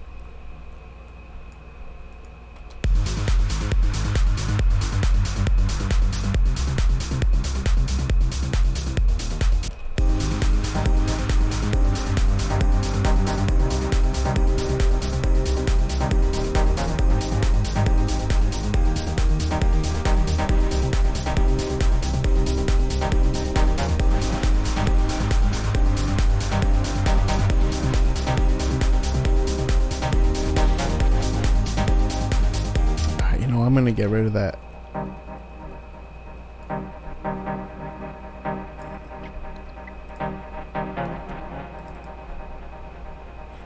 I think what was it? One. I'm gonna get rid of that.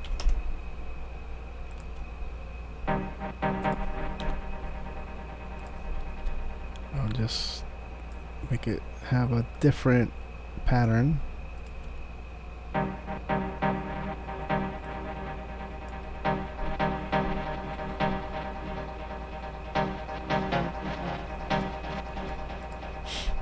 It just sounds too weird. I'm too lazy to be so surgical and fix that one weird frequency in there.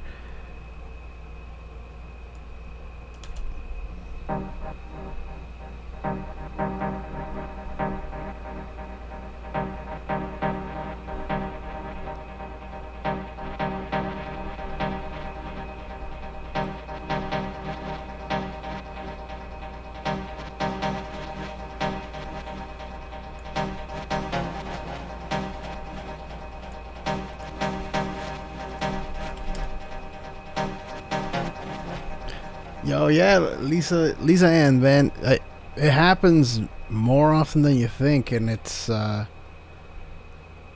remember when I first started Individual Identity, like I was getting sent demos by like people I had never heard of before, like I've heard I hear every day of like new acts. But I'm talking about like people that like legit you never will have ever heard of, and. That's what they do. They some of these like legit. These people sometimes will rip a demo song from like a sample pack and send that shit over. There was some guy, I forgot his name, but he was notorious for doing that. And yeah, like you gotta be careful, man. You gotta protect. You gotta try to find the best way to protect your stuff because, yo, people are fucking ruthless out there.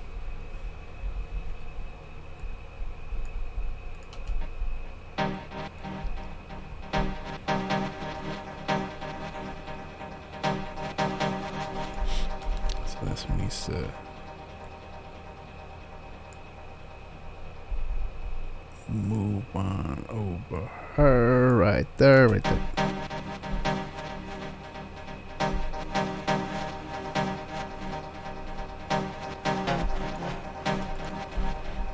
Okay, this needs to be that one again. Alright. Okay, so those are good, and I'm going to just remove the rest of this right here. Yo, Eddie, man, thank you so much for the kind words on the tune. I think it's coming along pretty good so far.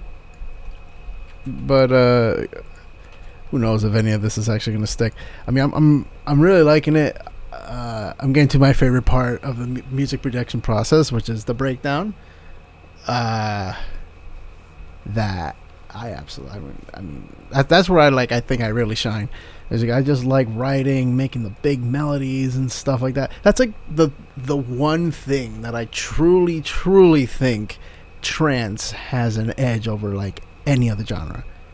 Like, because if you really fucking wanted to make a breakdown that was like, fuck it, like 4 minutes long, if you really wanted that shit, yo, I'm pretty sure you're gonna find some people that will listen to that, and it'll just make sense. But you can't do that shit with like drum and bass or house. Well, maybe house. You know, if it was just like hi-hats and fucking like a saxophone going on for like 2 minutes or something like that. I don't know, just some weird noises. But with trance, like you put like musical notes together and make something like big and grand and stuff. You know, people don't do that no more, but who knows? Who knows? Maybe it'll come back.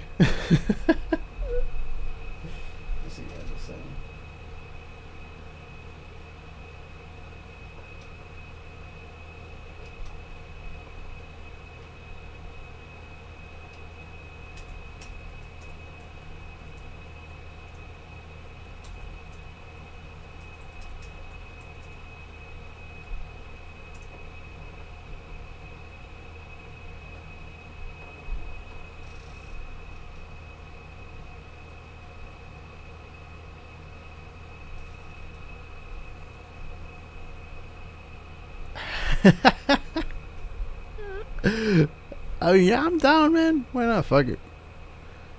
I like just writing breakdowns and melodies. That's like my favorite part of it. Like I like doing like the techie drive, like, but usually, man, I'll be honest with you, I'm not the best at like sound design. Like, I hear these Trance 2.0 guys making like fucking crazy sounding basses, and like I listen to them, just like, how the fuck do they do that? You know, like I like try to wrap my head around like how they do those crazy growls, and it's just like for all I know it's easy, but I doubt it is. But some people say the same thing about me with my melodies, and like how the hell they come up with like so many fucking different melodies, and it's like you gotta like hone in on that thing that you're really good at and try to make that shine as best as you can, and then build on out from the rest. Like, I mean, that's how I knew that I guess trance music was for me, because I originally started with house. Like, that was my beginning first love was house music, and I realized that I wasn't really good at making like housey, dancey beats, and it was really bugging me, because I was just like, fuck, I love this music so much, I can't make it for the life of me. And I mean, I was like, I also was like 15, so I didn't really know much about anything back then. But fast forward like 20 plus years, and a bunch of learning along the way, and I don't know, I just stumbled across trance music through my older brother Teghetto. Yeah, he's a fucking bass god. I don't care what anybody says, that guy's a fucking animal. And Shala too, and Georgia. Basically everyone that made Long Way Home is like a bass god. Yeah, but I just don't get it. I just don't know what goes into. I'm pretty sure it's like a specific plugin that I'm missing, or just like maybe they just like chop up a shit ton of samples and stuff, or they just know how to compile it. But it's I don't know. I find it fascinating.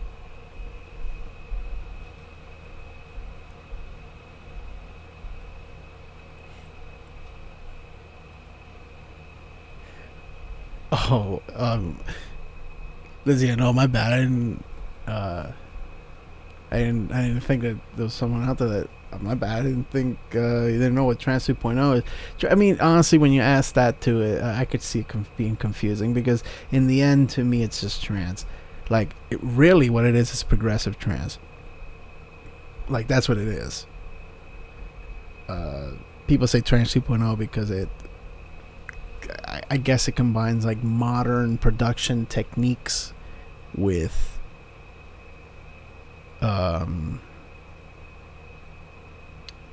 like houseier type of swing and groove mixed with like complextro and electro, and then you have like your saw drops, which kind of emulates like like the old Porter sound, or maybe Artie, or the early 2010 Anjuna sound and enhanced, like warm synths, like that's a warm saw pad synth as for the drop, to almost kind of give it like a housey drive. That's basically what Trance 2.0 was or is. But in the end, it's trance. It, just sticks between 128 to 130, 131, 132 tops.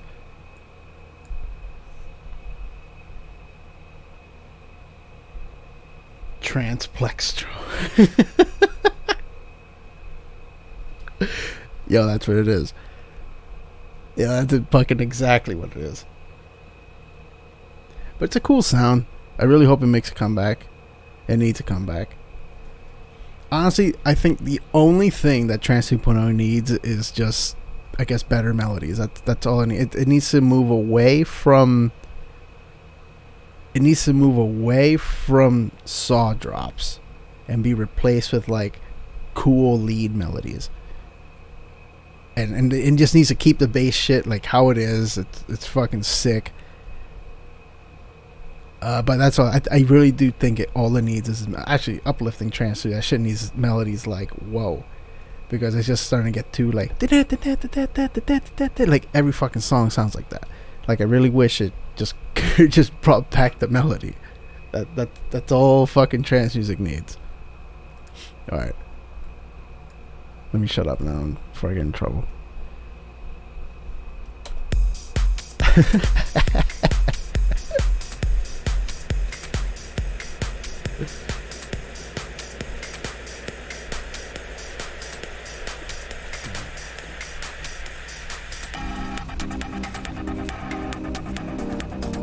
Oh, I've heard good things about Axis. I've heard very good things about Axis.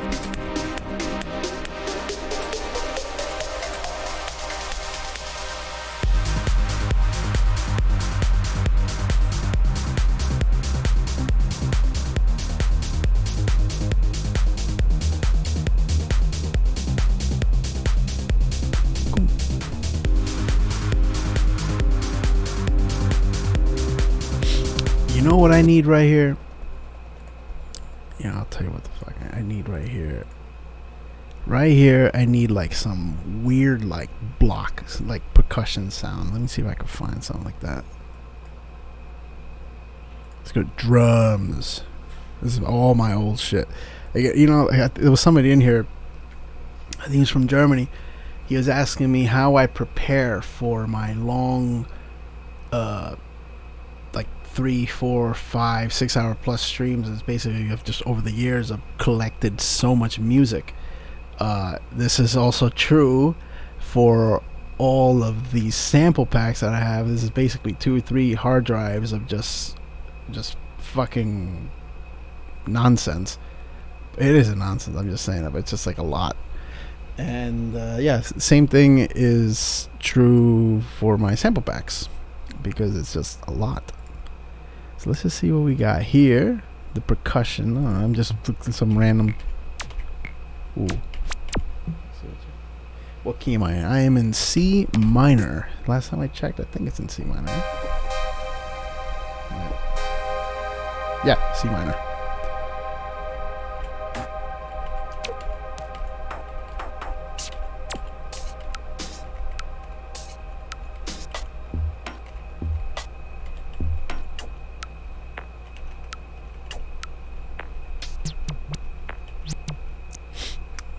I need a wood block to see what Sonic Academy got. I have a feeling it would be a main room house.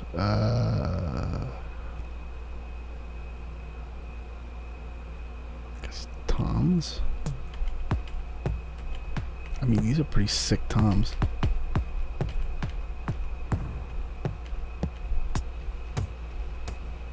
Naraya, what's going on? It's good to see you.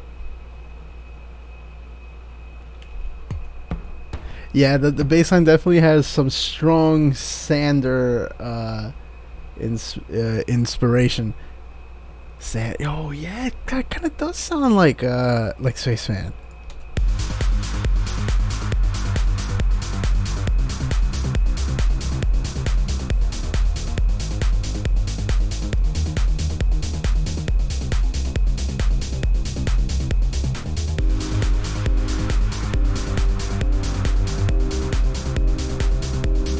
Oh shit. It kinda does, it's hilarious.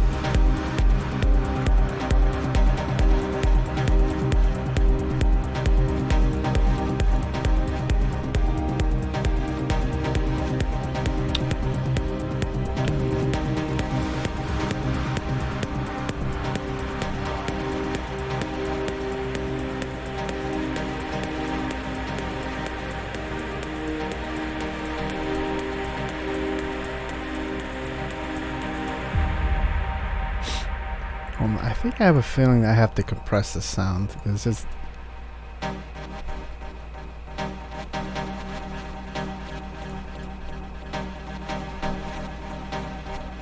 like I want it to I want that like wow that movement shit. I want that shit louder. So, well, not louder. I mean, I know what a compressor is not gonna make it. Well, it's gonna make it come front, but whatever.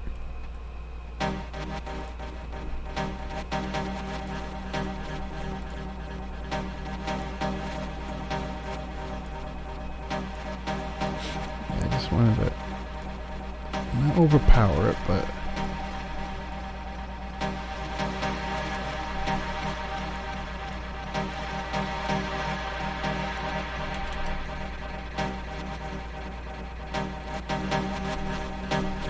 oh hell yeah, that's what I'm looking for right there.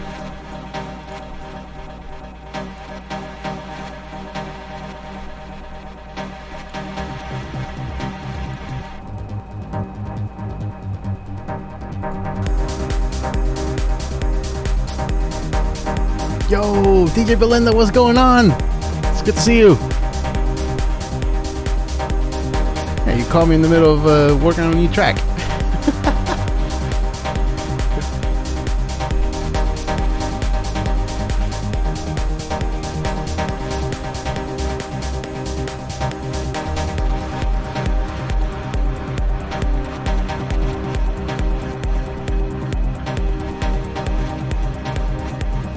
Okay, well, I gotta fix this piano right here real quick. Sorry for cutting it short. Alright, so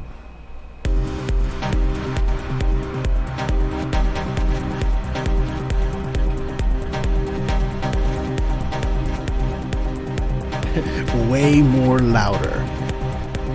Quote unquote carnage. Noraya, thank you so much for the kind words.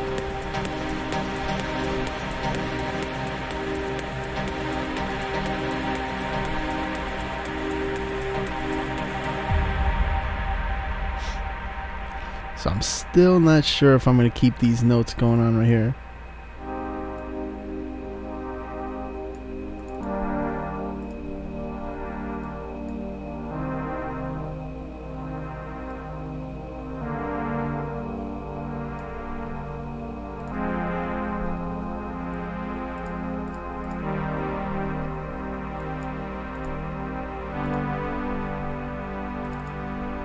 This shit's gonna fucking sound dark.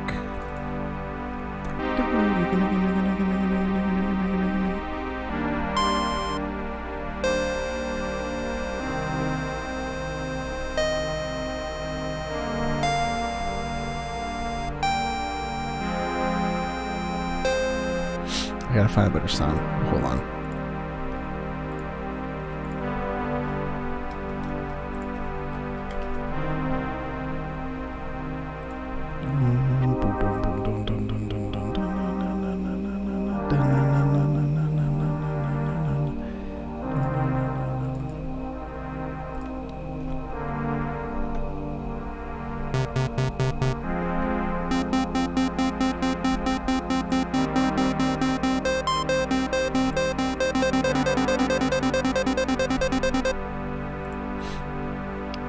Let's see what we got here.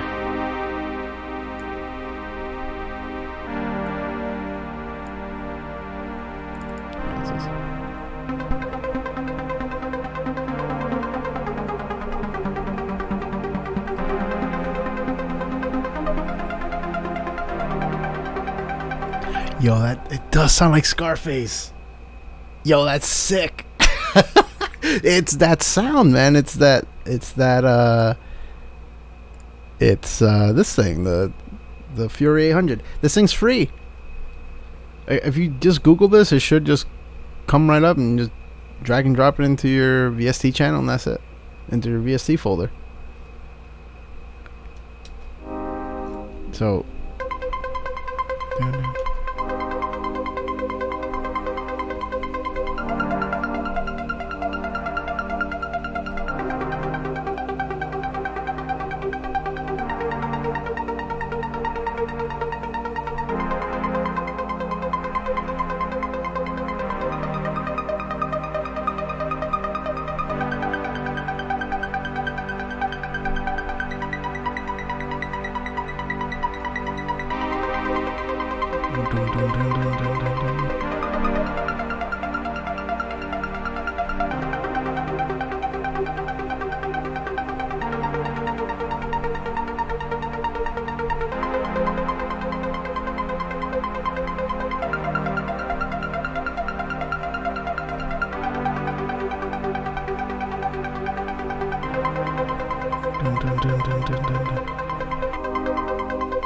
okay, well, I'm definitely finding a better sound than that, but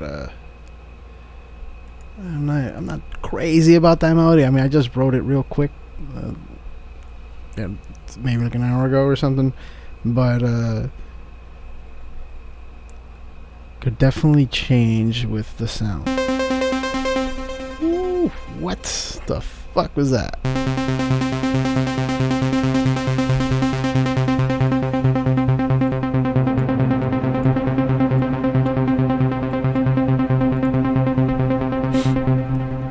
Damn, that sounds fucking mean. Okay, let's...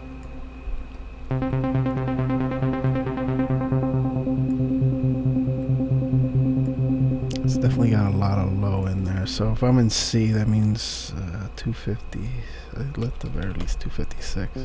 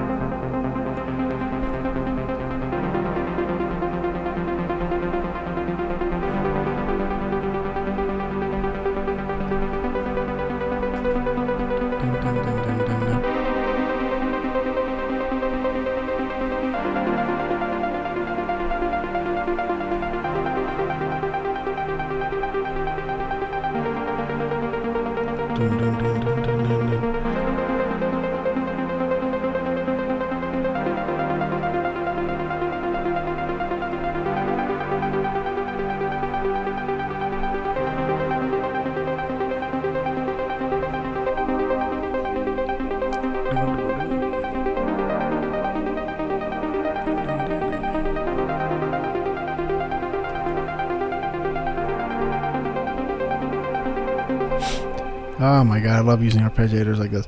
I mean, only again, I use a lot of like Ableton stock stuff just because it's just what I'm used to. Like I know there's a couple of plugins and stuff that do like crazy ARP shit. Like I think the Cthulhu is one. I gotta get my hands on that. BPM check. Oh, we are at. I'm doing this at 137 right now. I don't know what the fuck's wrong with me. Oh shit. I blame crackhead hours. Let's see how. Okay, so I was liking how it was.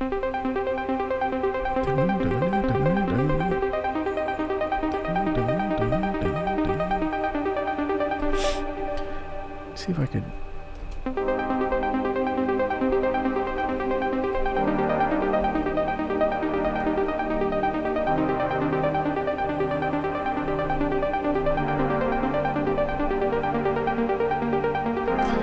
I love that. Okay, so I have to dance around with the notes I'm playing on my thumb, but I gotta keep this one pressed.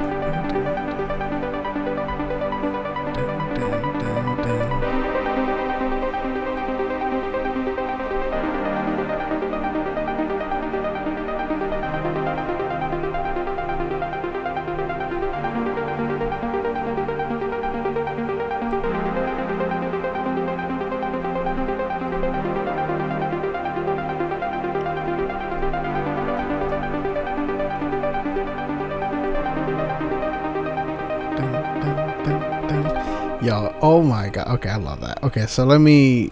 Hopefully, I remember how to play that. Let me just record that shit.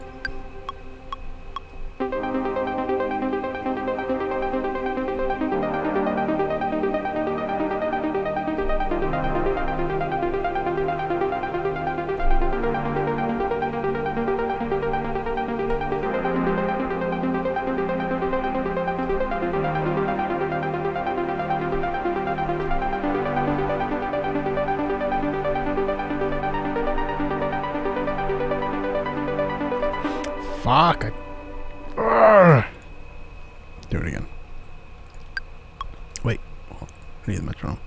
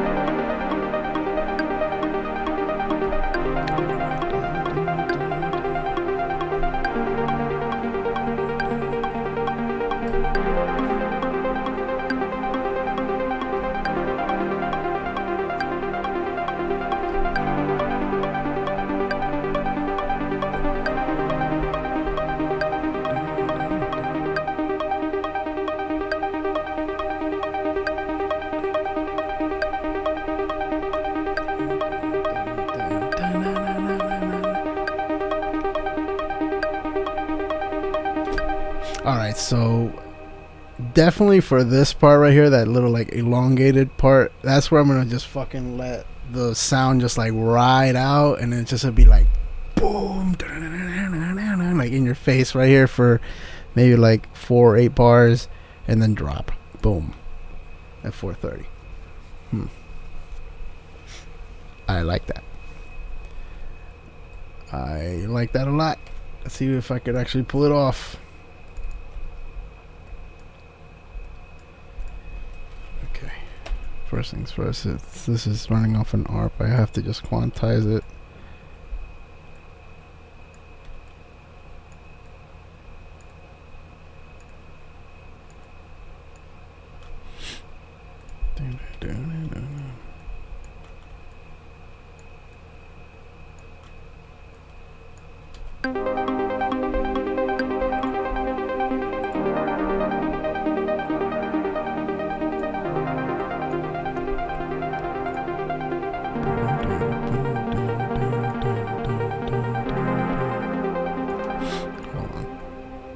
Let's take care of this real quick right there. This one goes all the way.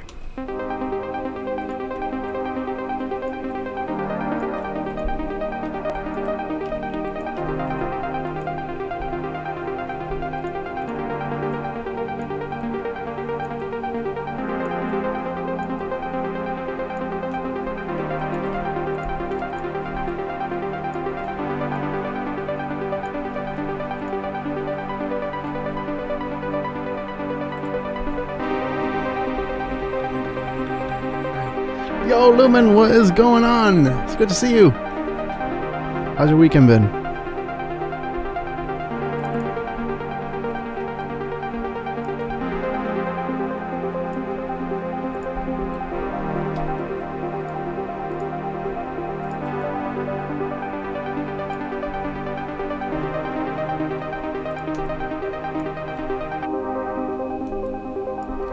Alright, now let's start opening up the sound a little more.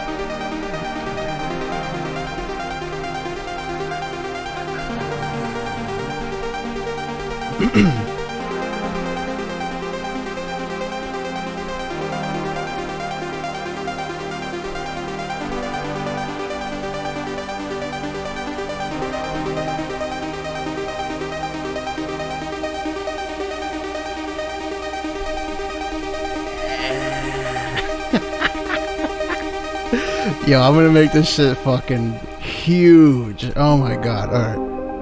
Oh, don't be sad, man. I actually I'm recording the whole thing, so, and I'm starting to get pretty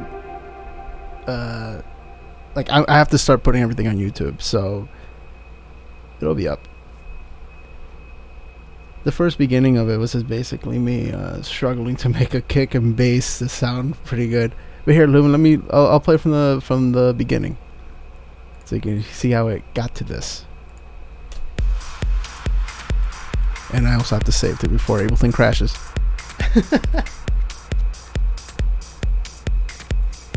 Yeah, I'm recording it, and I'll put it up on YouTube.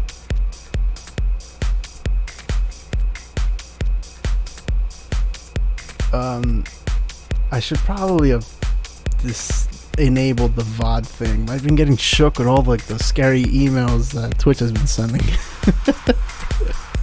So I'm sure they're not gonna do anything to me. I'm small fish compared to the ones really doing all the damage.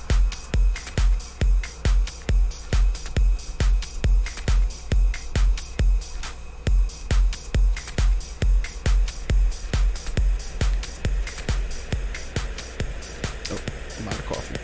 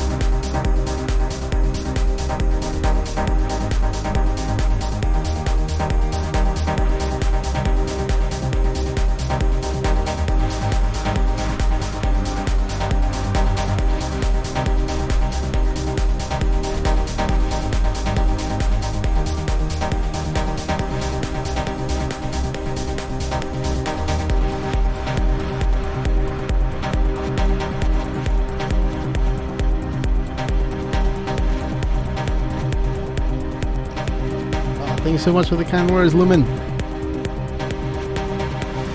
I'm trying to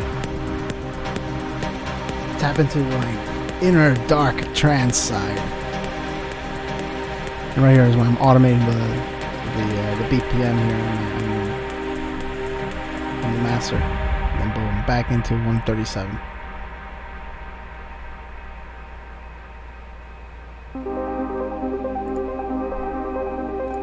Right here, this needs to be.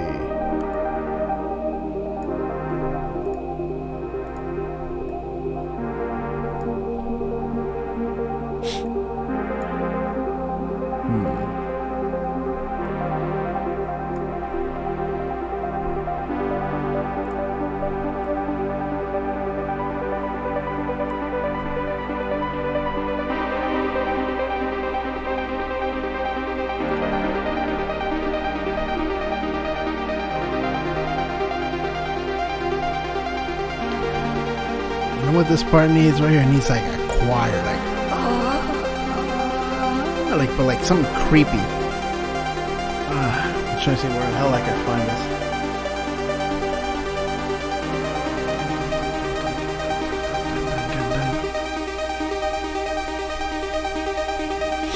Alright, hold on, before I get to that part, I don't think I did anything with whatever the hell. That was the first sound that I found in this whole thing. I was like, oh, I'm going to make something with this, and I didn't even use it. So, off she goes. So yeah, I need something creepy. Okay, for those that don't know, this is the Omnisphere, one of my favorite plugins. This thing is ridiculous. Though it takes up a lot of your CPU's, not like your hard drive. This shit alone is like 60 gigs and counting, because I'm always adding more stuff to it. But it's a huge sampler, but it's also a great synth. I only really use it though for like my strings and like choir sounds and like noise sound, like cool like little like textures and shit. It's really, really cool. But let's see what we got in the voices. Human voices. I don't even know how to pronounce like kalimboscope. Who knows what the hell that is. Alright, so let's see what we got. Whew.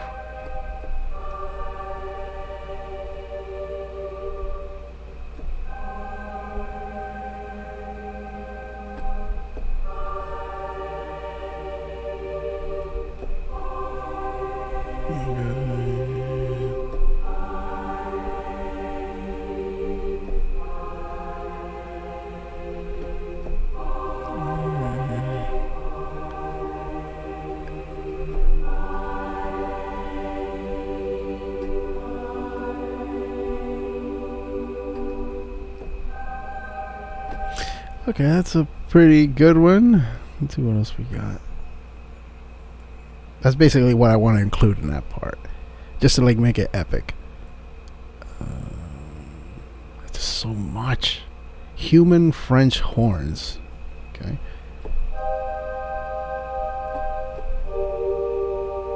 It reminds me of Edward Scissorhands. Yeah, I love the Omnisphere. The Omnisphere is one of those plugins that when I got it, it like immediately leveled you up. This shit's like a fucking cheat code sometimes, man. Gospel Worship 6. Let's see what this is. Sounds like the name of a bad movie. Whoa.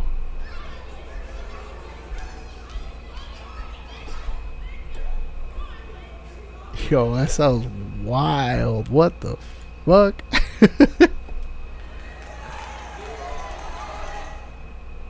So those are just really, really cool samples.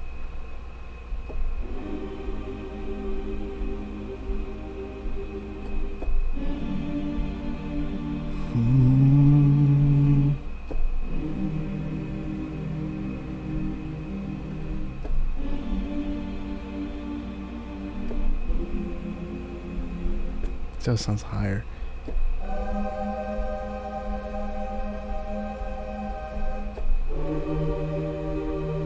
Yo, that sounds sick. I don't know if that sounds creepy, but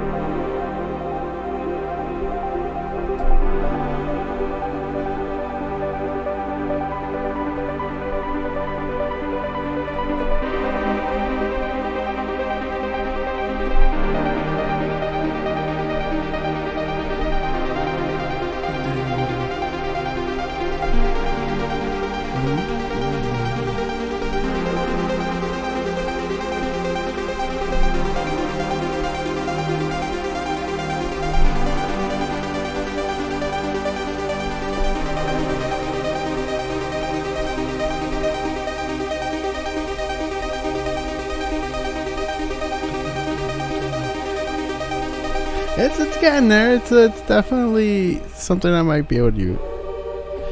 It's just this section right here is like terribly mixed. But let's see what more we got down here. Jazz, Japanese children's choir.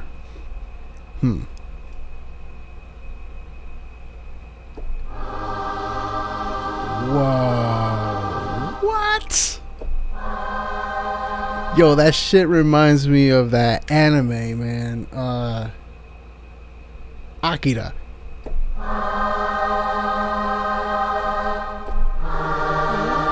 What? Oh my god, that shit just fucking sent shivers up my spine.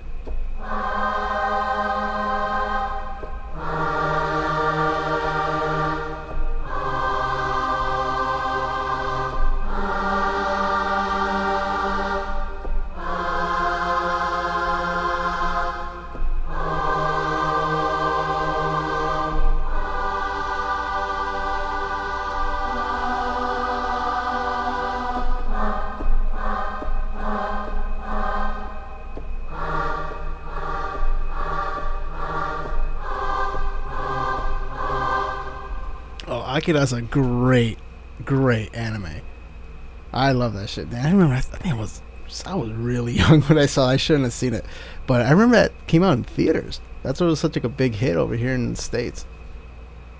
And yeah, it almost became like a. It almost had like a cult following, man. It was a great movie. It almost had like that type of following that, you know, the people that watch the Boondock Saints. It's like you either love it or you hate it, you know.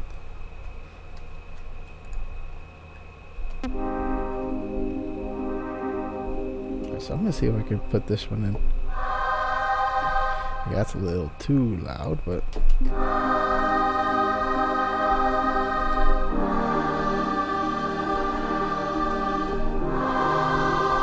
Okay, let me record that.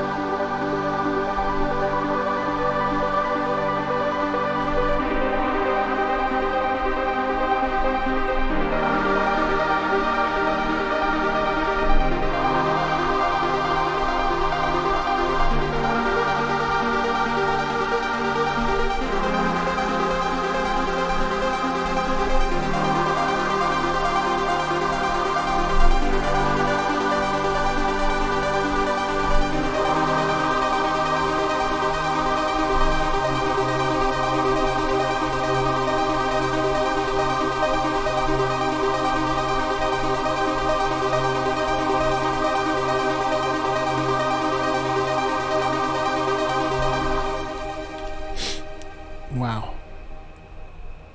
Okay, yeah. Definitely keeping that. Definitely keeping that. Okay. I know I've definitely fucked up in some of these notes here, though. Let's quantize this, because they're pads. They're gonna... Essentially, these choir sounds are like... They're basically like pads, so... You kind of just want them to hit. Usually most pad sounds have like a long attack, so even if you do fully quantize them, that they're gonna, you know, they're not gonna hit right on cue. So you could get away with just quantizing them like fully.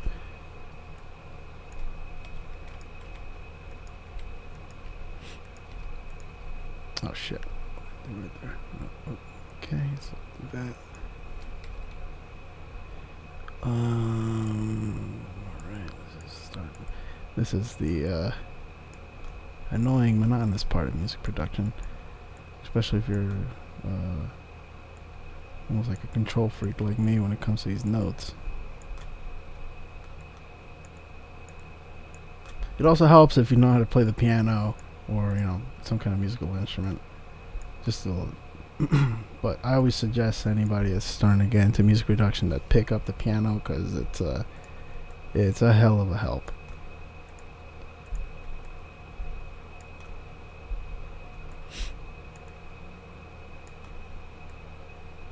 Boom, right there. Okay, well then that's the first measure. Now I gotta do all this. And I also have to include the low notes too. Forgot about that.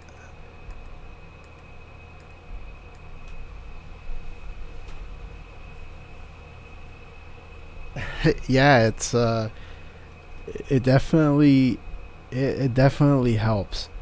I mean, it definitely helps too. It depends on the genre of music that you're into. Like, you if you, let's say if you're making like house or something, right? Let's say you're making like that funky shit. Uh, it would help if you knew how to play piano to maybe do like play like maybe like jazz style, or maybe play blues, or just incorporate some kind of like Latin styles in there, which includes like chords and your like with fifths and sustains and stuff like that, and inversions and all that. But essentially just going like dun, dun, dun, dun, dun, dun, dun, dun, dun, but like to add variety. Like that would help. Yeah, at least in like house and find certain styles of music. A lot of things though nowadays, they come noted already, and with programs like Ableton, you could sample anything, anything, and convert it into like a sound, and then just start start writing.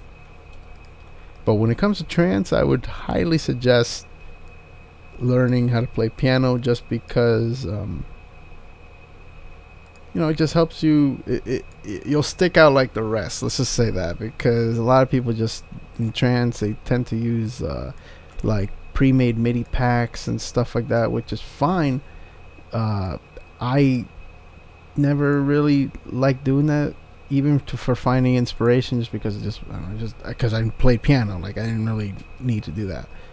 But they definitely help, and then you go in there and you just start editing notes, or just changing up the sound completely. Whatever you can use to make your track, basically. But but it definitely helps learning if you're making like very musically demanding type of music. Learning how to play piano is key.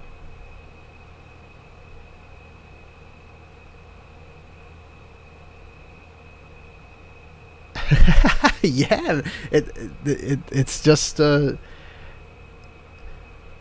something with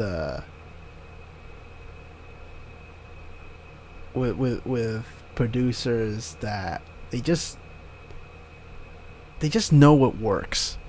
Like the big, like the good, like Ben, for instance, like Sam, like he just knows what works, and the proof is in the pudding. You know what I mean? But man, if he knew how to play piano, I'm sure he would like be like God mode. You know what I mean? Because it would just elevate him to another level. It's wild. It's wild because a lot of people just know how to manipulate the sound to just make it do what it needs to do, and that's half the work, really.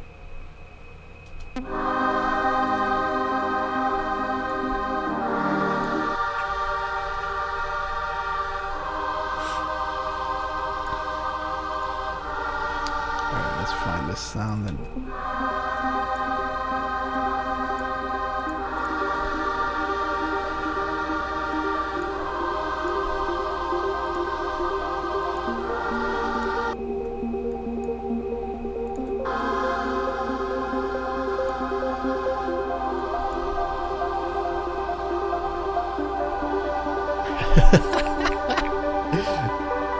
Elder God level Somna. Level 75. great mage producer. I don't know.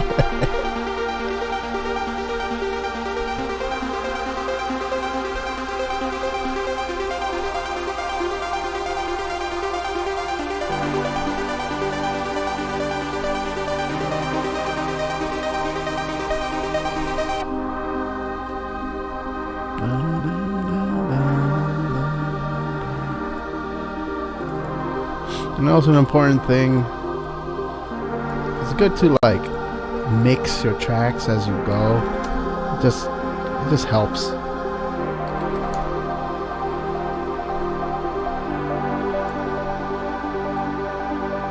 See, like right there, I don't know if you guys can see my mouse cursor, but like those things are like spiking, and like, I can hear them, and like it literally like hurts my ear.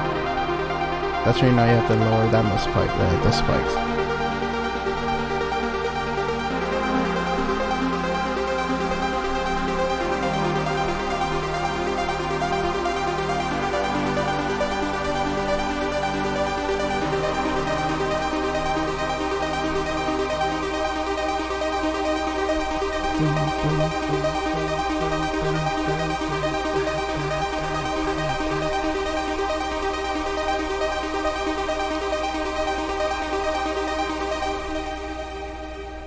Damn, I don't know what the fuck I'm gonna do here. I definitely want to keep this like space here for like ultimate building of tension and drama. But the sound that I choose that comes in here and better fucking blow your socks off. And then it can't last for too long. I want it to drop.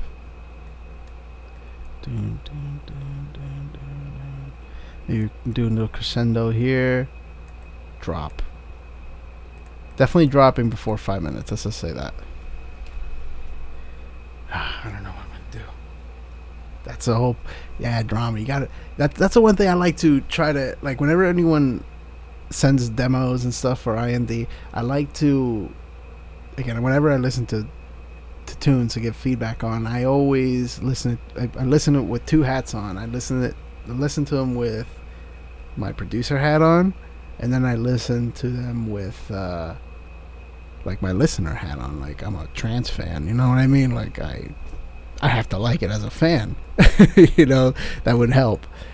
And a lot of like my notes that I give as a producer come from my listener standpoint, and it's like, you know, the whole arrangement of a song, you know, like why this sound is here. Like every sound in a song has a purpose, and a lot of that is for building up tension. We're talking about like emotional music like trance, so it should have like that moment where fucking, I mean, it depends on the song obviously, but I'm like, with this song in particular, like this just sounds like dark and almost sad in a way.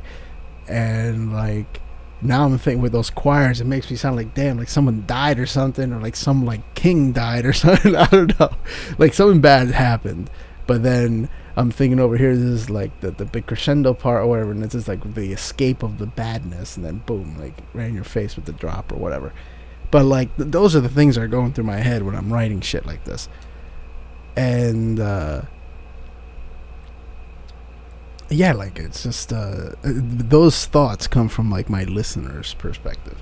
As a producer, I'm thinking, okay, you know, 8/16 bars, whatever, boom boom boom, drop stuff, mix it in, make it sound good. All right, so let's see.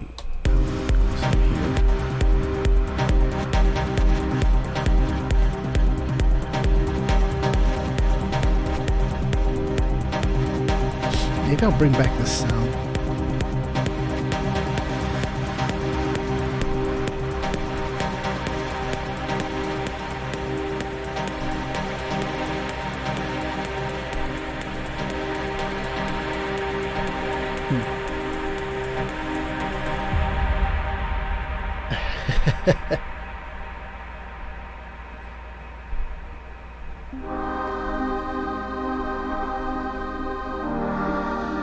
Oh wait, this needs filtering. This is way too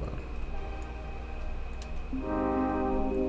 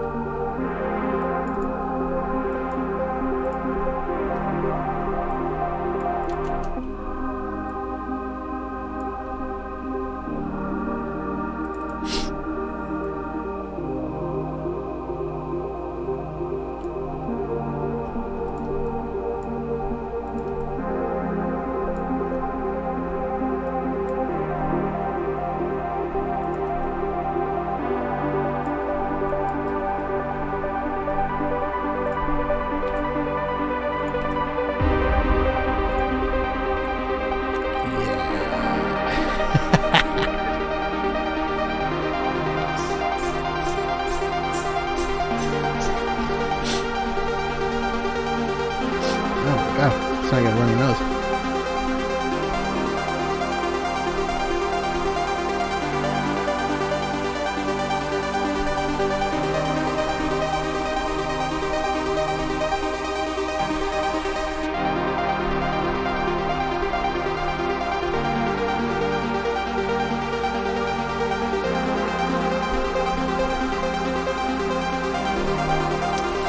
Where was it? There we go.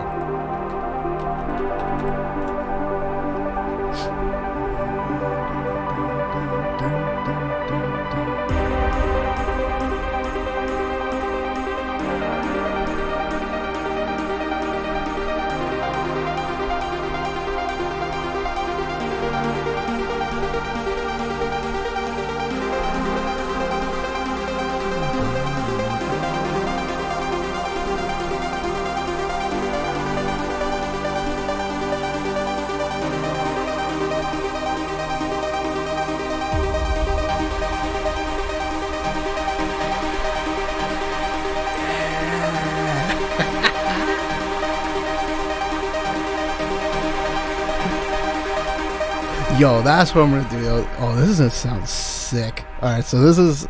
Alright. I can't believe I've like fucking gone through so much of this song and it's only been one day. Alright, so I'm probably gonna be obsessed with this shit tomorrow.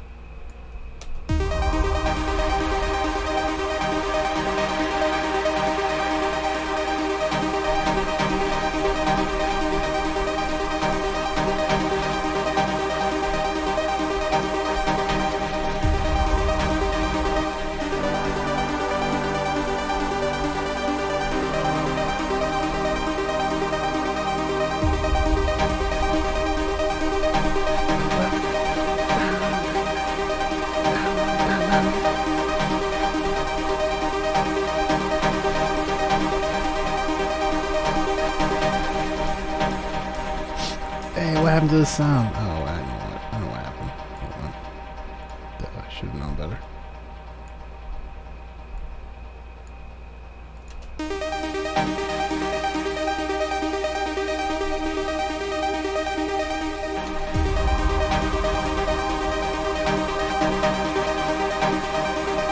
Okay, so what I'm going to do is I'm going to duplicate this. Make it go away here and here. I basically just duplicated this so I can have better control with the volume.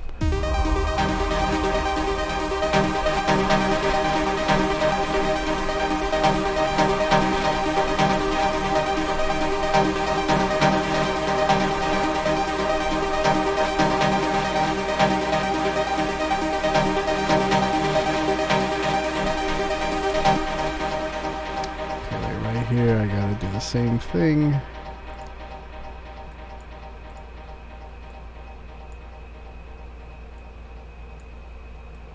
The reason why I have to do this is because basically I just chopped out that clip, but it needs to carry over those MIDI notes.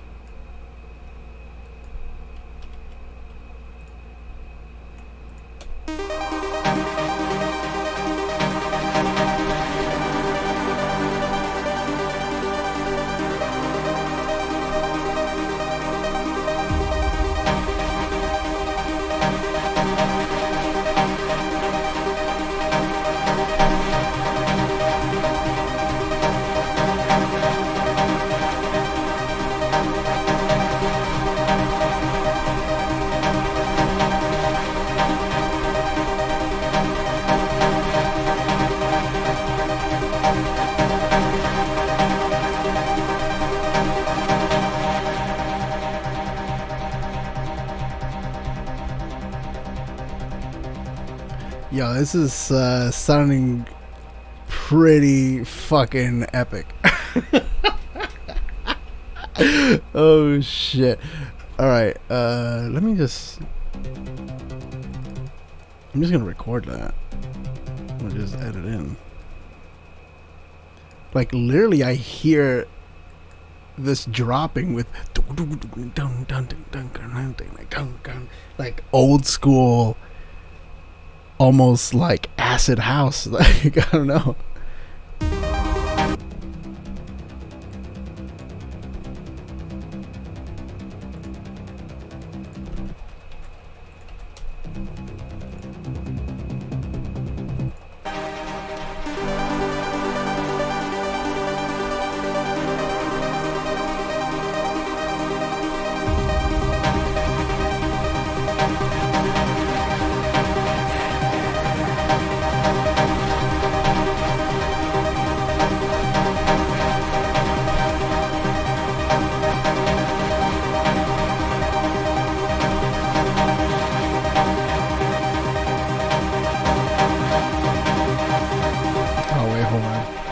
me see if I can actually fucking make this drop right now. Alright.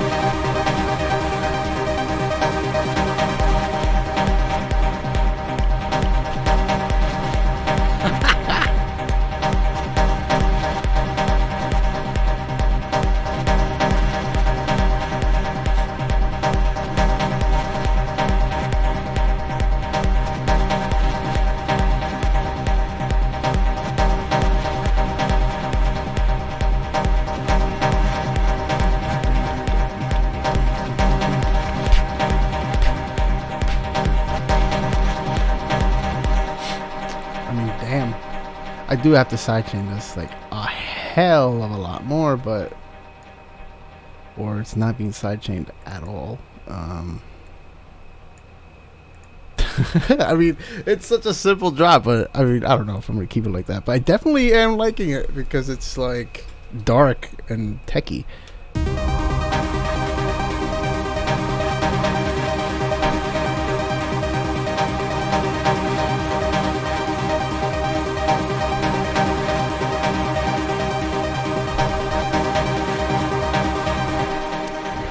Just set up the sidechain real quick.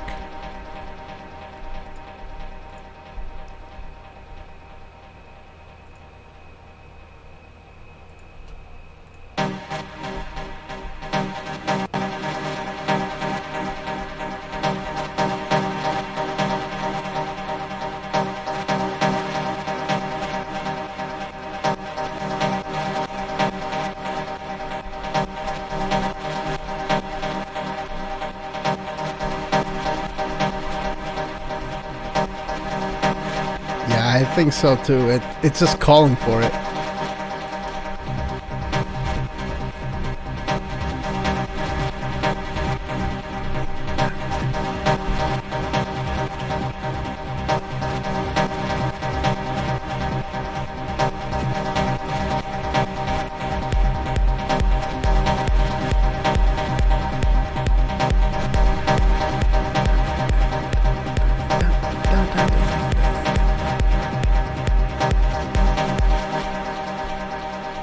Let's see how it sounds.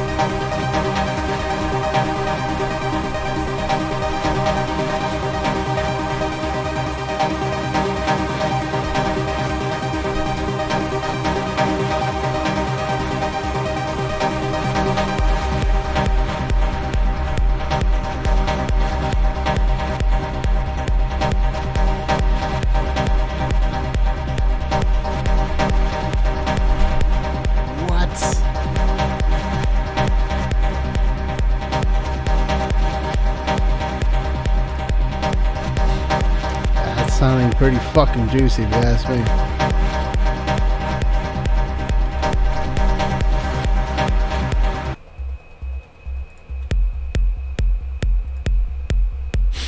As I was kicking, the sub can come up a little more.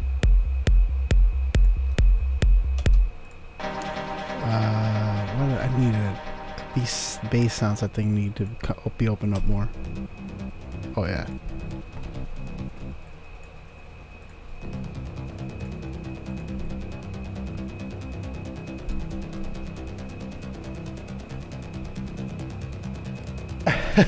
That's awesome, man. Yo, crystallize. I'm like super new to crystallizing the sound toy stuff, man. Like, I'm so happy I used it.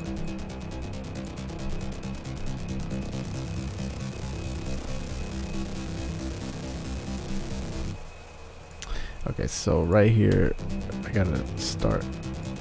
Okay, I gotta turn this thing on.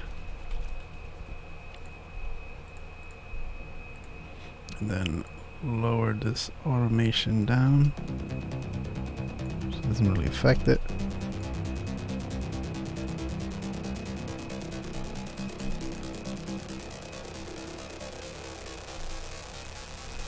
And then I'm gonna turn it off right here.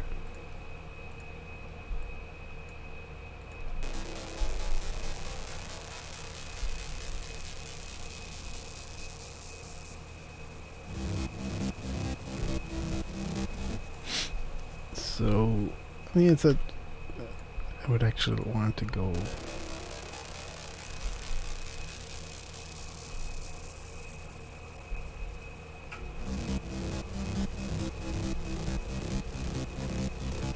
So then this bass now. This is the bass that I made. Okay, so.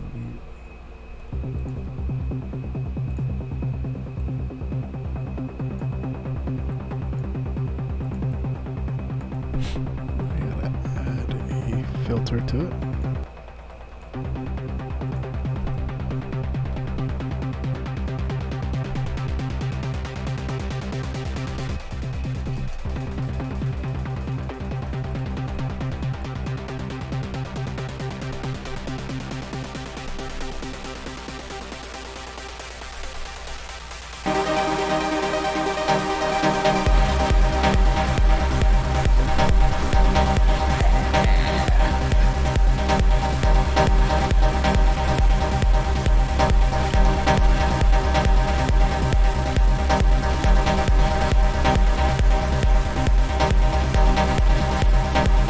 This sounds fucking wild.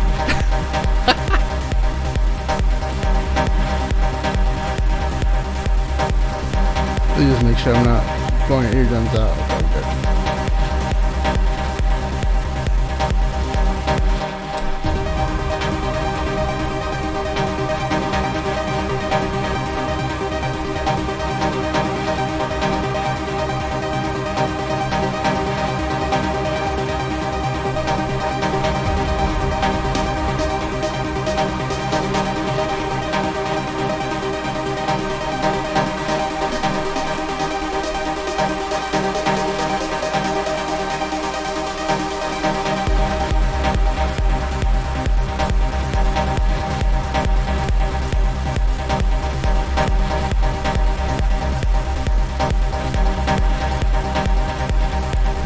There's something with the sound here that's just like way too overpowering. So I think it's just the delay.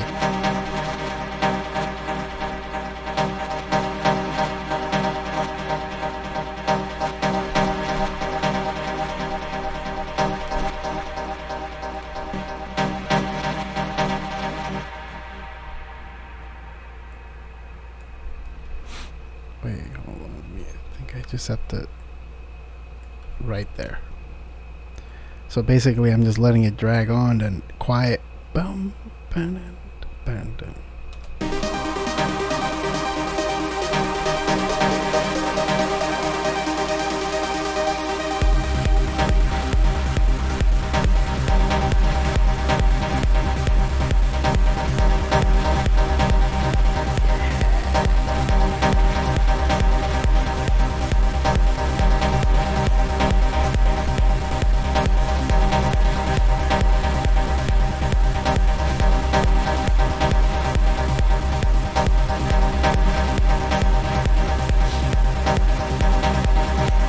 Oh man, hopefully this shit makes sense.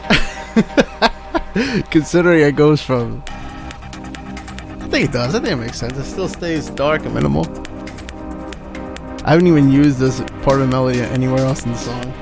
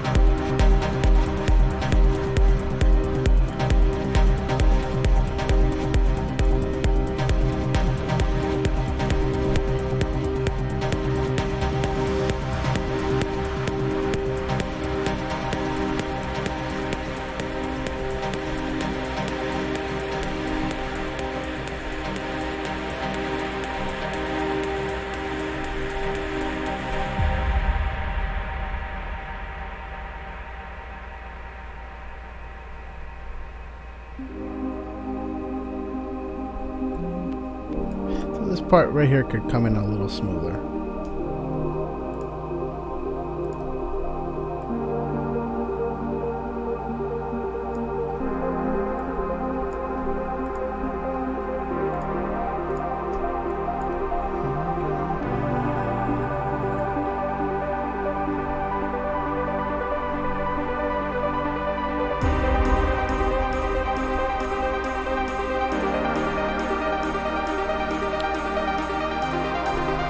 I don't know how this is going to sound like if I drop it in with the drop lid on.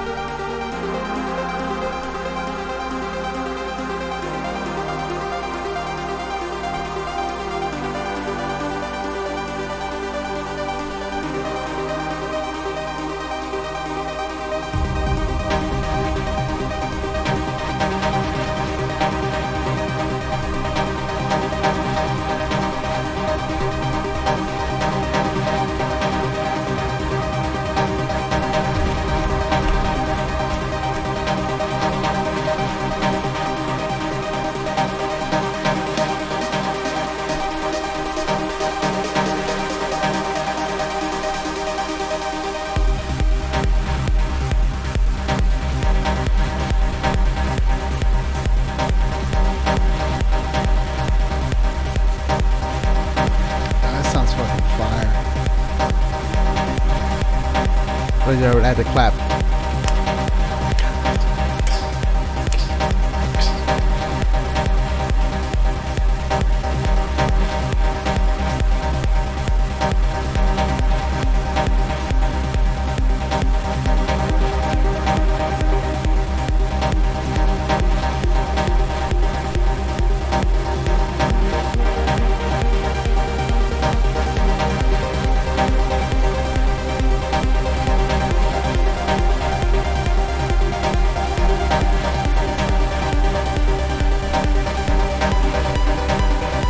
Then right here, right there, I would add the bass note changes.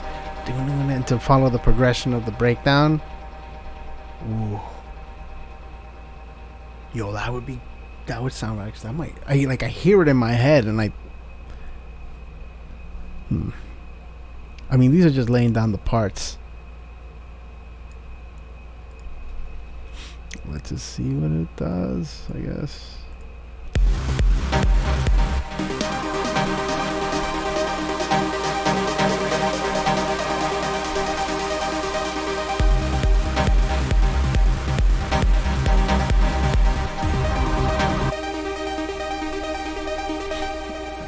Filter this out too.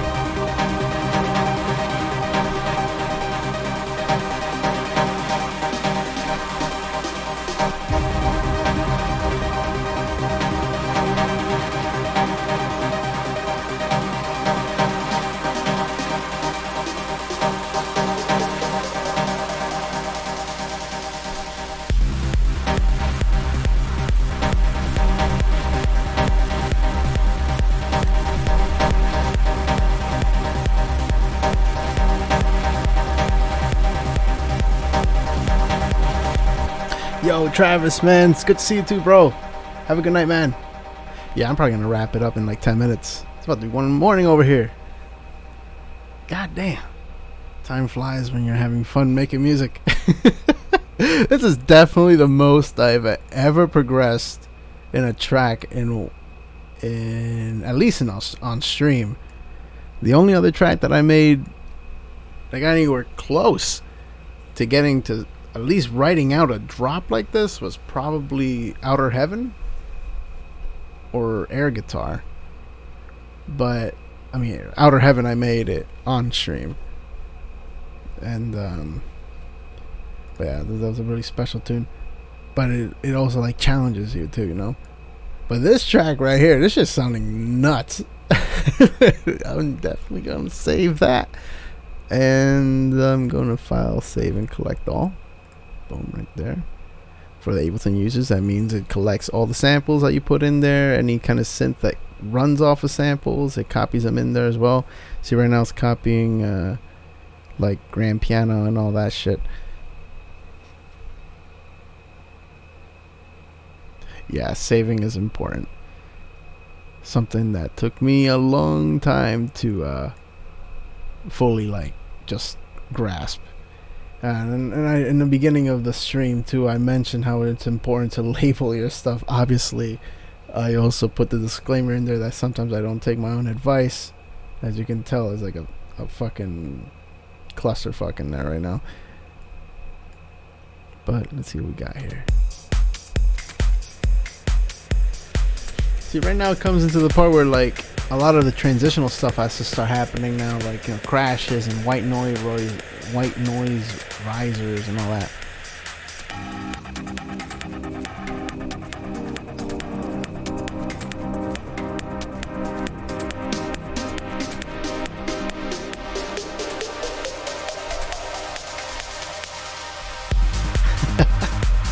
Lumen, which DAW are you on right now? I know with Ableton, they hopefully with 11 they finally did the autosave thing. I know with FL Studios they have an autosave feature that you can like have it save every 5 minutes or something like that, 5-10 minutes. Yeah, Ableton don't apparently have it yet. Like, I know some producers that legit set timers on their phone to save. Like every like 15-20 minutes or something. Cause it be like that sometimes, man. Yeah, I don't trust auto recover either. At all.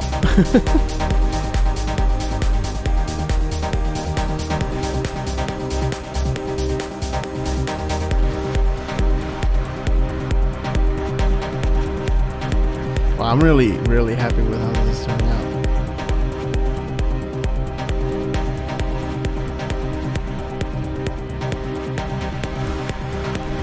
Like, the one thing I'm liking about this song is I still didn't like sacrifice making like a big melody or something like that, because that's what the breakdown's for, with the big pads and just like the evil, creepy kind of setting.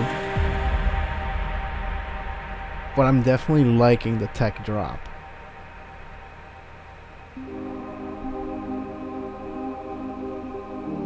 And I gotta smooth out those sounds too.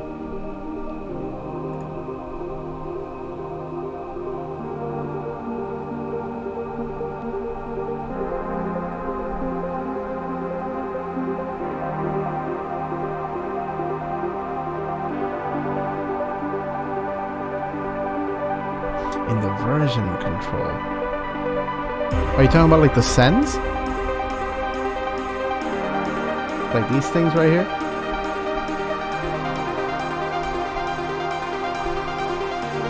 The version control. Oh, like, are you talking about like going from 8 to 9 to 10 and stuff like that? There was somebody in here that was that was asking that earlier.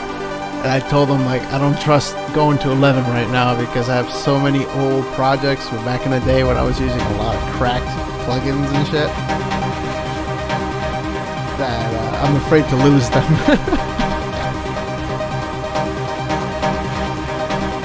Oh, those, yeah, I have like for air guitar, I have like 8 different versions. It's crazy. Geronimo's another one.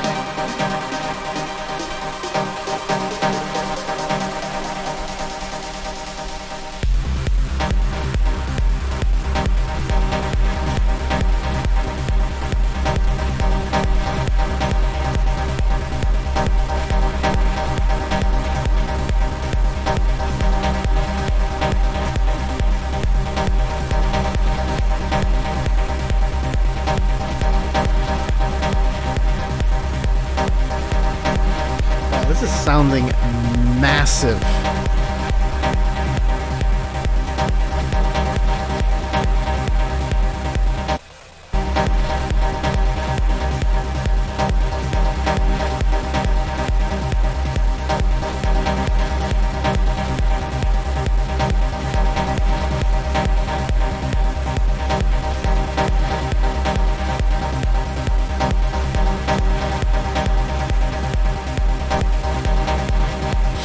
Yeah.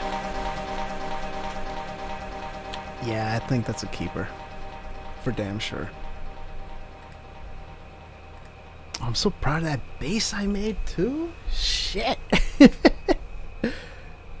Yeah, Lumen, I made this bass I made it like in 5 minutes, but this bass right here is just an initial patch. I gotta give it a name now, but it's I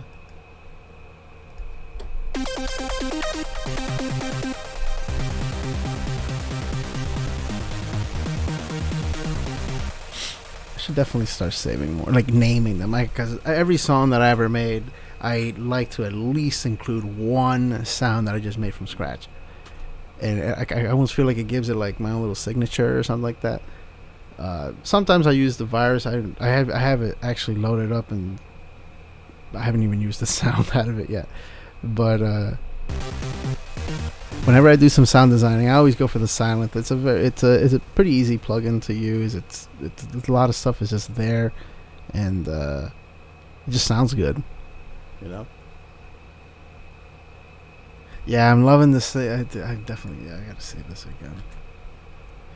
But all right, I think I'm gonna draw to a close with tonight's stream. But if there's anybody in the chat that wants me to explain some things of how I did, how I wrote it, or how I designed some stuff, just let me know. Or you just reach out, send me a DM or whatever. I'm gonna try to upload this episode specifically, with this recording, as soon as possible to my YouTube channel that is basically non-existent until I upload this. But just watch the socials, or I'll send out a blast on IG or something. But yeah, I don't know, man. I think we did a good job today. Yeah, I'm really happy with this. Hopefully I get a little more consistent with these production streams. I was mentioning on Friday I want to try doing it on my production streams sometimes on Sundays. So I'll try to keep up with them. It'll definitely give me something to do on the weekends, because Wednesdays and Fridays are like the busy kitchen nights. But I definitely enjoy doing production streams. It also helps me too, because it helps me just like actually open up Ableton and work on music. You'd be surprised, a lot of producers have a hard time staying consistent and working on music, because it's draining, but it has to be done. It's just got to be done.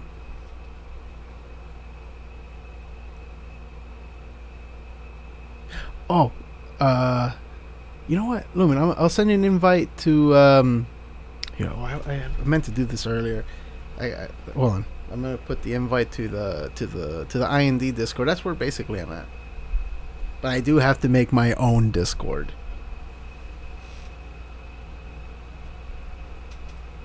Just keeping track of all these Discords, man.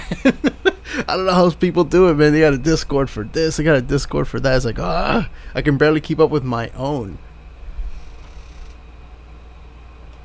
Here, I'm gonna drop the link. I think hold on, I might have a command already. Nope, I don't. Right.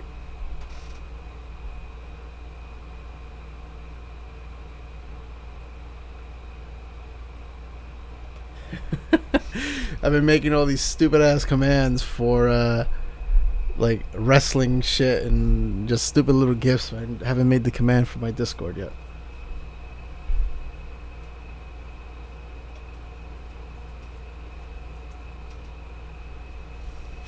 Well, at least those work.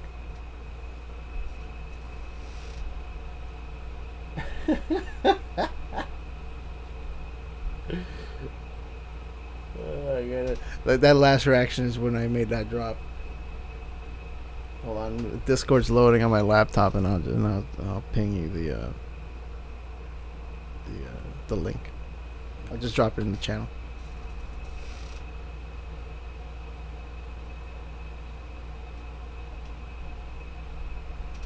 So my laptop is like I think I have to wipe my laptop out because it's just been running really slow lately. It's getting me paranoid every time I do the streams, where it's just like I just feel like it's just gonna die on me. I feel like I just need to just wipe it out, reinstall Windows, start fresh, everything be A-okay.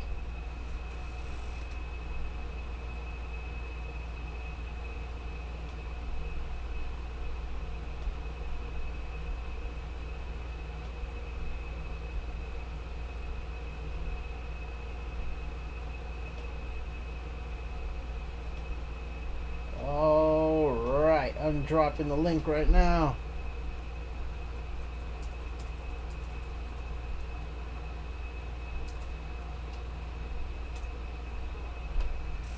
Alright, I just dropped it into the chat.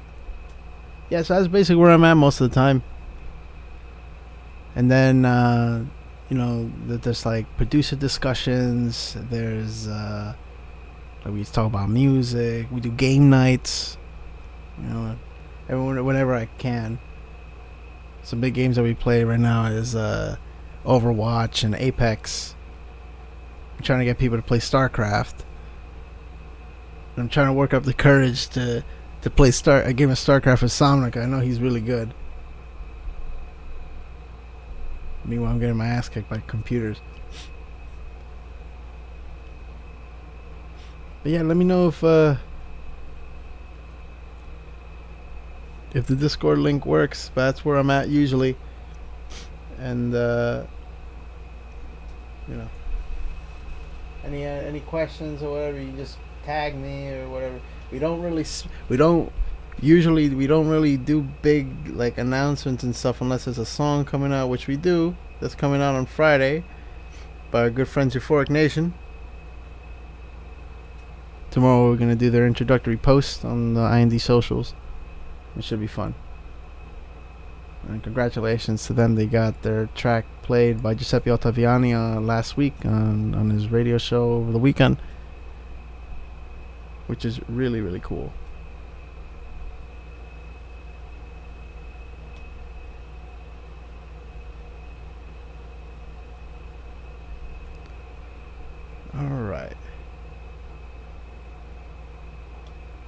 Alright, so that about wraps it up for me.